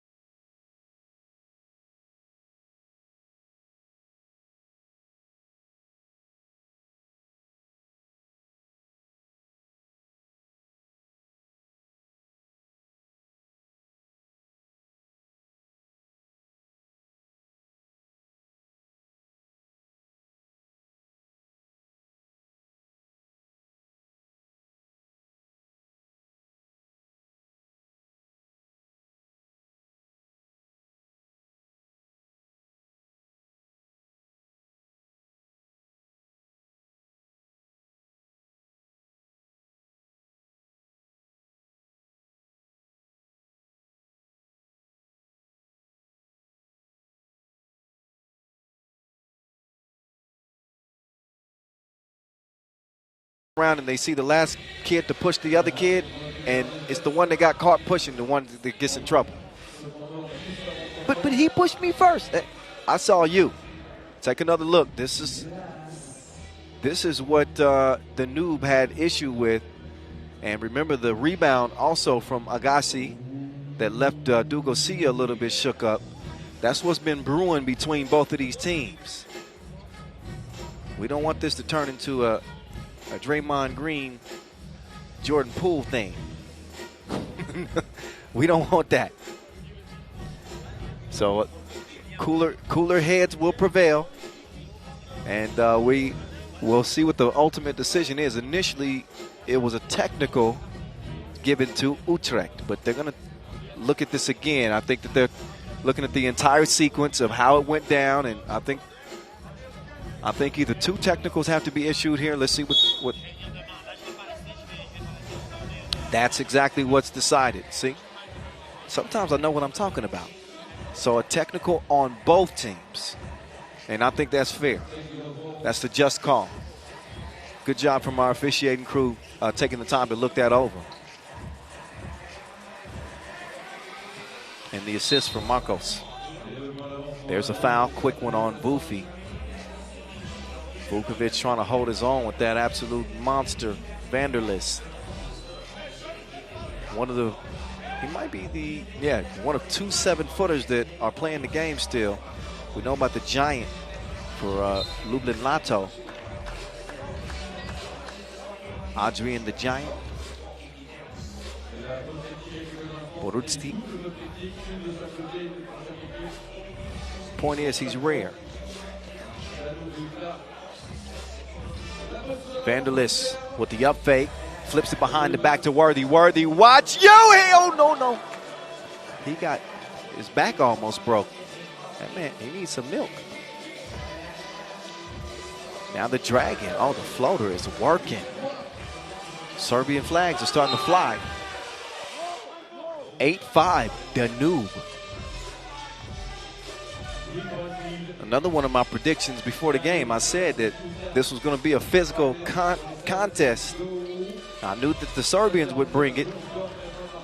I didn't know the Dutch would match that physicality.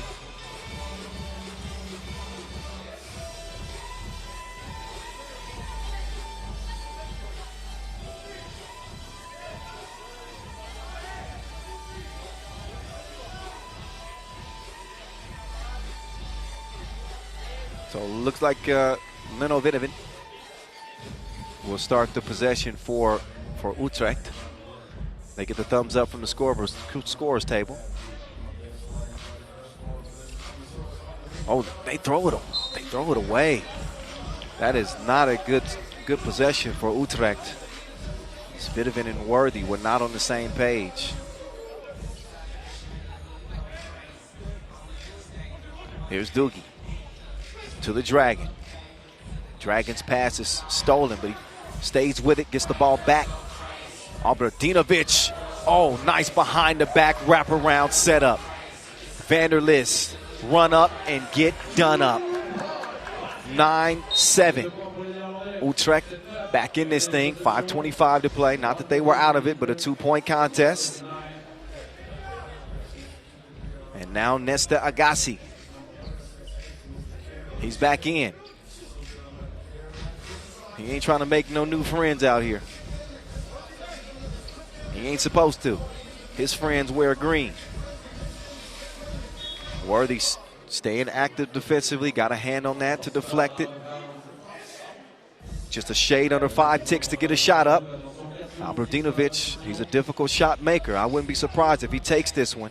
He turns around, puts it up, but can't put it down. Dugosia. He doesn't get that up in time. Shot clock violation. Ball back over to Green. As Utrecht will look to either tie or pull this game within 1.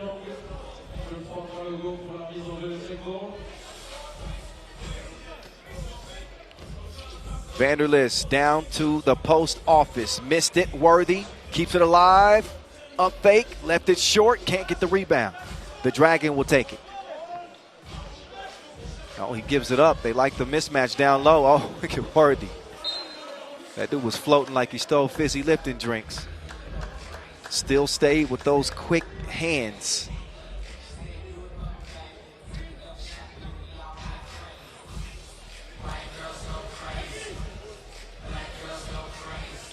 Worthy with the cross. Drops the shoulder. But runs into trouble at the rim. Shout out DJ Last dropping that Tech 9, that Tekanina. Where is Last?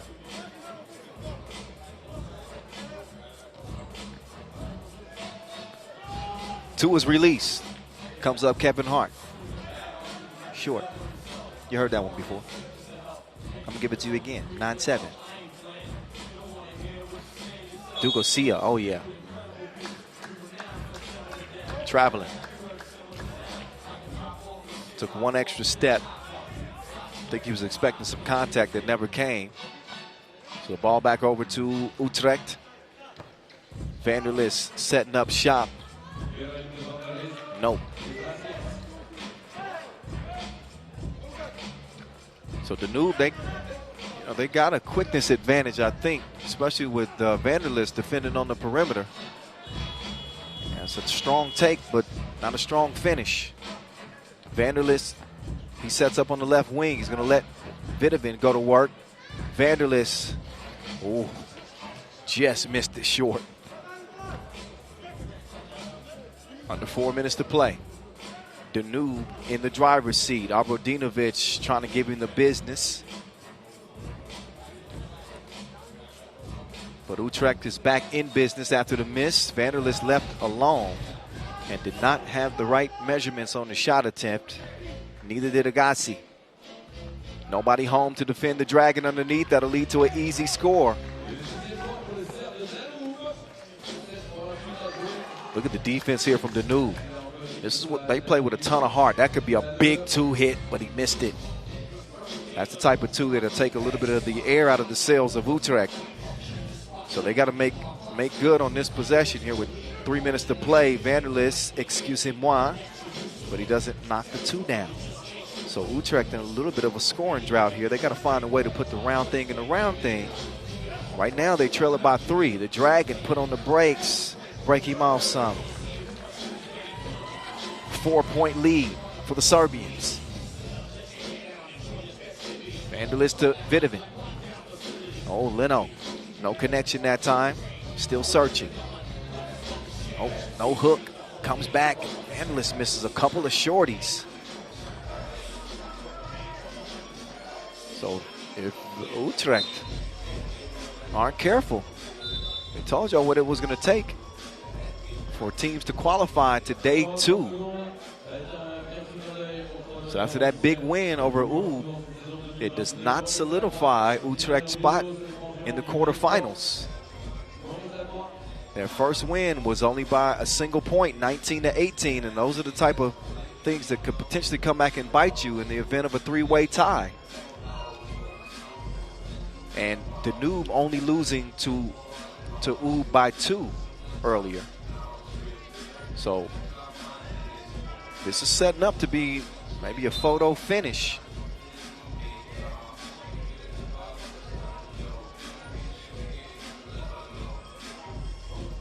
So if Danube win 22 or 23-21, of course they'll have to go to overtime in that event.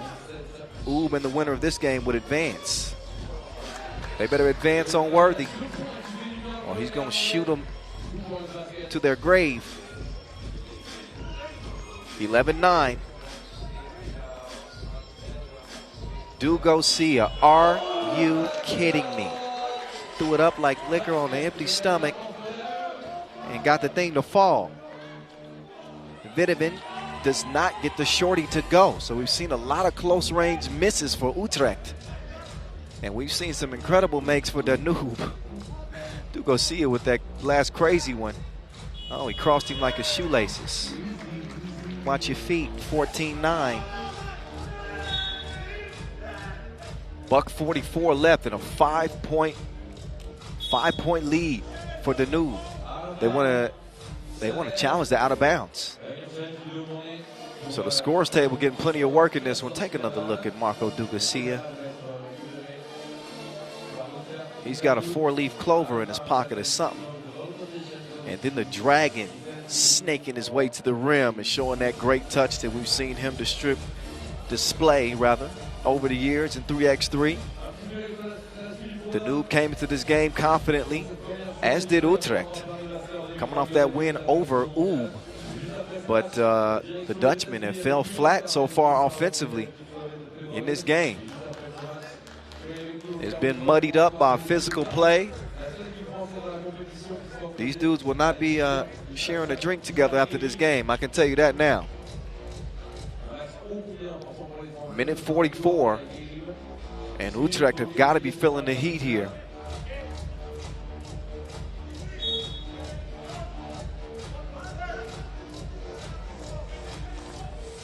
So the decision is black ball.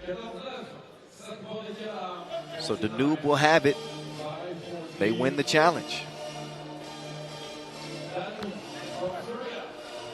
The Dragon to Abrodinovic. Just missed it right. Worthy down to Vanderlist. They feel like they have an advantage here, but Vanderlist has got to make the layups. Vanderlist has had a tough game so far. No defense. Oh, not yet. He LeBron'd it. Defense turns to offense just like that. A perfect display of 3x3 from Worthy de Jong.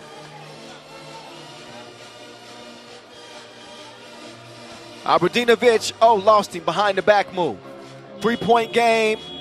He got the hookup, but it hits the side of the backboard. Worthy going for a two-piece combo, but he just touched the left side of the rim and out of bounds. 56 seconds left in a three-point contest. Danube in front.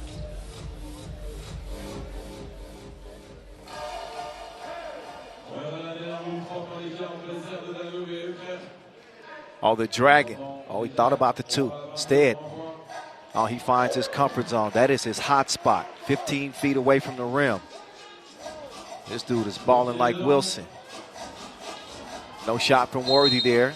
Leno is fouled on the rebound attempt. That is the 7th. That's the 7th on Danube. So 2 big free throws coming up for Leno.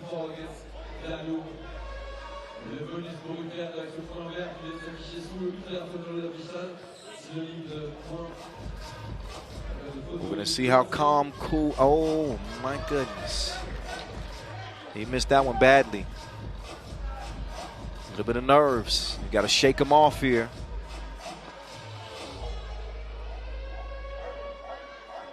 Leno is able to get the second one to go down.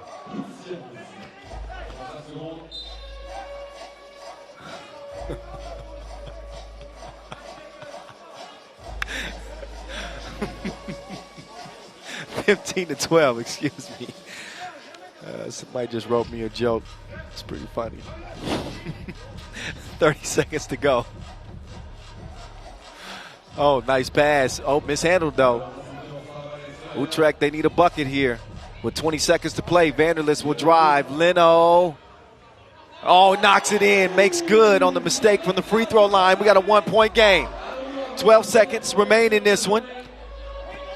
As Doogie is going to work on Worthy, and de Jong is called for the foul. Number 5 on them. They got Another to give, but a fresh 12 for Danube. Timeout, Black.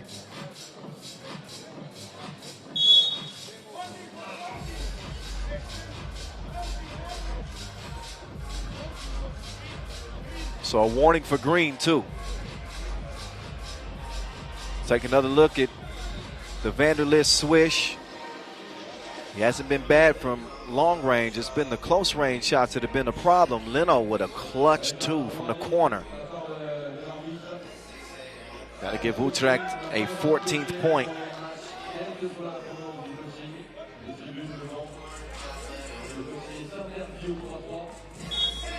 And a quick foul, because they knew that Danube can run the clock out. Now they'll try to put the Serbians on the line for a couple of pressure free throws. Expect another quick foul here from Leno.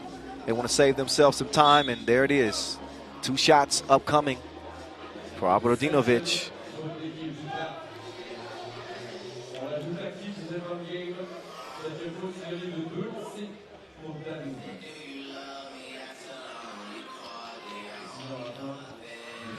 So Abrodinovic.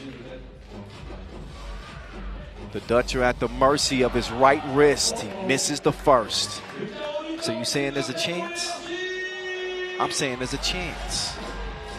If he connects here, Utrecht could potentially tie with a 2. But that's if he connects. There's still 6 seconds left in this game, and Abrodinovic makes good on the second. Leno with the rebound. He'll get it to Worthy. Worthy gets a look from the corner. Worthy for 2 to tie! He got ice water running in his veins. That man is good under pressure like he works in a pit crew. What a shot from Worthy de Jong. I told you, it ain't over till it's over. A Maurice Lacroix buzzer beater. Hand in his face, it don't matter. Calm the chatter. We're going to OT.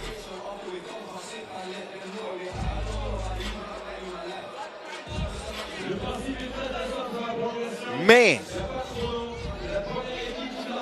What a game.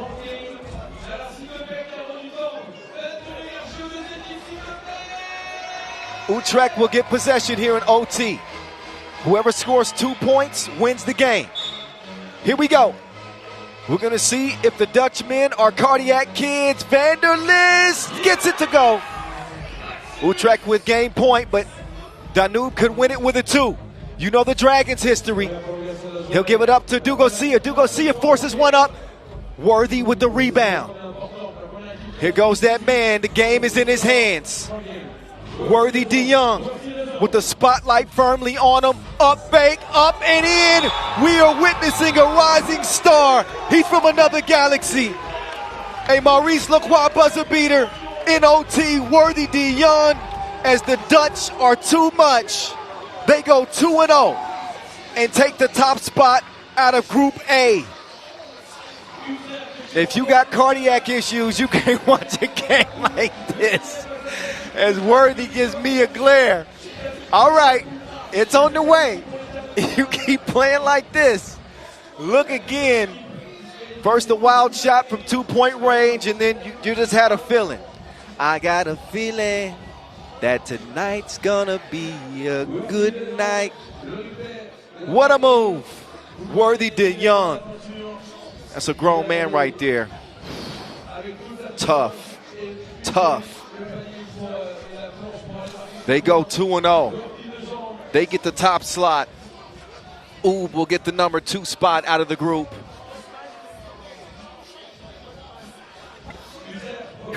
Love to see it. That was like a shot of an espresso here late in the day. If you were sleeping, that was a wake-up call indeed.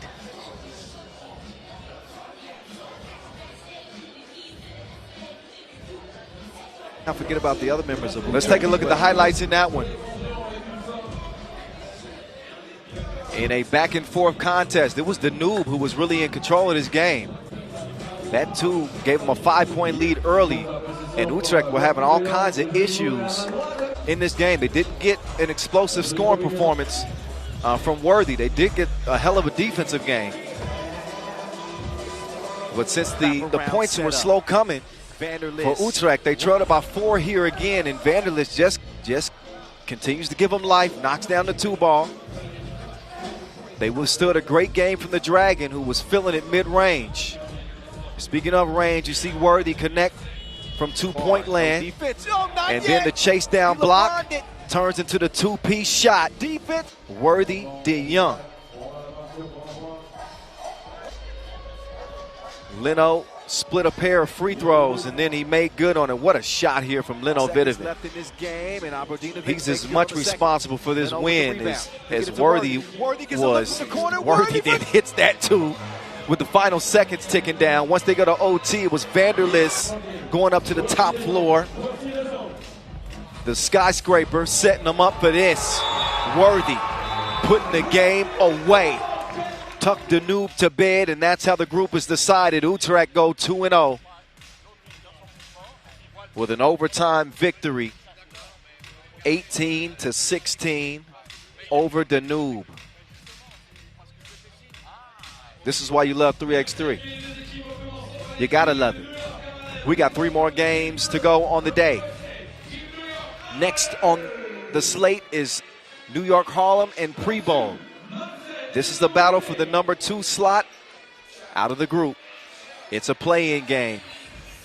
Harlem will need to wipe away their first contest. They did not look great against Leman. Prebold lost to Leman by 3, looked a little bit better. But New York Harlem suffered a 21-12 beatdown at the hands of the Serbians. We're going to see if they show some grit and some toughness in this one if they want to be playing day 2. Chance for 40 bands. I know that Antoine Morgano is a pescatarian, but they're trying to get to the chicken.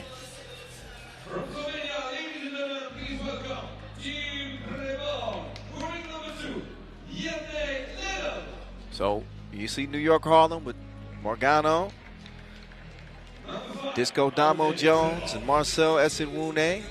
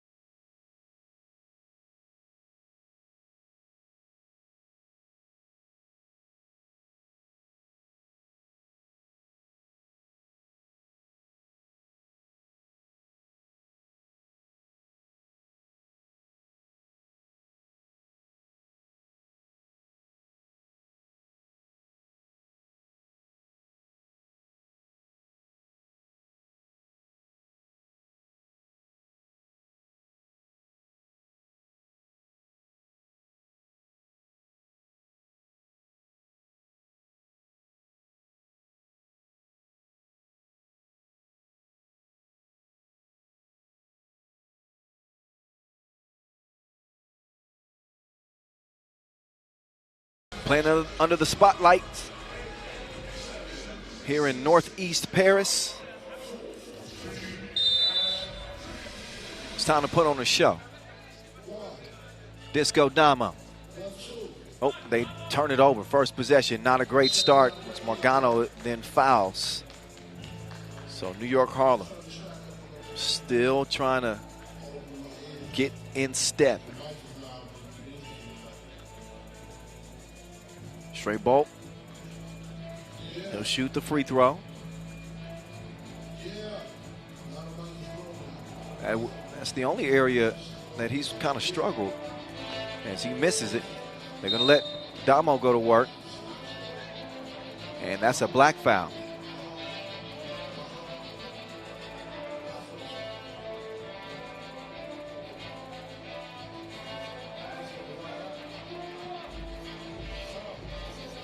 Oh, Damo, no go.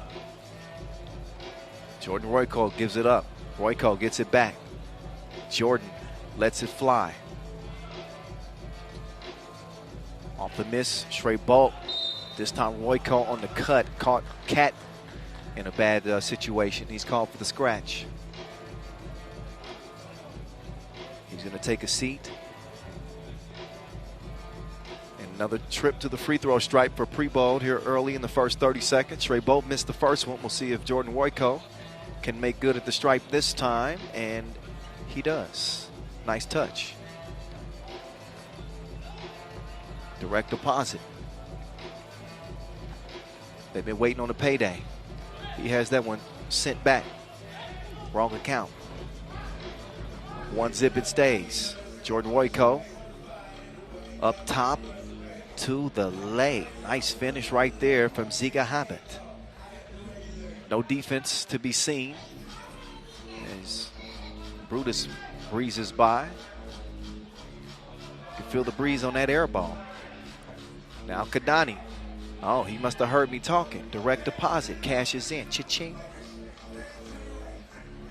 Damo in a tough spot right there. No score comes of it. Loose ball is tracked down. They're going to go at him again. This time that foul is called on the floor. Wipe away the bucket.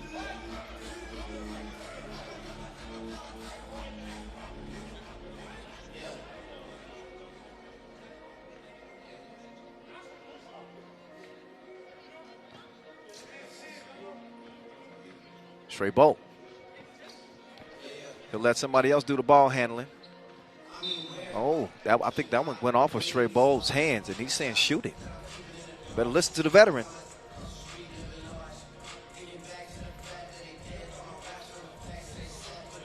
Cat to the rack, but missed it. Shot is set up, but missed.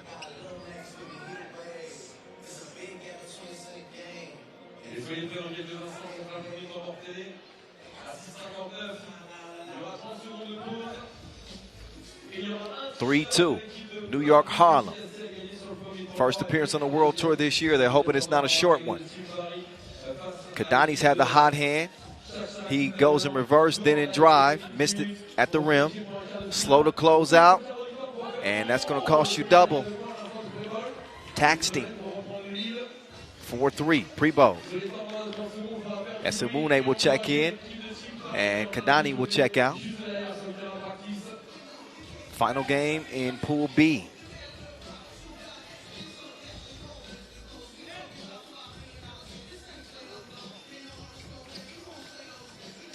Esemune to Damo. Damo. He's fouled on the scoop attempt. So Damo continuing to apply pressure. Damo Jones, a Pan American Games gold medalist, longtime representative, and also Lausanne Masters MVP. He and Kadani Brutus put on a show that year and winning their first and only World Tour Masters.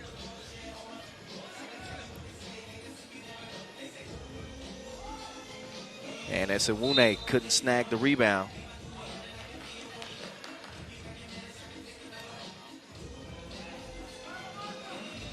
That was 2019 when they got that win, by the way. So they also have a 3-year drought. Both American teams have seen 3 years pass since they've been in the winner's circle. Prebold assume a 1-point advantage as Cat goes to work. Cat has punched the clock, drops it like it's hot. 6-5. Oh. Morgano. Call for the foul right there. I think he was probably lucky not to get a whistle earlier in the possession. That's the 4th on New York Harlem. Esenwune with the high rebound. Kadani, you know he's looking for his shot.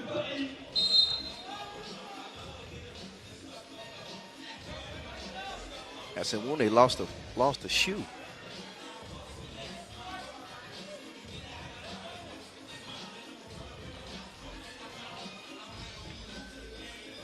Take another look. Yeah, you can see it. That's a hard pick. Tough drive. Margano is pushed in the back. He goes flying. I thought cats always land on their feet. 1 point advantage for New York Harlem. Margano with the handoff to Kadani. Kadani trying to work some, I was going to say some two-man game, but he goes ISO. Oh, what a score right there. Damo lets it fly. Not that time. Margano is down again as he's pushed to the ground. And TV timeout time. That was foul number 4 on Prebold. New York Harlem also have 4. And the crowd is getting into it. That's Vincent Royer. Whenever he says, "Tumo, Tumo," clap your hands. It just ignites the crowd. They just immediately wake up.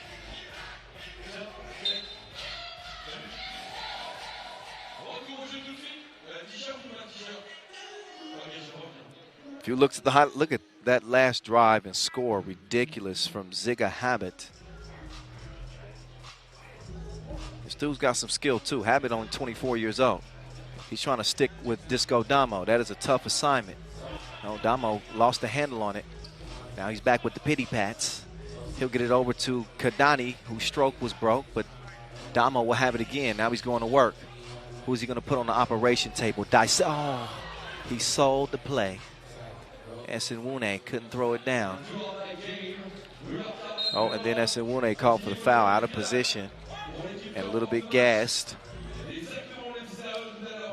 I wouldn't even look at Damo on my way over to the bench, huh? That's a glare I don't want. 6-6. Offensive foul.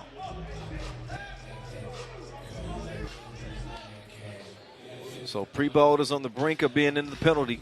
6 fouls to go with 6 points. New York Harlem not far behind. They got 5 themselves. Damo Jones with the cookie in hand. Damo. Oh, the dime was ruined by some good defense. Foul on the 2-point attempt. Shooting foul. That'll put Jordan Royko up on the free throw line, shooting a couple. And no matter what happens on any defensive foul going forward, 2 free throws are going to be the results. Both teams are on the brink of being in the penalty.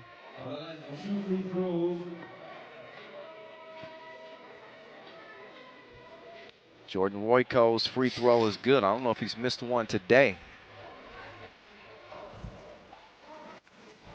Seen him represent on the Slovenian 3x3 national team. He's an up-and-coming young player. And he's good money at the free throw line. 2-point advantage. Oh, look at Cat. He's in Paris Euro stepping. 8-7.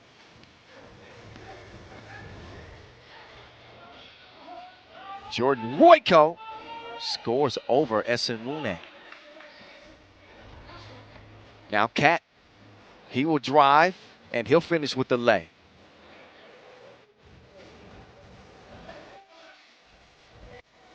(9-8). The Slovenians in front. Help defense made that layup attempt difficult as Kadani. They're trying to get back in his groove. Kadani setting up right wing. Nets are all wet. H2O. 10-9. No water that time.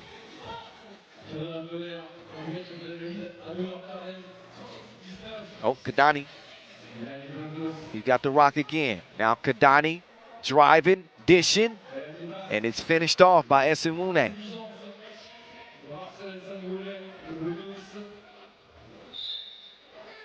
Misconnection to Prebold. He wanted the pass. It was off target. They need a timeout. Prebold. They want to take a rest. Each team with a timeout, by the way. 2 TV timeouts per game.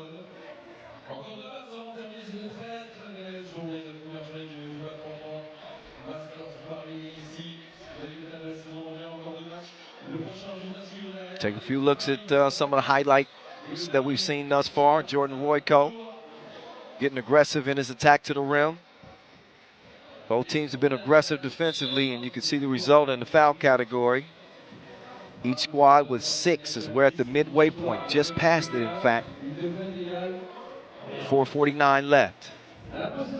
Final game in Pool B, Liman go 2-0. Their spot is secured in the quarterfinals. Damo trying to operate. 3 in the key. Turnover.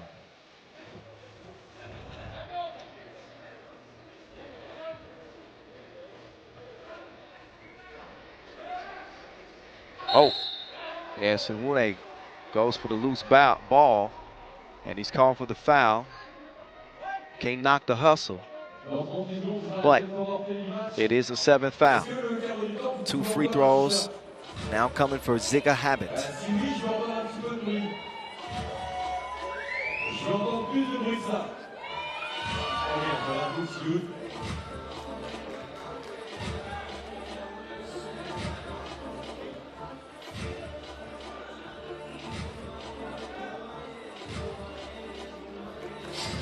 Chaching. New York Harlem's lead down to 2. Damo will loft it to Esenwune. That pass is stolen. And now Damo's going to have to find a way to defend in the post. Holds his own. Jordan Royko lets it fly to your eye.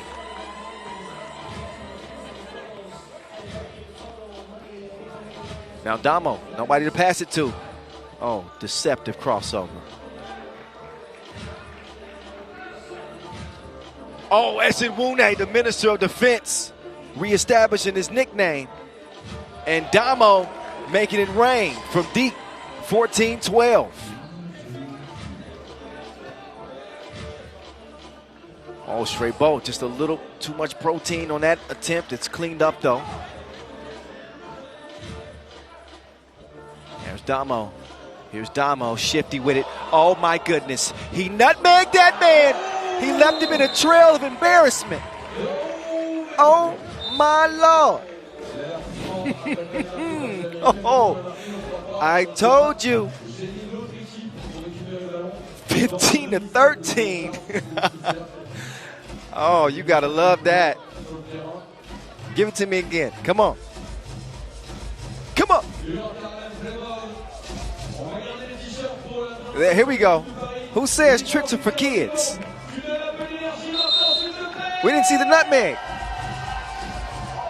We didn't see the nutmeg. Come on. All right. We got to wait to the end of the game for that one. That was wrong on every level. But if that was wrong, I don't want to be right. That's Esenwune. The good contest. Oh, 2-piece. Looked like it was online. It was not. Kadani, he has it. He's all alone. Now he's got reservations for 2. 17-13, New York Harlem. The drive on the baseline, dropped off and laid in. Kadani now has the cookie. He's going to operate from the top of the key. Better yet, he's going to let Cat go to work.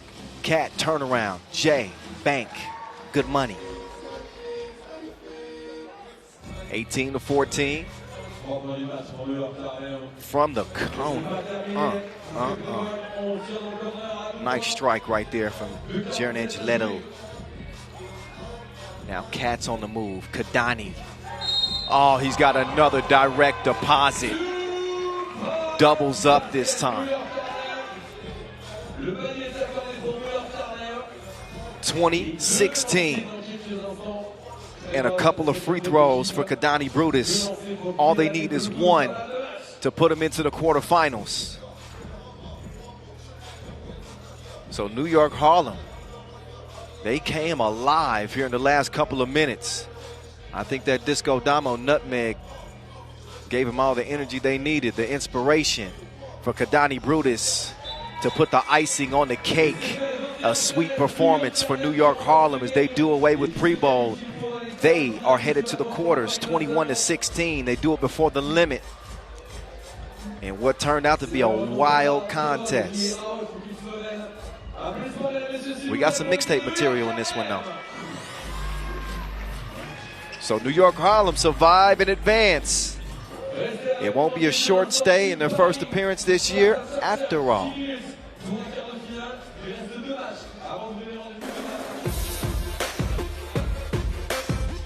Let's take a look at the highlights in this one. It's a good game until New York Harlem. They started heating up like a dragon egg on the House of Dragons. Damo, we got two interesting free throw shooters. Damo's one who shoots it with one hand, and Canyon Berry's the other one who shoots the underhanded free throws. Keep your eyes peeled in the highlight. We're going to see if we get that Disco Damo nutmeg. Nice drop off to Esenwune. And here, now that's another one of his highlight plays, the crossover in the lay.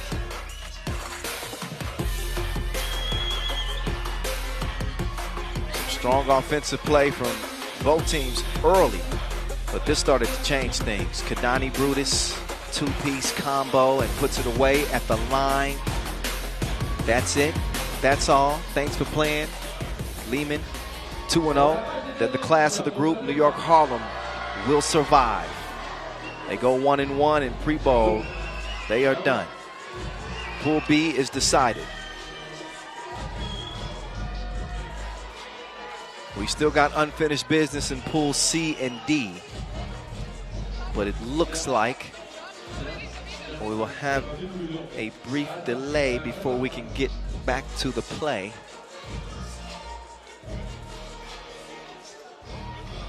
Now I don't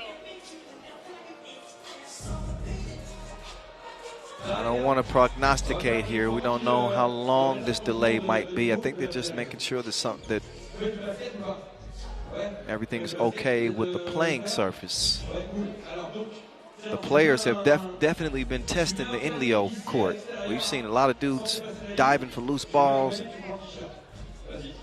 physical play. So the Inleo is almost turned into a wrestling mat. So that's going to take some extra fixings.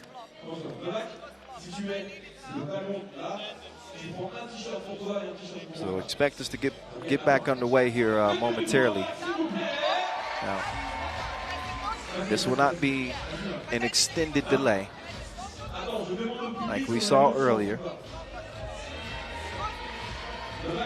Just a couple of quick fixes, and we will get back to the action from here in Paris. 2 more games remaining on the slate. Paris is coming up next against Chachak, followed by Jeddah and Doha QSC. Final 2 games for today's action. Y'all stick around. We'll get back to it after we fix this minor technical difficulty.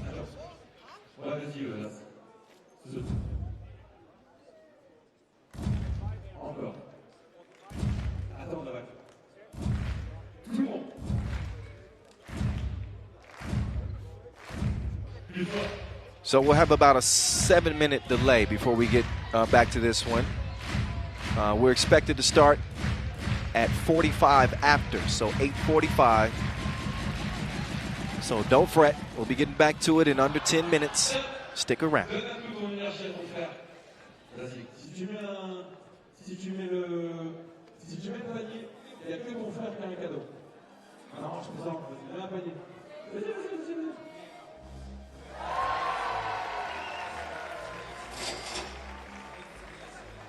Ok, et comme un jeu est un jeu, et comme le deal est le deal, tu prends un t-shirt,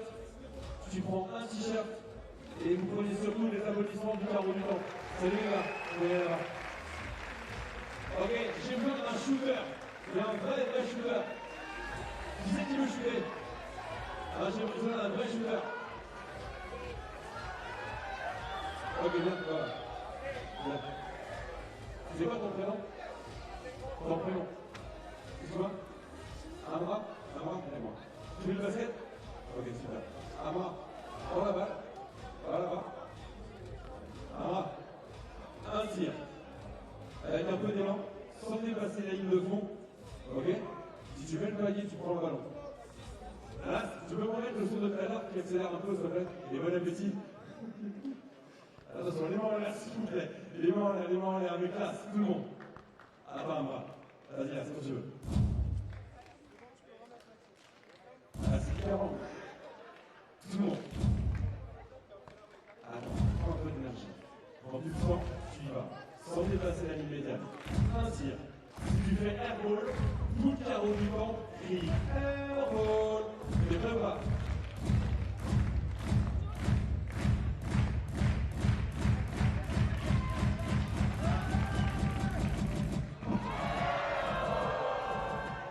Ouais, je suis désolé d'accepter les règles.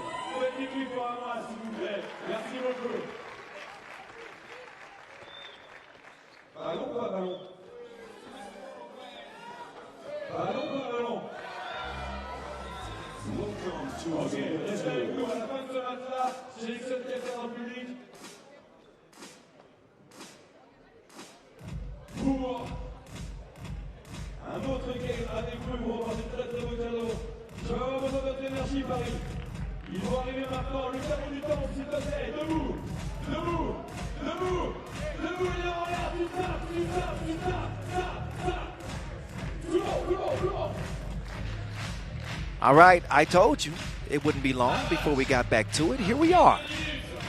It's that time. Yes, indeed. Paris and Chachak. I don't know what I like saying better, Paris or Chachak. Probably Paris. Coming at you from Paris, France. 3x3 World Tour is here for the first time. Can Paris advance in their own backyard? It is do or die as they will go up against the Serbians of Chachak. It has been an eventful day, but that's no shock to us. If you've been watching 3x3, you know how it goes down. Here come the Frenchmen. They take the court first. Franck Seguela, Paul Joko, Sylvain Sautier, Alex Vierare. They are represented well. They got to really represent the name across their chests. They want to defend home court. Chachak has come all the way from the qualifying draw. So Paris could have maybe a slight advantage as Chachak has played more 3x3 today than anybody else. They've already played 3 games. This will be game number 4. We'll see how fresh those legs are as they come out with Haran, Huang, Milos, Milovanovic, Vladimir, Djordjevic, and Andrew Kelly.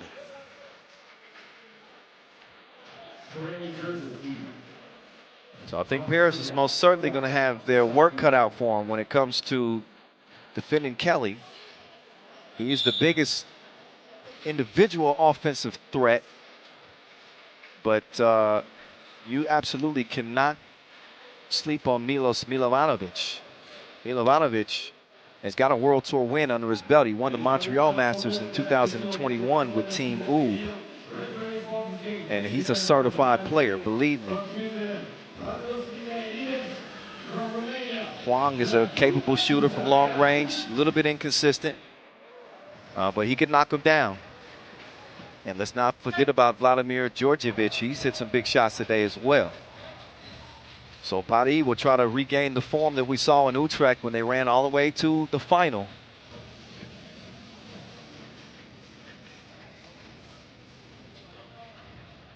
There's Franck Seguela.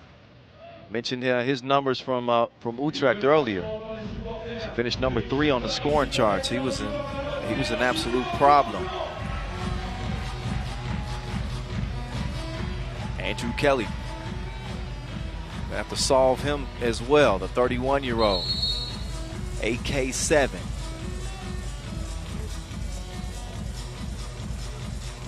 He's ready to let it rip.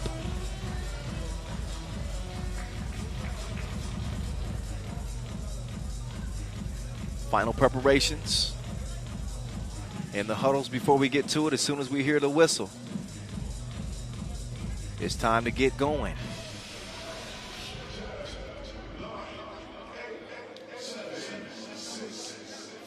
All right.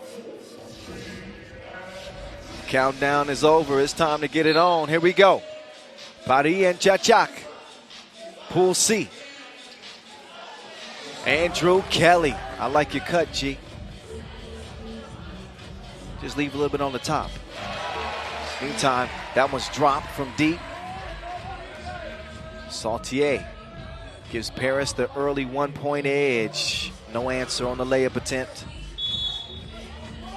Foul white. So Chachak will start at top of the key. We get another chance to make an offensive attack here. Huang, guarded by Joko.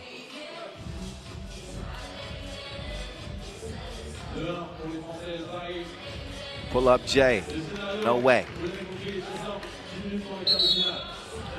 And a whistle underneath.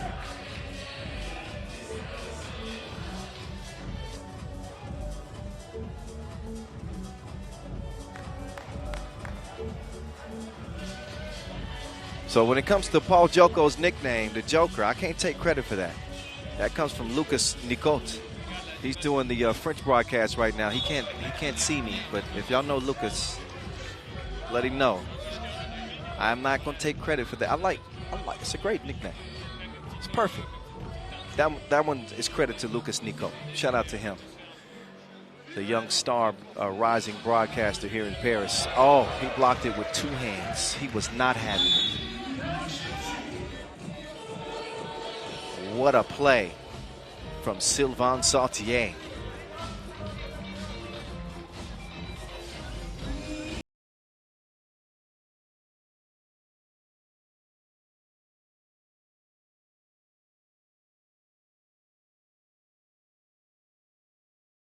Oh, the Joker. He's got eyes in the back of his braids. You like that one. 2-point advantage.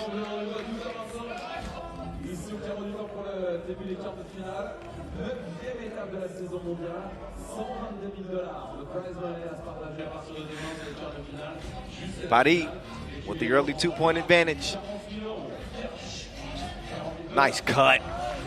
Great layup. Great finish, too. Djordjevic is getting his fingerprints on this game. Villarreal will drive.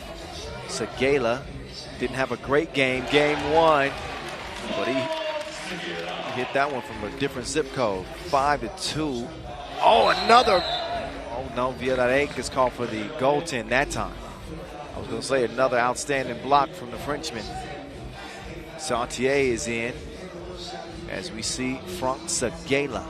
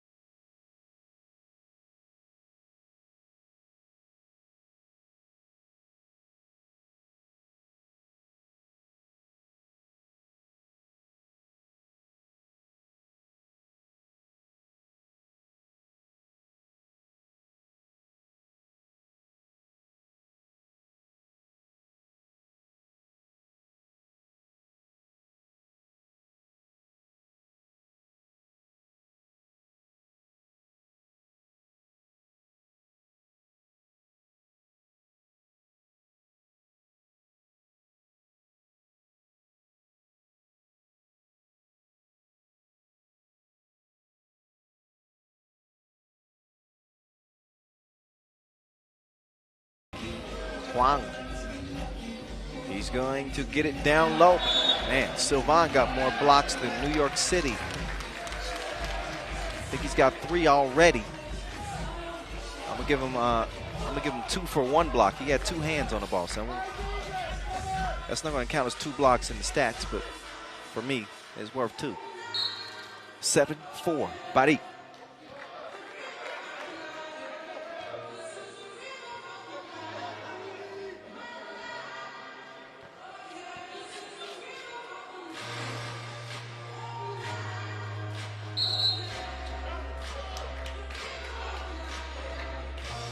Three-point advantage. Paris is holding serve so far.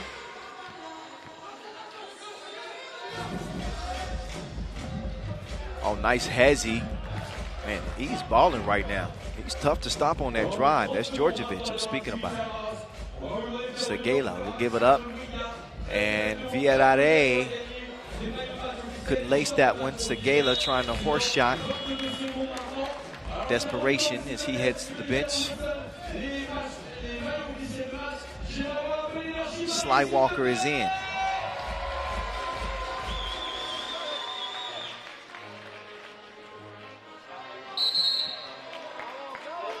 Push, that's what's called. On White. 3rd foul on Paris. Man, that interior defense is tough. That's an offensive foul.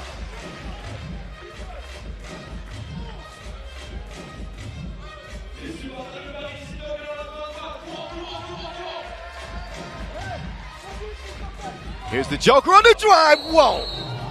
What a block by Andrew Kelly.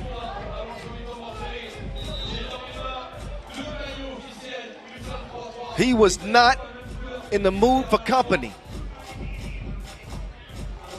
But he does get whistled for the foul on the play. I thought he was going to get away with a clean block. But the Joker had bad intentions for him.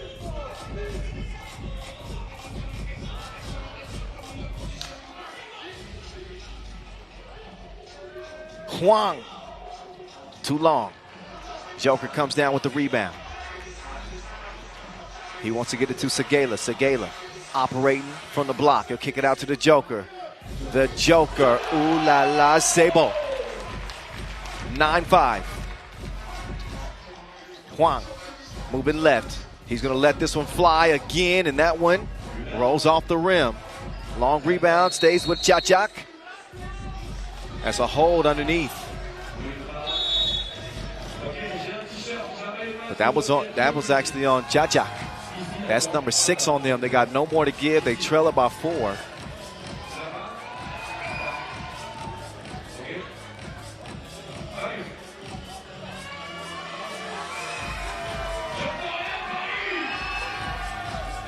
But nice game so far. It's had a little bit of it all. Nice defensive plays. And of course some high-octane offense as well. See Sly Walker, he's pumped up. He was able to draw the offensive foul that I initially said gave Chachak 6, but I think that's actually 7. Technical foul is called from the bench. Andrew Kelly was barking at the officials. He's been kind of emotional in this contest. So that is going to put Funk Seguela at the line. And Seguela, he's going to get the friendly roll. Shows his appreciation to the rim. He should be thanking his wrist. 10-5, Bari. Villarreal. Villarreal to the rim.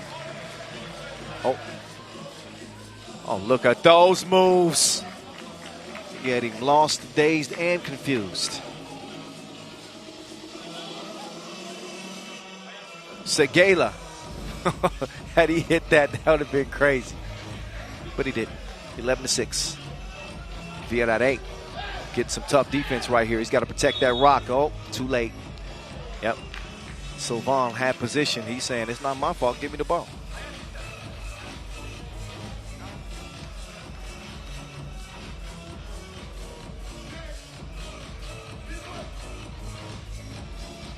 Up fake. Andrew Kelly. 5-point contest.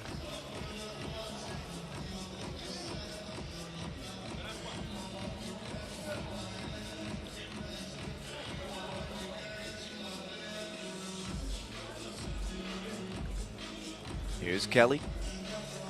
Shooting 1. Chachak still within striking distance. They trail it only by 4. Under 6 minutes to play. Vienna has that pass broken up. Sly Walker. Ricochets off the iron. Oh, what a crossover. Gitsu slice like. He filleted that man. Joko with the drive. Good sportsmanship. 12-8. Djordjevic. Man, he's continuing to dissect this French defense. Djordjevic took a shot above the eye. He's gonna have a word with Paul Joko. And yeah, he's leaking from the right eye. He's gonna have to get some attention from the medical staff.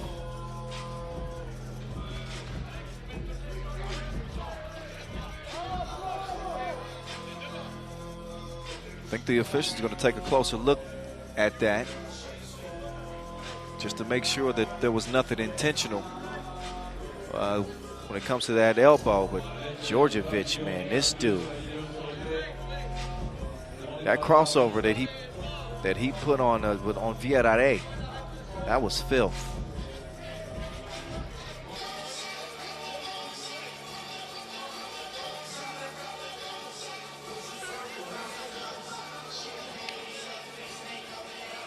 So they'll check it out at the scores table. 3-point difference. There's Djordjevic. Gonna give that man a Band-Aid. I hope he doesn't need stitches. He was certainly upset after the play.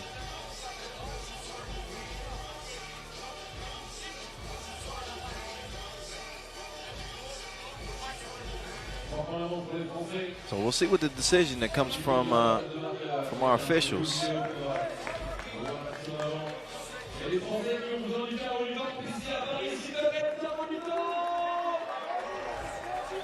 So they're reviewing that last action.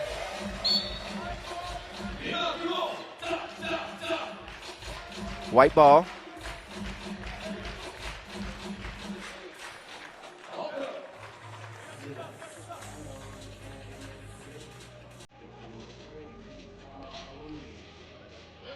(12-9). Joko pulls the trigger, misfires, can't track down the rebound.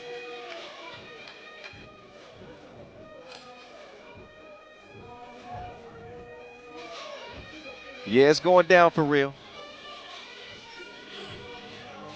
Shout out DJ Lass on the 1s and 2s. Huang looking for it too. He's still looking for it.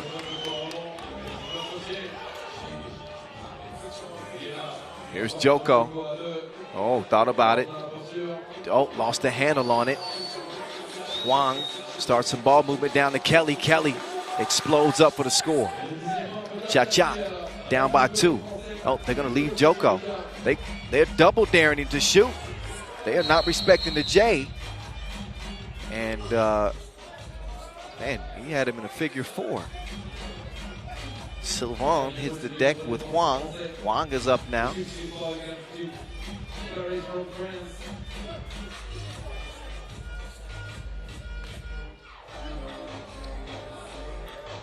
(12-10). 4:23 to play. Uncontested layup. An easy drive for Milovanovic. Sylvain thought about it. Instead, he's going to get it to Vienna. Vienna gives it up. Sylvain will deliver the package underneath. Nice two-man game from Bari as they lead this one by 2. Sylvain will get a rest as Joko is in.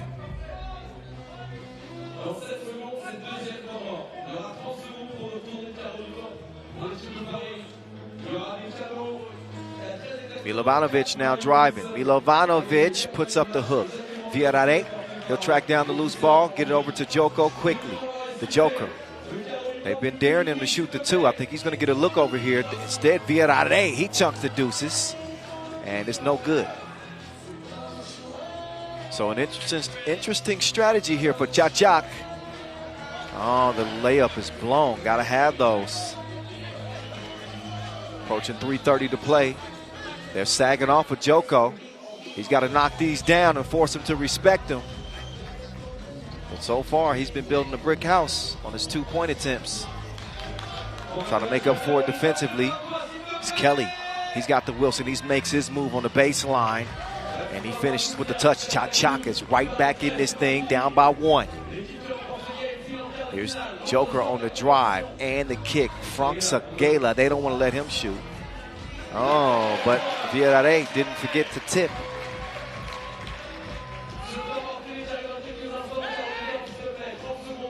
Milovanovic, oh, that'll give you motion sickness. Back-to-back spin moves. Oh, Villarreal just took his eyes off of that pass. He was looking to make the move before he had the rock. So a timeout on the floor in a 14-13 contest. The last one we will see in Pool C. That's the last score for Chachak.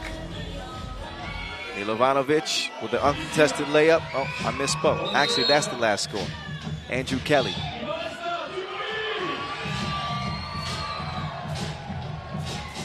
Then Milovanovic with the moves.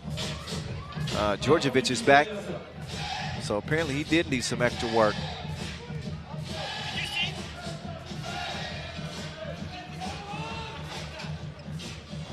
Kelly tries to sneak a pass in. It's taken away, but he takes it right back. Oh, the stolen property. Did he clear it? Yeah, I guess he did. 14-14. This one's knotted. Sagela now has it. He'll up fake. He's got 2 shooters. Sly Walker. Nothing but oxygen.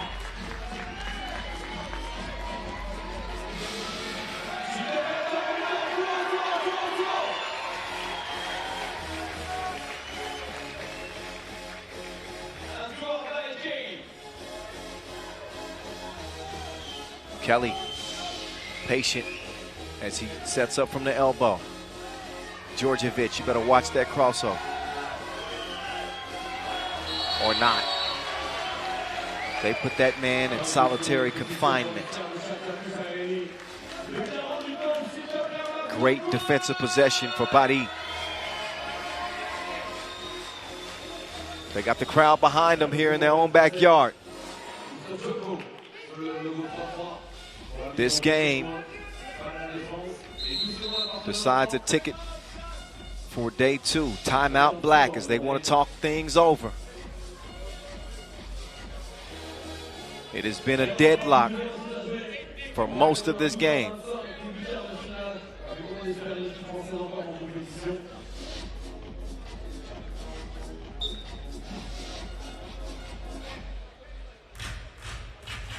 I'm not certain they had a timeout there.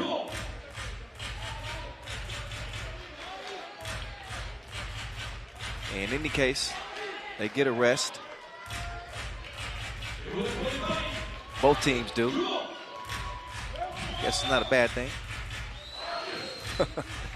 Joko. Kelly is sagging off, just daring him to shoot it. Villarreal. Defense was close on him. It will not matter. He gets the deuce like Wimbledon. It's 16-14. Oh, and Villarreal is called for the foul on the 2 attempt. Would have been 2 free throws in the next body foul anyway.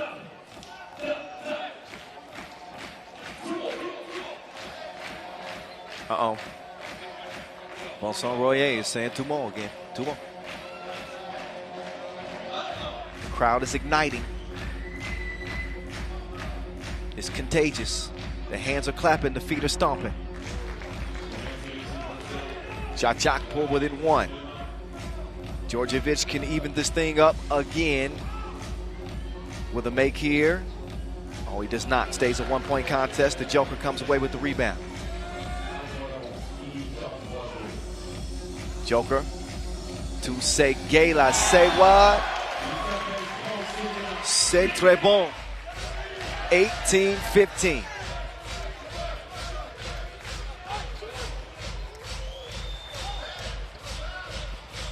Step back. Ricochets off the iron. Joker Johnny on the spot. He's got the rock. Oh, they walk away from the Joker. This becomes a mental thing now because he can see that they're challenging him to shoot two.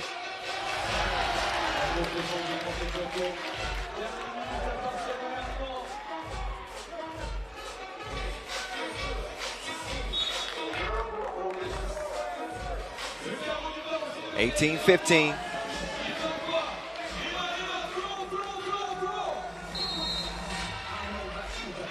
56 ticks remaining in this one.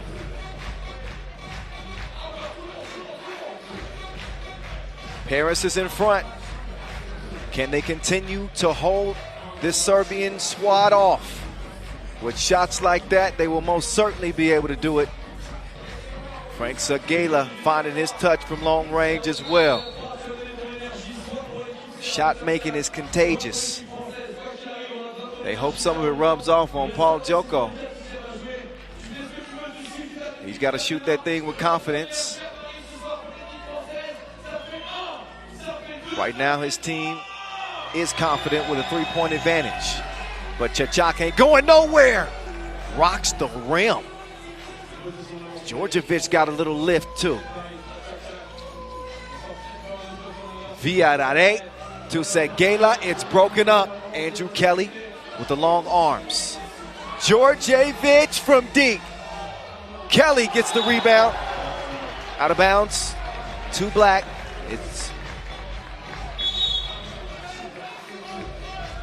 And Paris won an out of bounds challenge. I think that was pretty clearly off of white.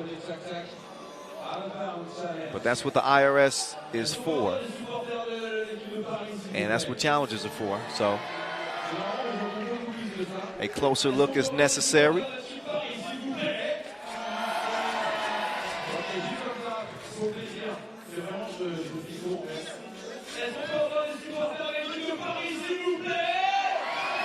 So they're getting a good look at this one.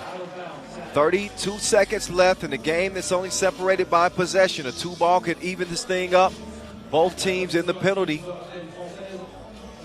So this one is going to be very testy the rest of the way.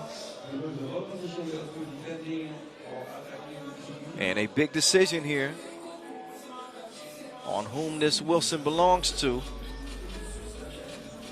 Both officials will take a good look at it, and we'll get a look at it as well. That's the Djordjevic miss. And what it's going to come down to is if that ball touched Andrew Kelly while he was out of bounds. So if that was tipped by Paris and if it landed on Kelly while he was out of bounds, that will be Paris ball. But it looks like the decision is in. That challenge is lost.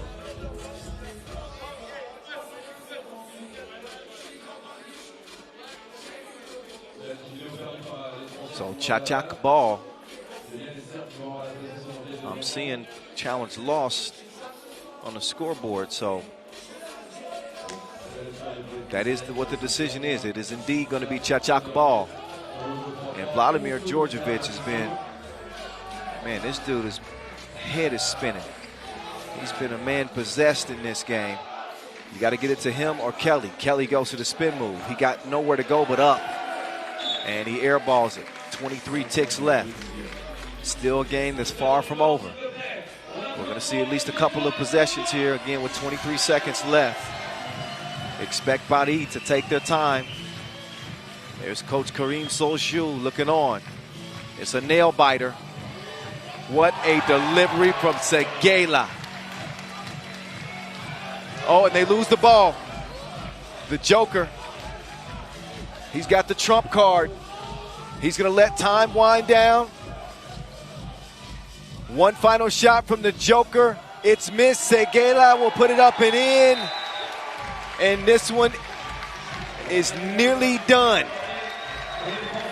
C'est fini. 19-16. Paris will be playing day 2 in their own backyard. Big win for them. Got some great shooting from Alex Villarreal.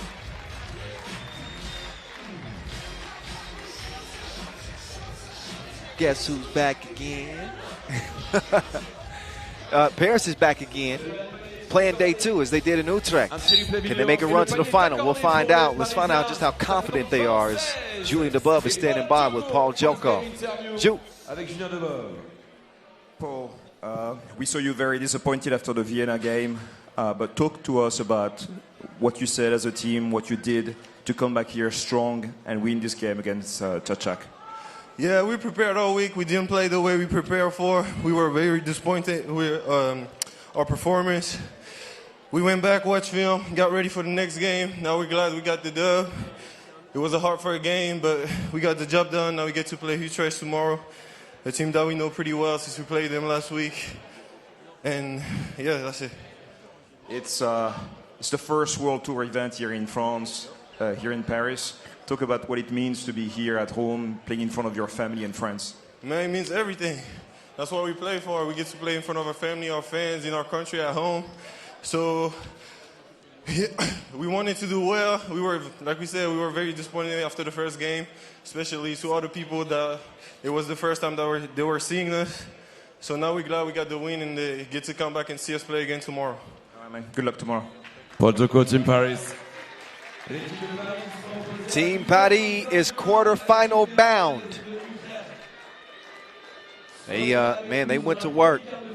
This one was a hard-fought contest between these two. Credit Chachak as well, all the way from the qualifying draw. And they had a shot. They certainly had a shot. Here's Frank Segela. He had his shot going in this one. And while the Joker didn't have it going from deep, he was still aggressive as he attacked the rim relentlessly. I don't know if anybody was as relentless as Djordjevic in his drives. That was a great game from him. Frank Segela taking care of business at the free throw line. I mentioned Villarreal's ability to shoot it from long range. He can also kind of lull you to sleep and beat you on the drive. That's what the Joker did his damage again. Andrew Kelly with a really, really impressive day. I don't think this is going to be the last that we see of Chachak. This is another Serbian team in the mix, on the come-up. They got a little bit of it all. Milovanovic was all up in his bag right there. The clear from Kelly. But Villarreal started to wake up. He started emptying the clip. And it turned the tide in this game. Saw several ties. And the only way you come out of those is by those 50-50 plays. This time the arrow went the way of Paris.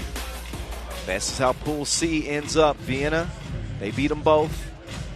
They're the cream of the crop. They will go up against Utre in a mouth-watering quarterfinal matchup. And Paris will have to go against the top squad from Group A. That is Team Utrecht. Ooh, a rematch of their Utrecht semifinal. What you know about that? Jeddah and Doha will close the day. Pool D, Princeton was the class of this group. They beat them both. They are 2-0. So the last play-in contest of the day.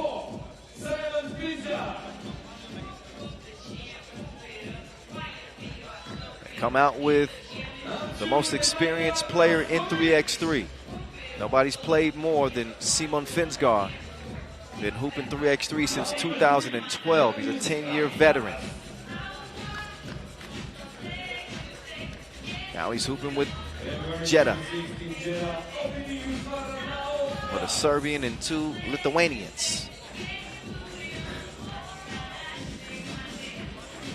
Make my day, make my day. There they are. Nemanja Draskovic, Darius Darvinius, Ovidius Veranauskas. Team Jeddah, 5 seed against the 12 seed Doha QSC. Forget about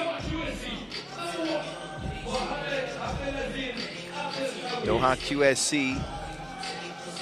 They don't have the services of Mohammed Abdelkawi, as he is an emergency injury. An injury is preventing him from playing unless absolutely necessary. But Abdul Diop is good to go, as is Alaji Magasa and Dejan Janjic. Dejan Janjic, that dude was something special, even in a loss. It's a close loss earlier today. So they lost it by 3 to Princeton. So he and Damon Huffman got into an absolute shootout. Janjic with 13 points in that game. 8 highlights in that game.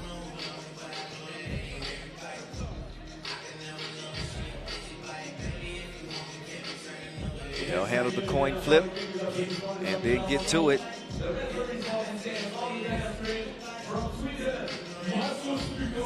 And Marcos Michaelides and Yasmina Uris, they will officiate this final contest of the day.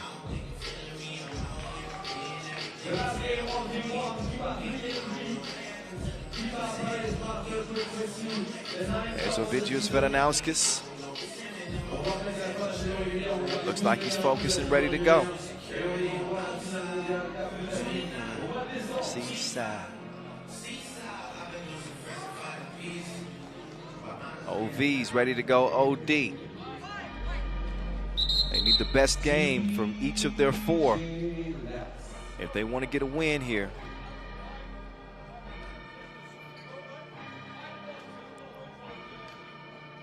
Have not seen Jeddah make it to day 2 outside of Lausanne, where they finished 8th.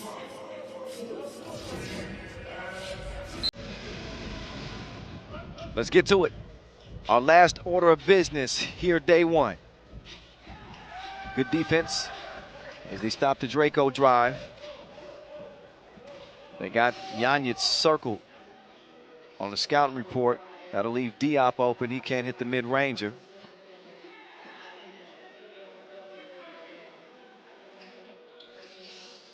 Ovidius Veranauskas now on the drive. Floaty, no.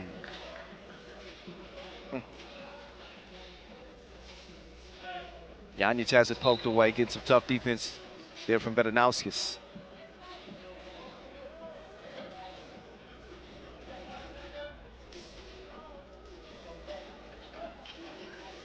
Here's Janjic. Oh, Janjic gets a shove from Draskovic.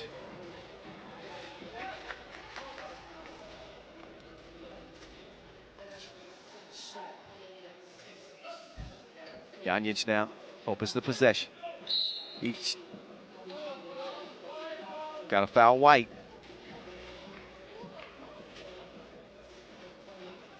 Doha with a slightly different team than we saw in Cebu. They bring 2 members back, Janjic and Diop. Janjic tries to whip the pass. It's deflected by the big toe of Finsgaard.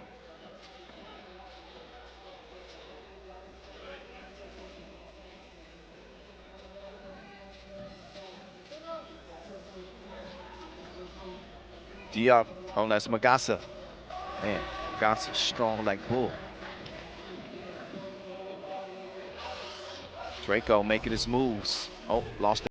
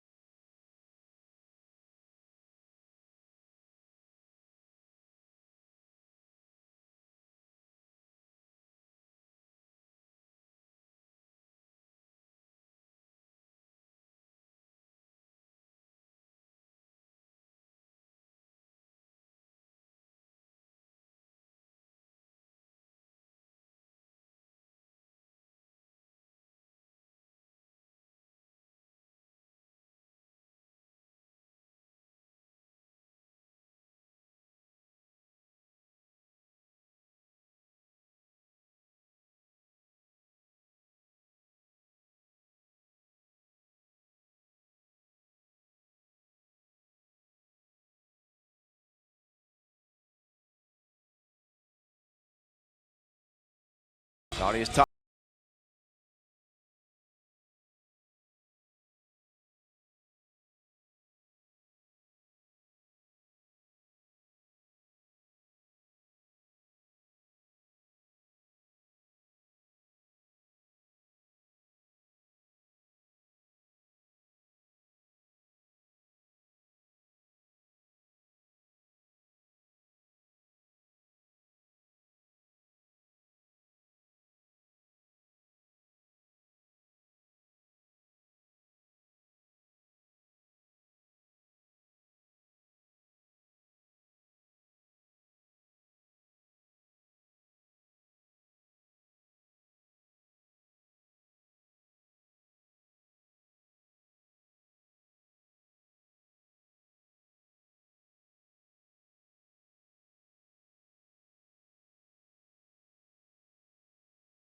So they do have a balanced attack. Speaks to the talent. That dude, you want to talk about talent. If 3x3 had a draft, I'm telling you, this dude would be a top 5 pick. Dejan Janjic. This dude is oozing with potential. 7-6 game. He's got a lot to do with that. A couple of 2 pieces. Oh, look at that. Good move. Didn't finish it. Vedanauskis. Nice fake. Sets up a good look. Man, too much passing. Got to shoot it eventually, especially when you get a good look. I think just a little lack of confidence.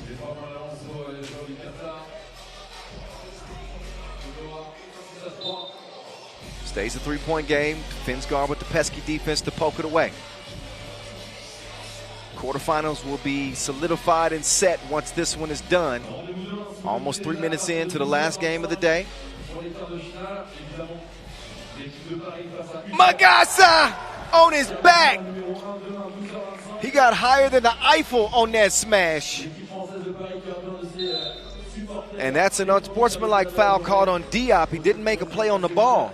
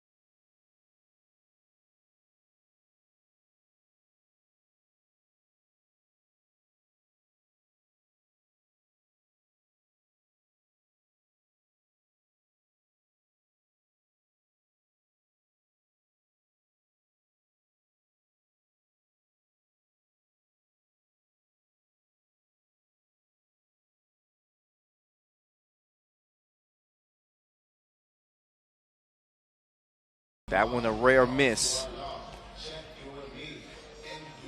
As Janjic and company will now try to stop Jedda's attack. Vedanauskis ISO games. Oh, he did the electric slide. And then splashes it 11-7. I mean 8-7, excuse me. The Viking down to OV. Tries to whip it out. That pass is broken up off blue. Only leaves 2.6 for a shot attempt.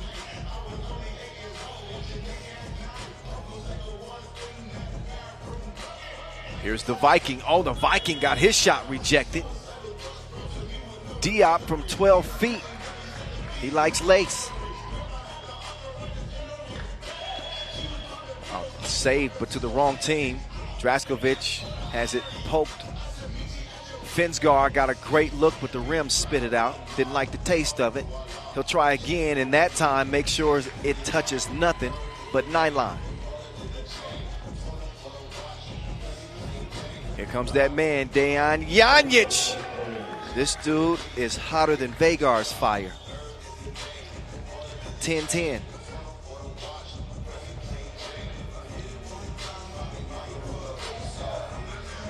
Here comes Janjic again. Janjic going to work. Janjic now with Tarbitis defending. Janjic with the one-legged release. And he misses that. Diop climbs the back of Finsgar. He gets whistled for the foul.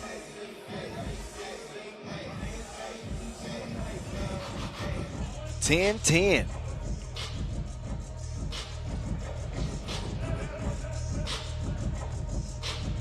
.520 and counting left as Finsgar will give it back to Draskovic. Nemanja making his move. Swings it to the corner. Vedanauskis couldn't land it. Diop now. He'll set up Dejan Janjic. Oh, another bang from Magasa. He's touching more iron than the PGA Tour. Up fake. Draskovic stripped up.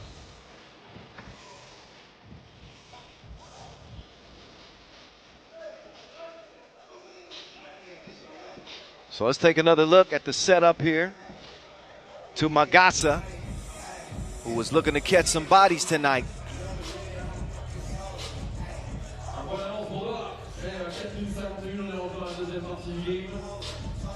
Draskovic looking to connect at the free throw line.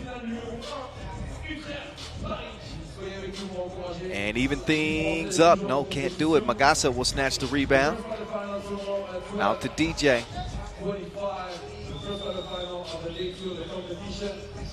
Magasa elevates. And he's fouled on the hook attempt. Magasa heading the wrong way. The free throw line is over there. There you go. He was ready to get back down in the trenches.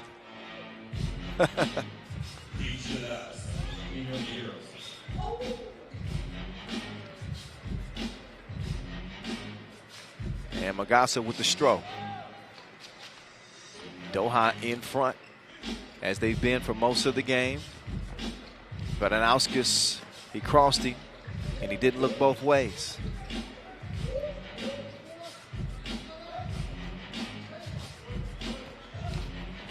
Here's DJ. Oh. That one called on Tarvitis. Uh-oh. Tarvitis is going to get a warning.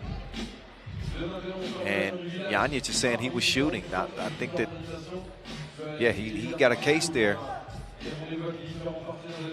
He's shooting one, and he probably wants to challenge that. Yeah, he was beyond the two-point arc, I thought.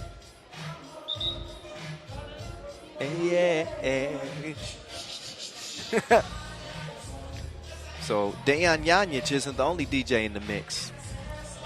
It's DJ Lass. He's throwing it back to the 90s. Return of the Mac. If that don't get your head bobbing, I don't know what's wrong with you. I still don't know the words to this one, except for Return of the Mac. Okay, that part didn't come up yet. I sold it. Field goal challenge. Janjic thinks he should be shooting 2 free throws. I got a mind to, nope, that's the right call. Our officials are smarter than yours. I'll just shut up and let them do the job. He's shooting 1. He tricked me, made me think he was shooting 2 too. Instead, he'll make the 1 count. Here's Tarvitis. Quickly gets it to Draskovic. They better get a shot up, though. Draskovic. That was a creative way to get a shot up. Did like a hop step and hooked it from the 2-point arc.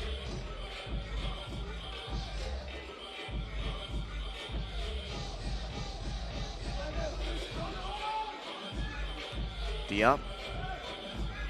Here's DJ. Had it poked away. Draskovic D'ing up. Magasa's been playing a great game. That was not a great shot. Benanauskas whips it to the Sphinx. Oh, nobody home. He was expecting Draskovic to cut. Instead, they'll take a timeout to try to sort out their differences. We will take a timeout, rather, a TV timeout. So both teams will have some discussions.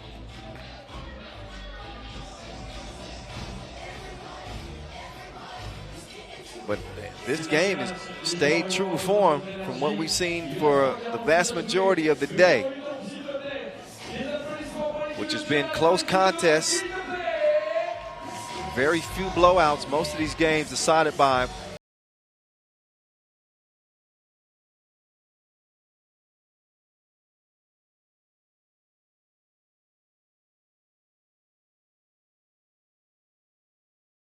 time. Diop still finds a way to get the rebound. He'll get it to Magassa. Magassa will not get it up in time. A shot clock violation.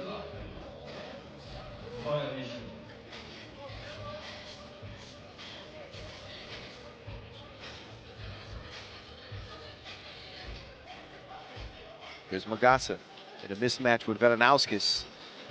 He's got to pick on somebody his own size this time.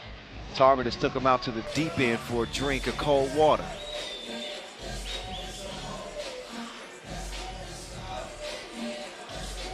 Janic with the move. Janic missed the lay. And now we're missing a shot clock. Knocked some wires loose.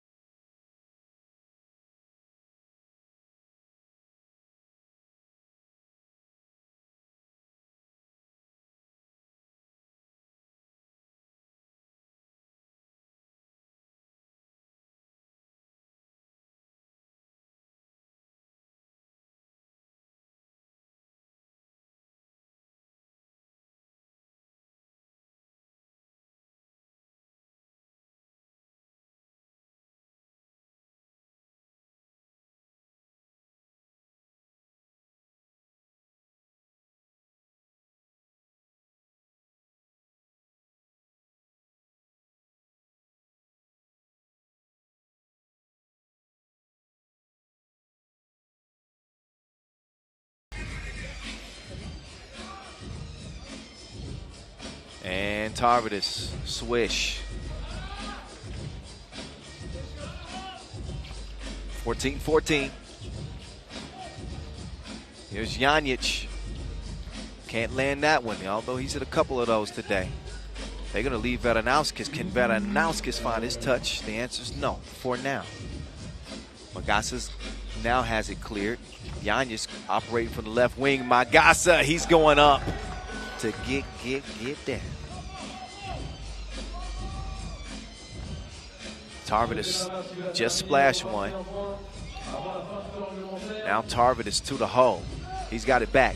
He's also got a shooter locked and loaded. Benanauskas is navigating his way through traffic, but he blew the crib. They're going to leave Janic wide open for target practice. He misses it. Rebound goes to Jeddah. Draskovic now, he's got the move, and he finishes at the rim, 15-15.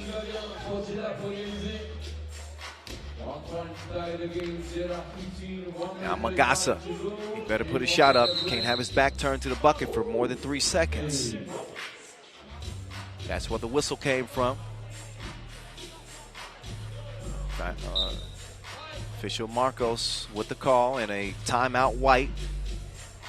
And another chance to remind you, this year, going forward, if you have your back to the basket and you initiate a dribble, you've got 3 seconds to get a shot up.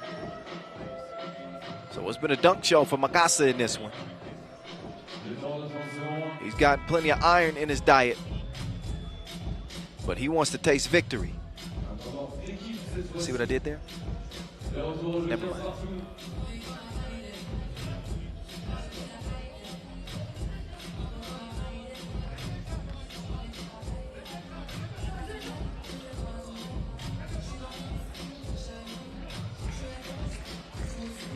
(16-15) Jeddah. DJ didn't have the mix that time, but he will finish with the layup and even things back up. Neither team wants to stay in front, but Anauskas got in front and laid it up, scored it over Magassa. Janic to Diop. Diop, man, he is automatic. 15 feet and in. Got great touch. 17 apiece. 54 ticks remaining in this. And an out of bounds challenge. I think that was ruled off of Jeddah.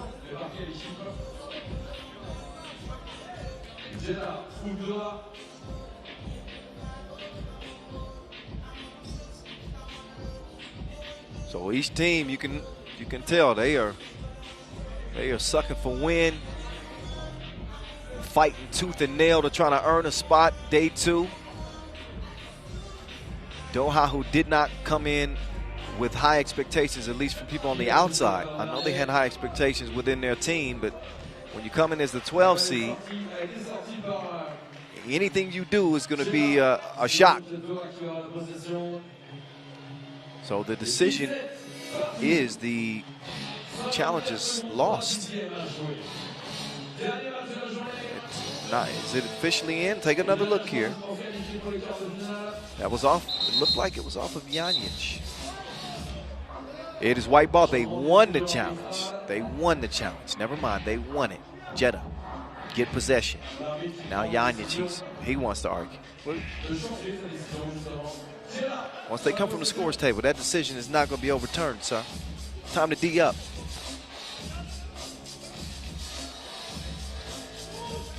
Finsgar.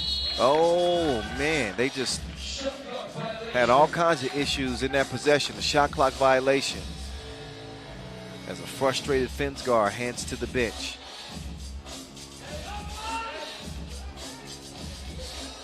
Janic to Diop.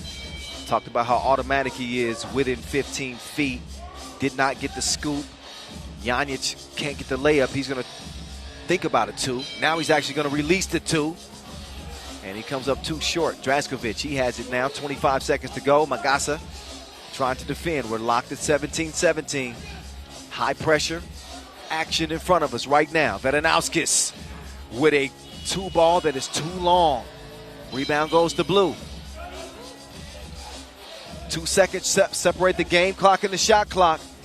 Dejan Janic with the clutch to release. Missed it. Tarvidis will clear. Tarvidis will go for the win. Tarvidis will hit it. A Maurice Lacroix buzzer beater from the Viking.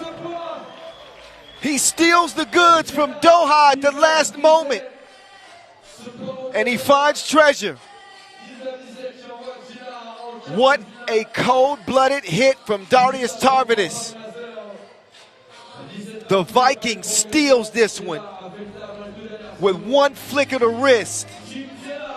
Look at that man's face over there. He's like, oh. Everybody's like, oh. C'est fini. Over with. Darius Tarvidis, what a shot. Let's get it over to Julian Above, who's standing by with Ovidius Veranauskas after that very emotional win that will send Jeddah to the quarters. Ovidius, it's been a difficult season and a difficult game, but you get the win. Any point of pride in the quarterfinals? Yeah, we made it, but you know, like you said, season is, I'm not gonna say that word, but it's crap. And you know, we watch game to the game, you know, and we try to win. So we'll see. We try some changes, but we'll see. We'll see. All right, Tarvidas, your teammate, once again shows that he hits big shots. Can you say 2 words about your teammate and friend? Good player. 2 words. 2 words. Okay, I said 2 words. Thank you very much. See you tomorrow.